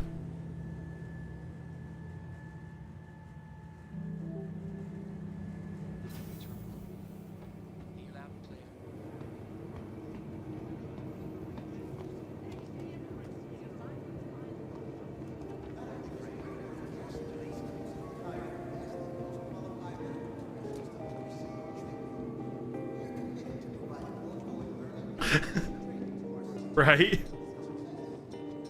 Giant rock OP, please nerf. There. That's my contribution to the Life Fighter Mafia, is just fucking giant rock OP.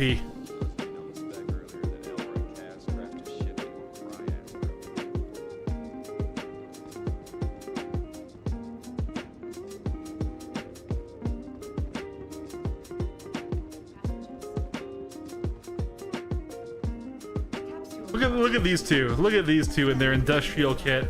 I bet you they're gonna go off and mine something, right?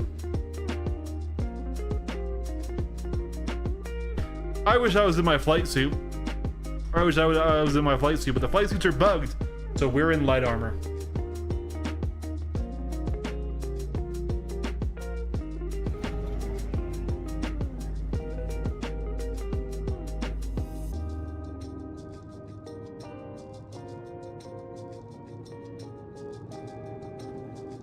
Well, I don't even think the Light Fighter Mafia genuinely exists. Like, it's just the community wants a boogeyman. What is a Warhammer 40k? I wish.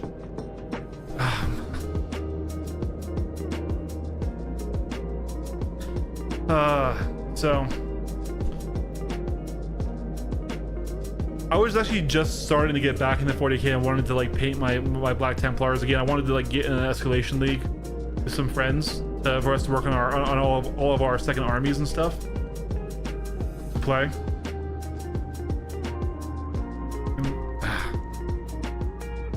I don't know if that's gonna happen now.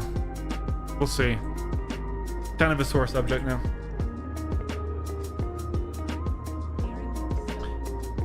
If it did, I think that would make sense for what they said for the armored flight suits, right?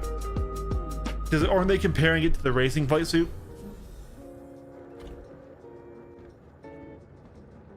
The capsule will be But yeah, oh, also Drift. We had interceptor training today in the org. And I think Bone showed up and no one else wanted to jump in. I almost like there was a moment where I almost kicked him out because he was talking shit about somebody I respected. Not in the org, it wasn't in the org, or I would have brought it to leadership. It was content creator, right? But like yesterday I had a pretty bad tragedy happened within my friend groups and me and stuff, so I didn't have the energy. I almost kicked his ass right out.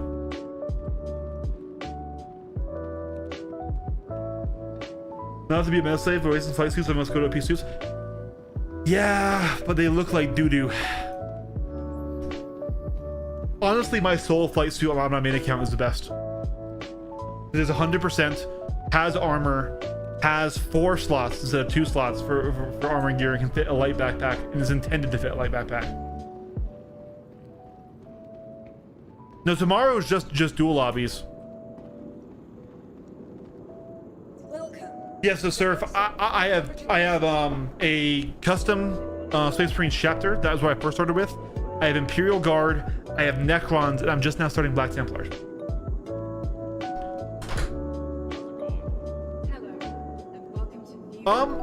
So more and less than you would think, right? So where you really get it is only really in the light fighters. Stand by. Your vehicle has been delivered. welcome to New Babbage, capital city of my protein. We're creative. Right, and so it is when you're doing typically the attacking the wing maneuver, where you are coming in the minor circle, you're strafing to one side, rolling, you're trying to get a positional win.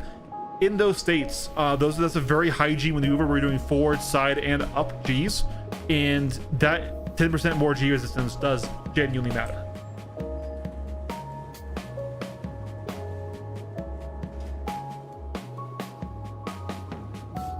I'm not judging anyone, just Bone showed up, and then there was like 9 people queued for that lobby, and no one else joined, and I'm like, oh man, I wonder if it's because I didn't want to deal with Bone. And I like Bone as a person, just he, like I said, he started talking shit about a content creator, which I also respected, and like just because of where my head's at today with everything that's going on, I almost kicked him out, and I almost got mad. I didn't. It's like he doesn't mean to be that way sometimes. Yeah, I'm looking forward to 11th edition.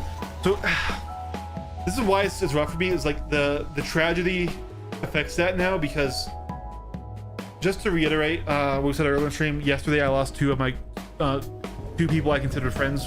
You know, one I was closer to than the other, but they unfortunately were killed. and they were part of our Warhammer group, and so now I don't know if we're gonna what's gonna happen. So, and it's a really messy and rough tragedy too. It's not very clean cut. I don't really want to get into it on stream, but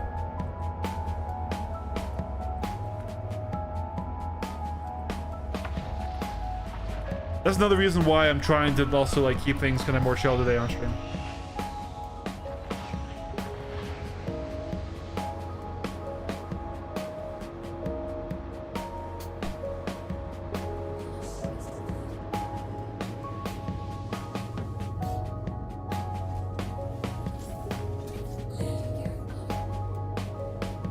Yeah.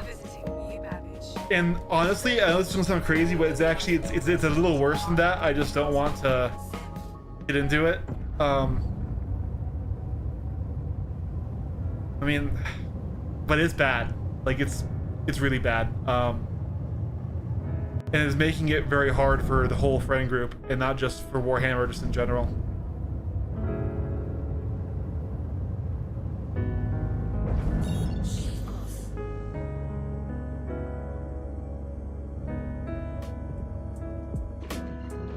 So my custom Space Marine army is at like something like 4K, 5K points, because just I started it in 8th, played all of 9th and all of 10th with it, right? Then in 10th I started Imperial Guard, which I have at like 1200 points. My Necrons I only have a Combat Patrol on, so I only have 500 points for them, or around whatever that the old Necron Combat Patrol was. It was the OG Combat Patrol box with the Panoptic Doomstalker. And that was mainly as a introductory army I would give to people to play when they would come over to my house, right? But they hadn't played the game before, because that was actually a pretty strong Combat Patrol that had a cool like vehicle unit, a cool infantry unit, a cool hero, right? And then my Black Templar, I had gotten up to 2K, but I'm still building it, and I haven't even painted it. And I moved in the process of it, so I've lost a lot of like the models and stuff, and I still have things all over. Like, literally, I've had this crew on my fucking desk here for literally over a year now. No, almost a year now, because I bought this when I moved into this new house, and I was building them here at this desk. But then I did other things, I was doing other things, and now the box that this crew came from is like half built and somewhere in this room, and I don't know where it is. So I'm just going to wait until 11th, then build a new list, figure out where all the models that these are that I have for Black Templar are now, try to salvage what I can that wasn't broken or lost while moving things around, and then start over.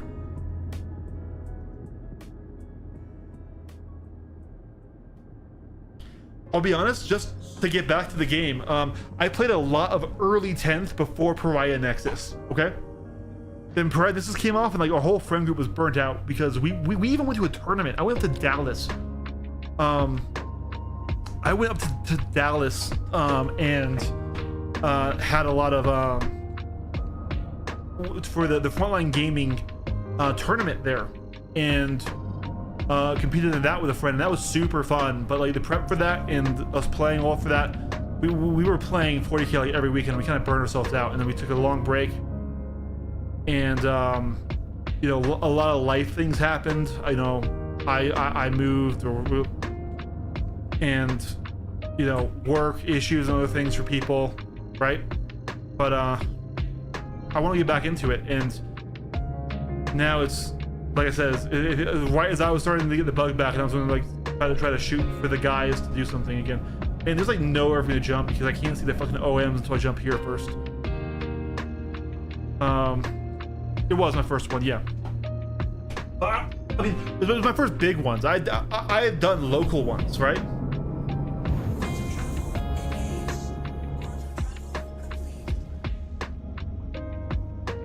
All right, now where the fuck's an OM? There we go. But yeah, and that's why it's really awkward though. It's like, the two who died were also in our tabletop group. We played D&D with them. They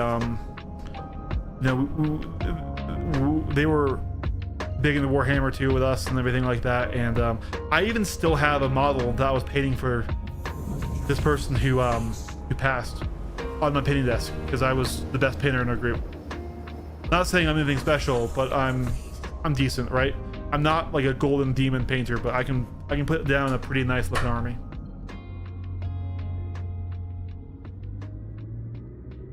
And yeah, it's just sad.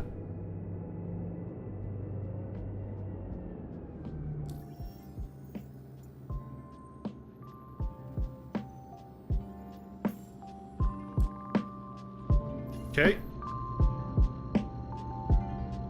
No, I never messed around with Forge World. I have messed around with 3D printed stuff with resin, but nothing Forge World. I was always like, I'm a much newer fan, right? Forge World hasn't really been relevant for the typical new releases in a while, right? Yeah, I can pull up some stuff.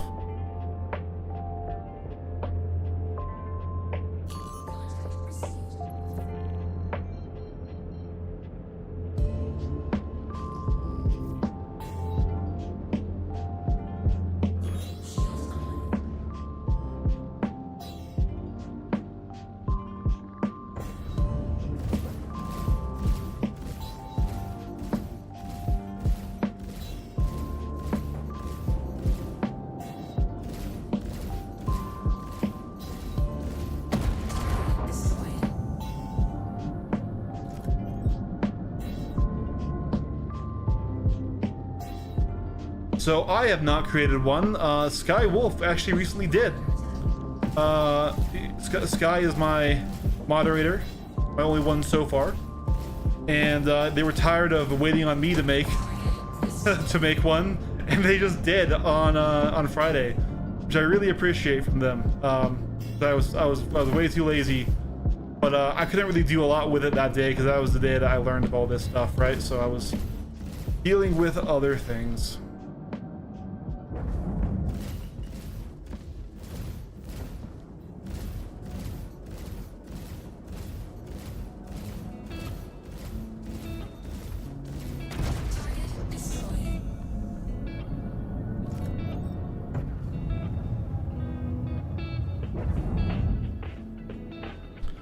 Good to see you again, Sheriff. I appreciate you always dropping by.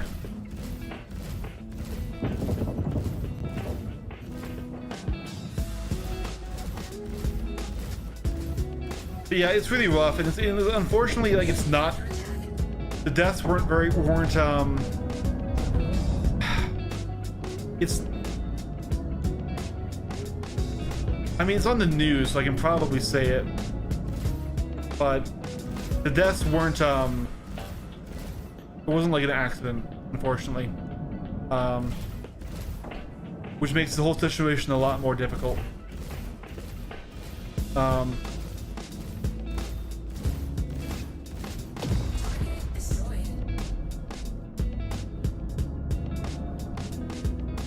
absolutely, no. We do need to do the community. That's what I always meant to. Just I was so distracted with other things going on.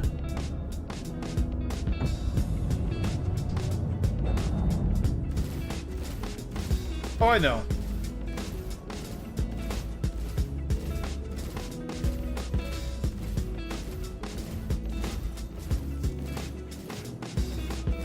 It's been a difficult time for me and for my whole group, right?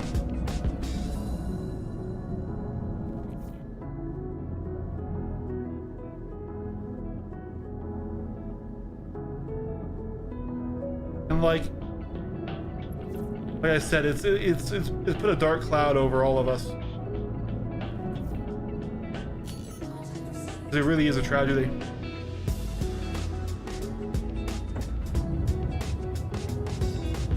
I'm glad that I haven't been overwhelmed this stream though. Closest I got was actually when I first brought up Warhammer. I'm like, oh shit, right? Memories came back, but I'm good. I'm good. If I need to, I would stop the stream. Hey, these guys look like they're turned on. This might actually be a bit of a fight to kill this guy, and then not just me sitting here spraying him. They're flying around at least.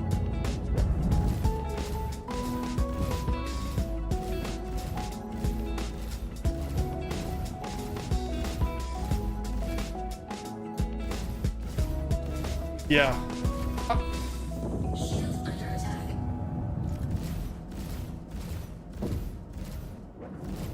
Like, I won't say this is the biggest tragedy I've ever known.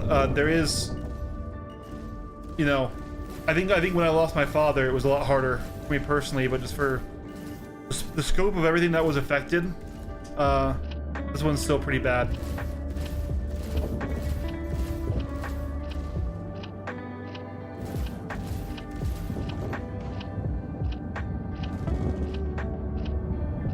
I don't know if that's mean of me to say. Now that two people are gone, but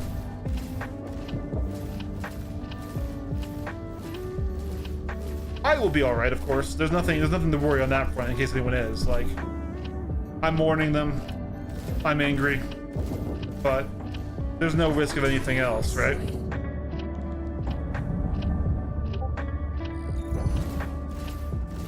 just got confirmation that bounty's been cleared. I'll get you paid.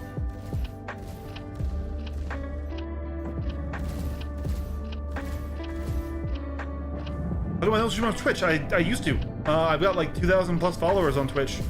I've streamed there for a long time, and frankly, I don't have an audience there anymore. Right? So I have an audience here that finds me and that comes and watches. And if I streamed on Twitch, I'd have 0 viewers, because I know that for a fact, because I had that for approximately, let's see, approximately 11 years. So I started streaming in 2013 with BF4, started to get a small following over there. When BF1 came out, and all the big streamers left BF4, I stayed in BF4 because I didn't like BF1, which is a very spicy and hot take. But to me, Battlefield 1 took away a lot of the sandbox things that I liked in Battlefield 4. Took a lot of my freedom away, right?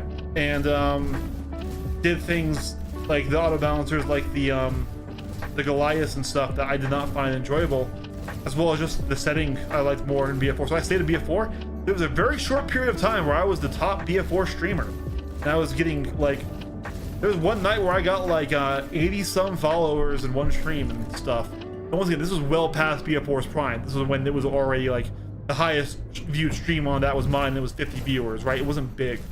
But then I went to play other games and my audience left, right? Because, you know, they're there for one thing and you stop playing that game for a bit, right? Boom, that's where it goes. And then so now right now this is the game and this is where the audience is, and so I'm coming here, right? In theory, I could move viewers over to Twitch, and I still have a Twitch partnership and stuff like that. I can make money on Twitch, but this is where my community is. So until I have a large enough community that is expressed interest in me going to Twitch, I'm probably just going to stay focusing on the YouTube streams. Yeah, there it is, Bosa. I knew you were a man of culture.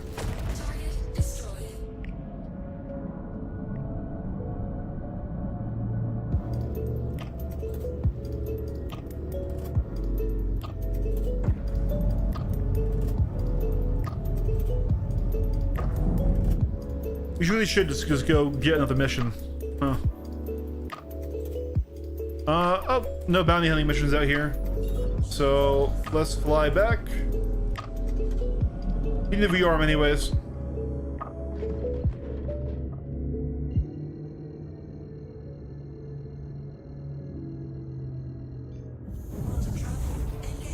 Yeah, in my old stream Discord channel that I have, how many members did I end up getting in there?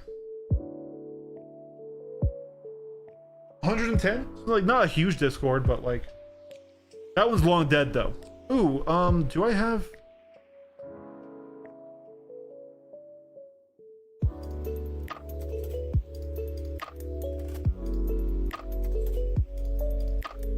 Okay, I've got some of my mini painting stuff in here though. This is really old, and I've gotten better since then, a lot better. This is probably the best one that I have in here, right? This was a dreadnought I did, and this was in my custom. This was back during 9th when I could take this dreadnought, right? But this is all old stuff. This is really old stuff. Because I stopped doing this Discord. Let me see. I should have a better one.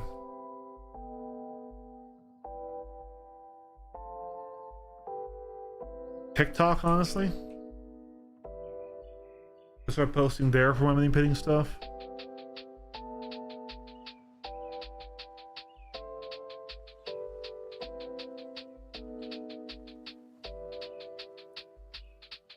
Let me see.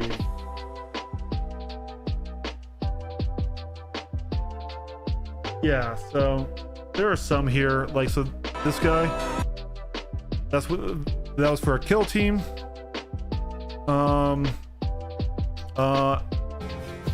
I did this with a custom base. This was a commission. So I'm okay. I'm not awesome. I'm okay. This is Lionel Johnson.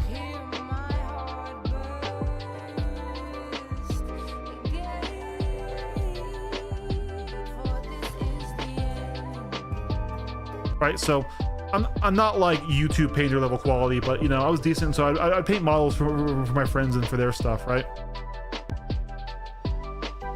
I struggle with my guard because they were way smaller than Space Marines. But yeah. So like I said, nothing too special.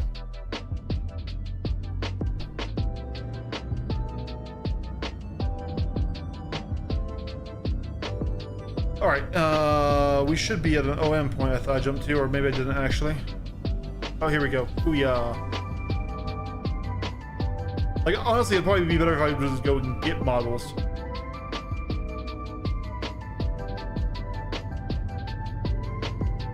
We should be at OM1, I thought. Where is PT? There it is. Yeah, and like the camera always also makes them a little bit worse than in person too, because that's the Samsung camera that over sharpens and stuff. Like, we have a long time ago something in here. Let's see.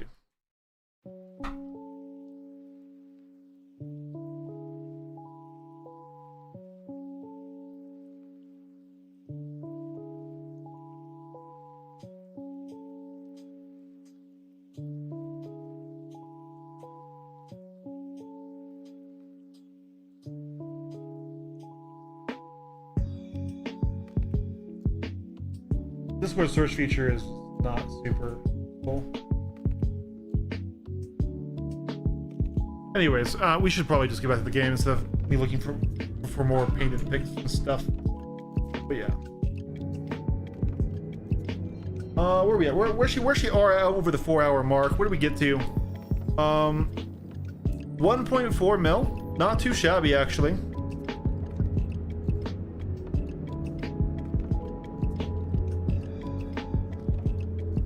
Not too shabby.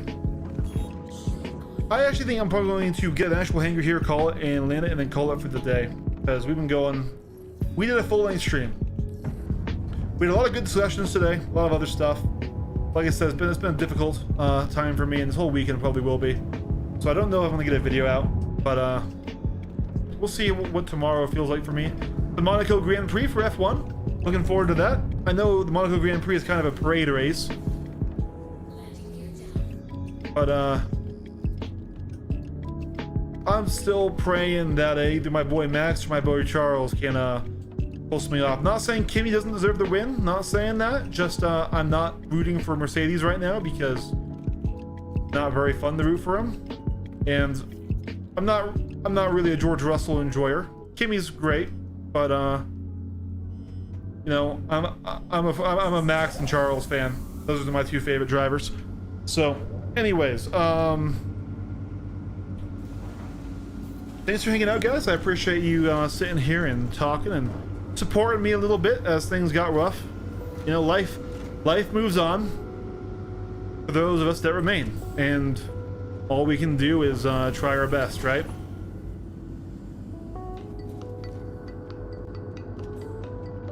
I hope you guys have a good rest of your weekend. I might be live tomorrow. I might not. It just depends how I feel, you know? And honestly, I don't even know if I'm going to take off Monday from work. Maybe I should, but I don't know if there's really anything more for me to do at this point, right?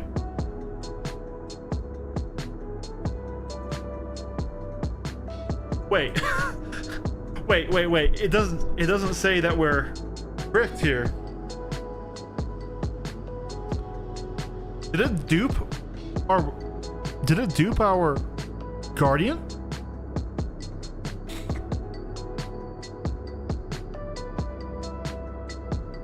That first time where I claimed it and it was delivering it and then it didn't deliver, but it took the money. Oh my god, wait, did we just find a bug, chat? Chat, did we just find a bug? At the very start of the stream, we claimed the ship and it never showed up. Hold on. Oh, damn it, I don't have the live stream still up here. Hold on.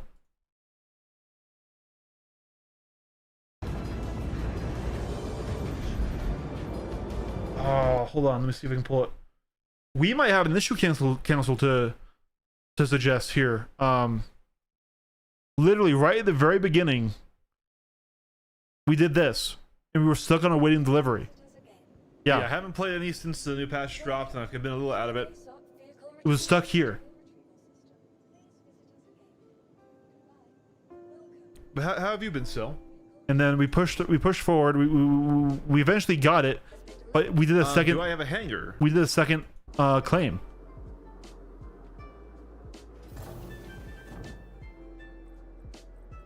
Nope.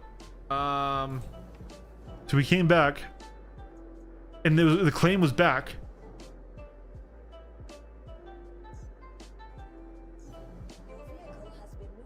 And that time it delivered, but now we're back here. There was Port Tressor, we're back here.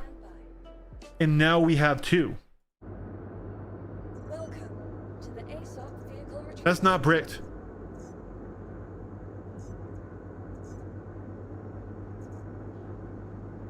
Your vehicle has been moved to our storage facility.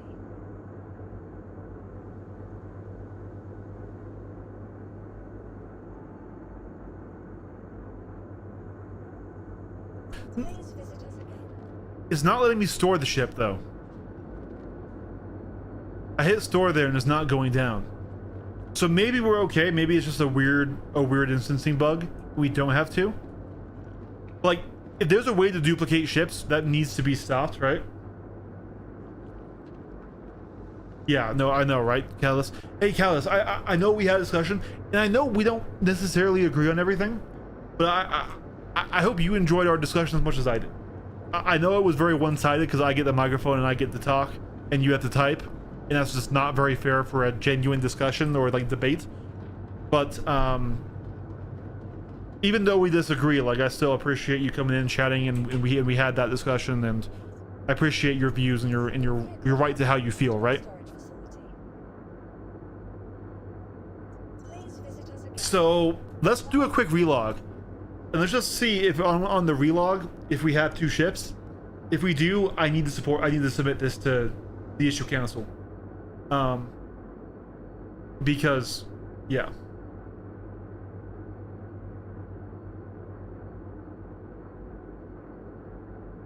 Yeah.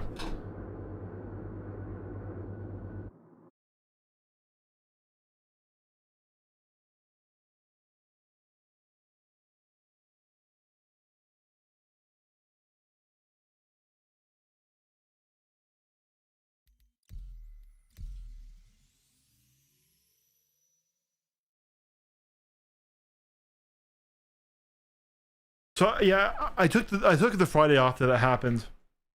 We'll see if after tomorrow if I need to take Monday too. I totally understand that, Catalyst. I totally understand that, and also like of course like this is not a space that necessarily is on your side in some of that discussion, right? Like I'm a PvP channel, I'm a PvP pilot. A lot of the people that do come to view me come for PvP, right? So like we're kind of in that community that might disagree with your takes. Like we had Knight earlier. I think that's his name, right? Knight Rider. Let me scroll way back up. Night Fisher, not Knight Rider, Night Fisher, right? And like nothing against Knight, you know, he was very kind and stuff when he was talking to me and things about the channel. I appreciate that, but he was definitely one of the more militant PvP enjoyers. But like I feel like you get that pushback and then in that sort of antagonism after you're tired of also being made the villain a bunch too, right? And it could, I don't know, I'm not trying to defend him or anything like that, just because I also didn't really agree with some of the things he was saying. But yeah, so it wasn't totally a fair venue for you to be in, but I still appreciate you being here. I appreciate that we had a conversation that, at least from my perspective, was relatively respectful. And yeah, he was a little extreme. Yeah. Let's just see. Like I enjoyed our conversation, and I think it was actually a good conversation for the stream too. I think it was rather engaging, and it made just the grinding of the missions in the background a lot more enjoyable to watch.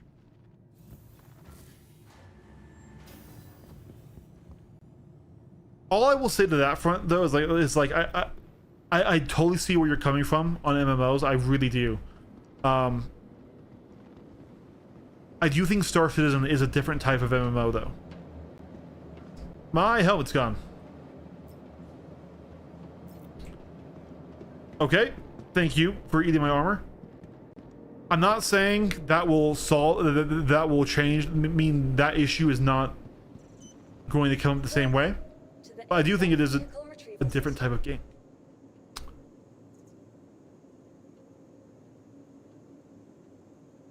Interesting that I don't have an insure button for it.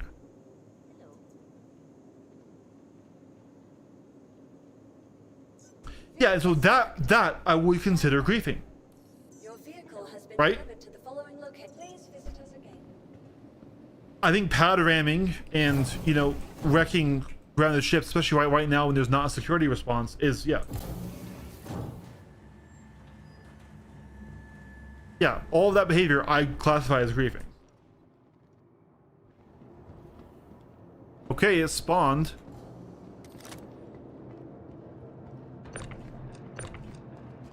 Can I interact with it?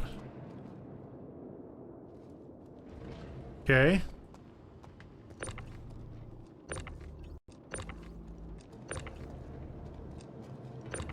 Trying to see if anything comes out with correct.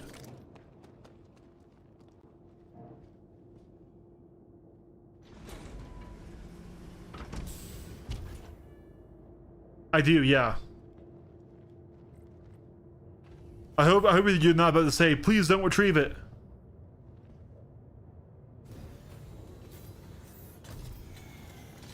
The known bug.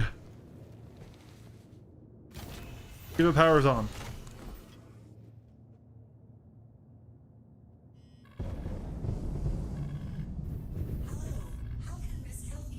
I mean, yeah, we're flying. Landing gear up.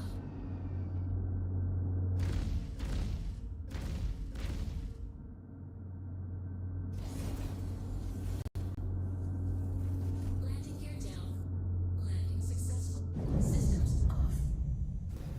Okay, so you think it created an instance of the ship that was broken to my account, but as if I stole one and landed it in my hangar, and now there's nobody to claim this ship to brick it.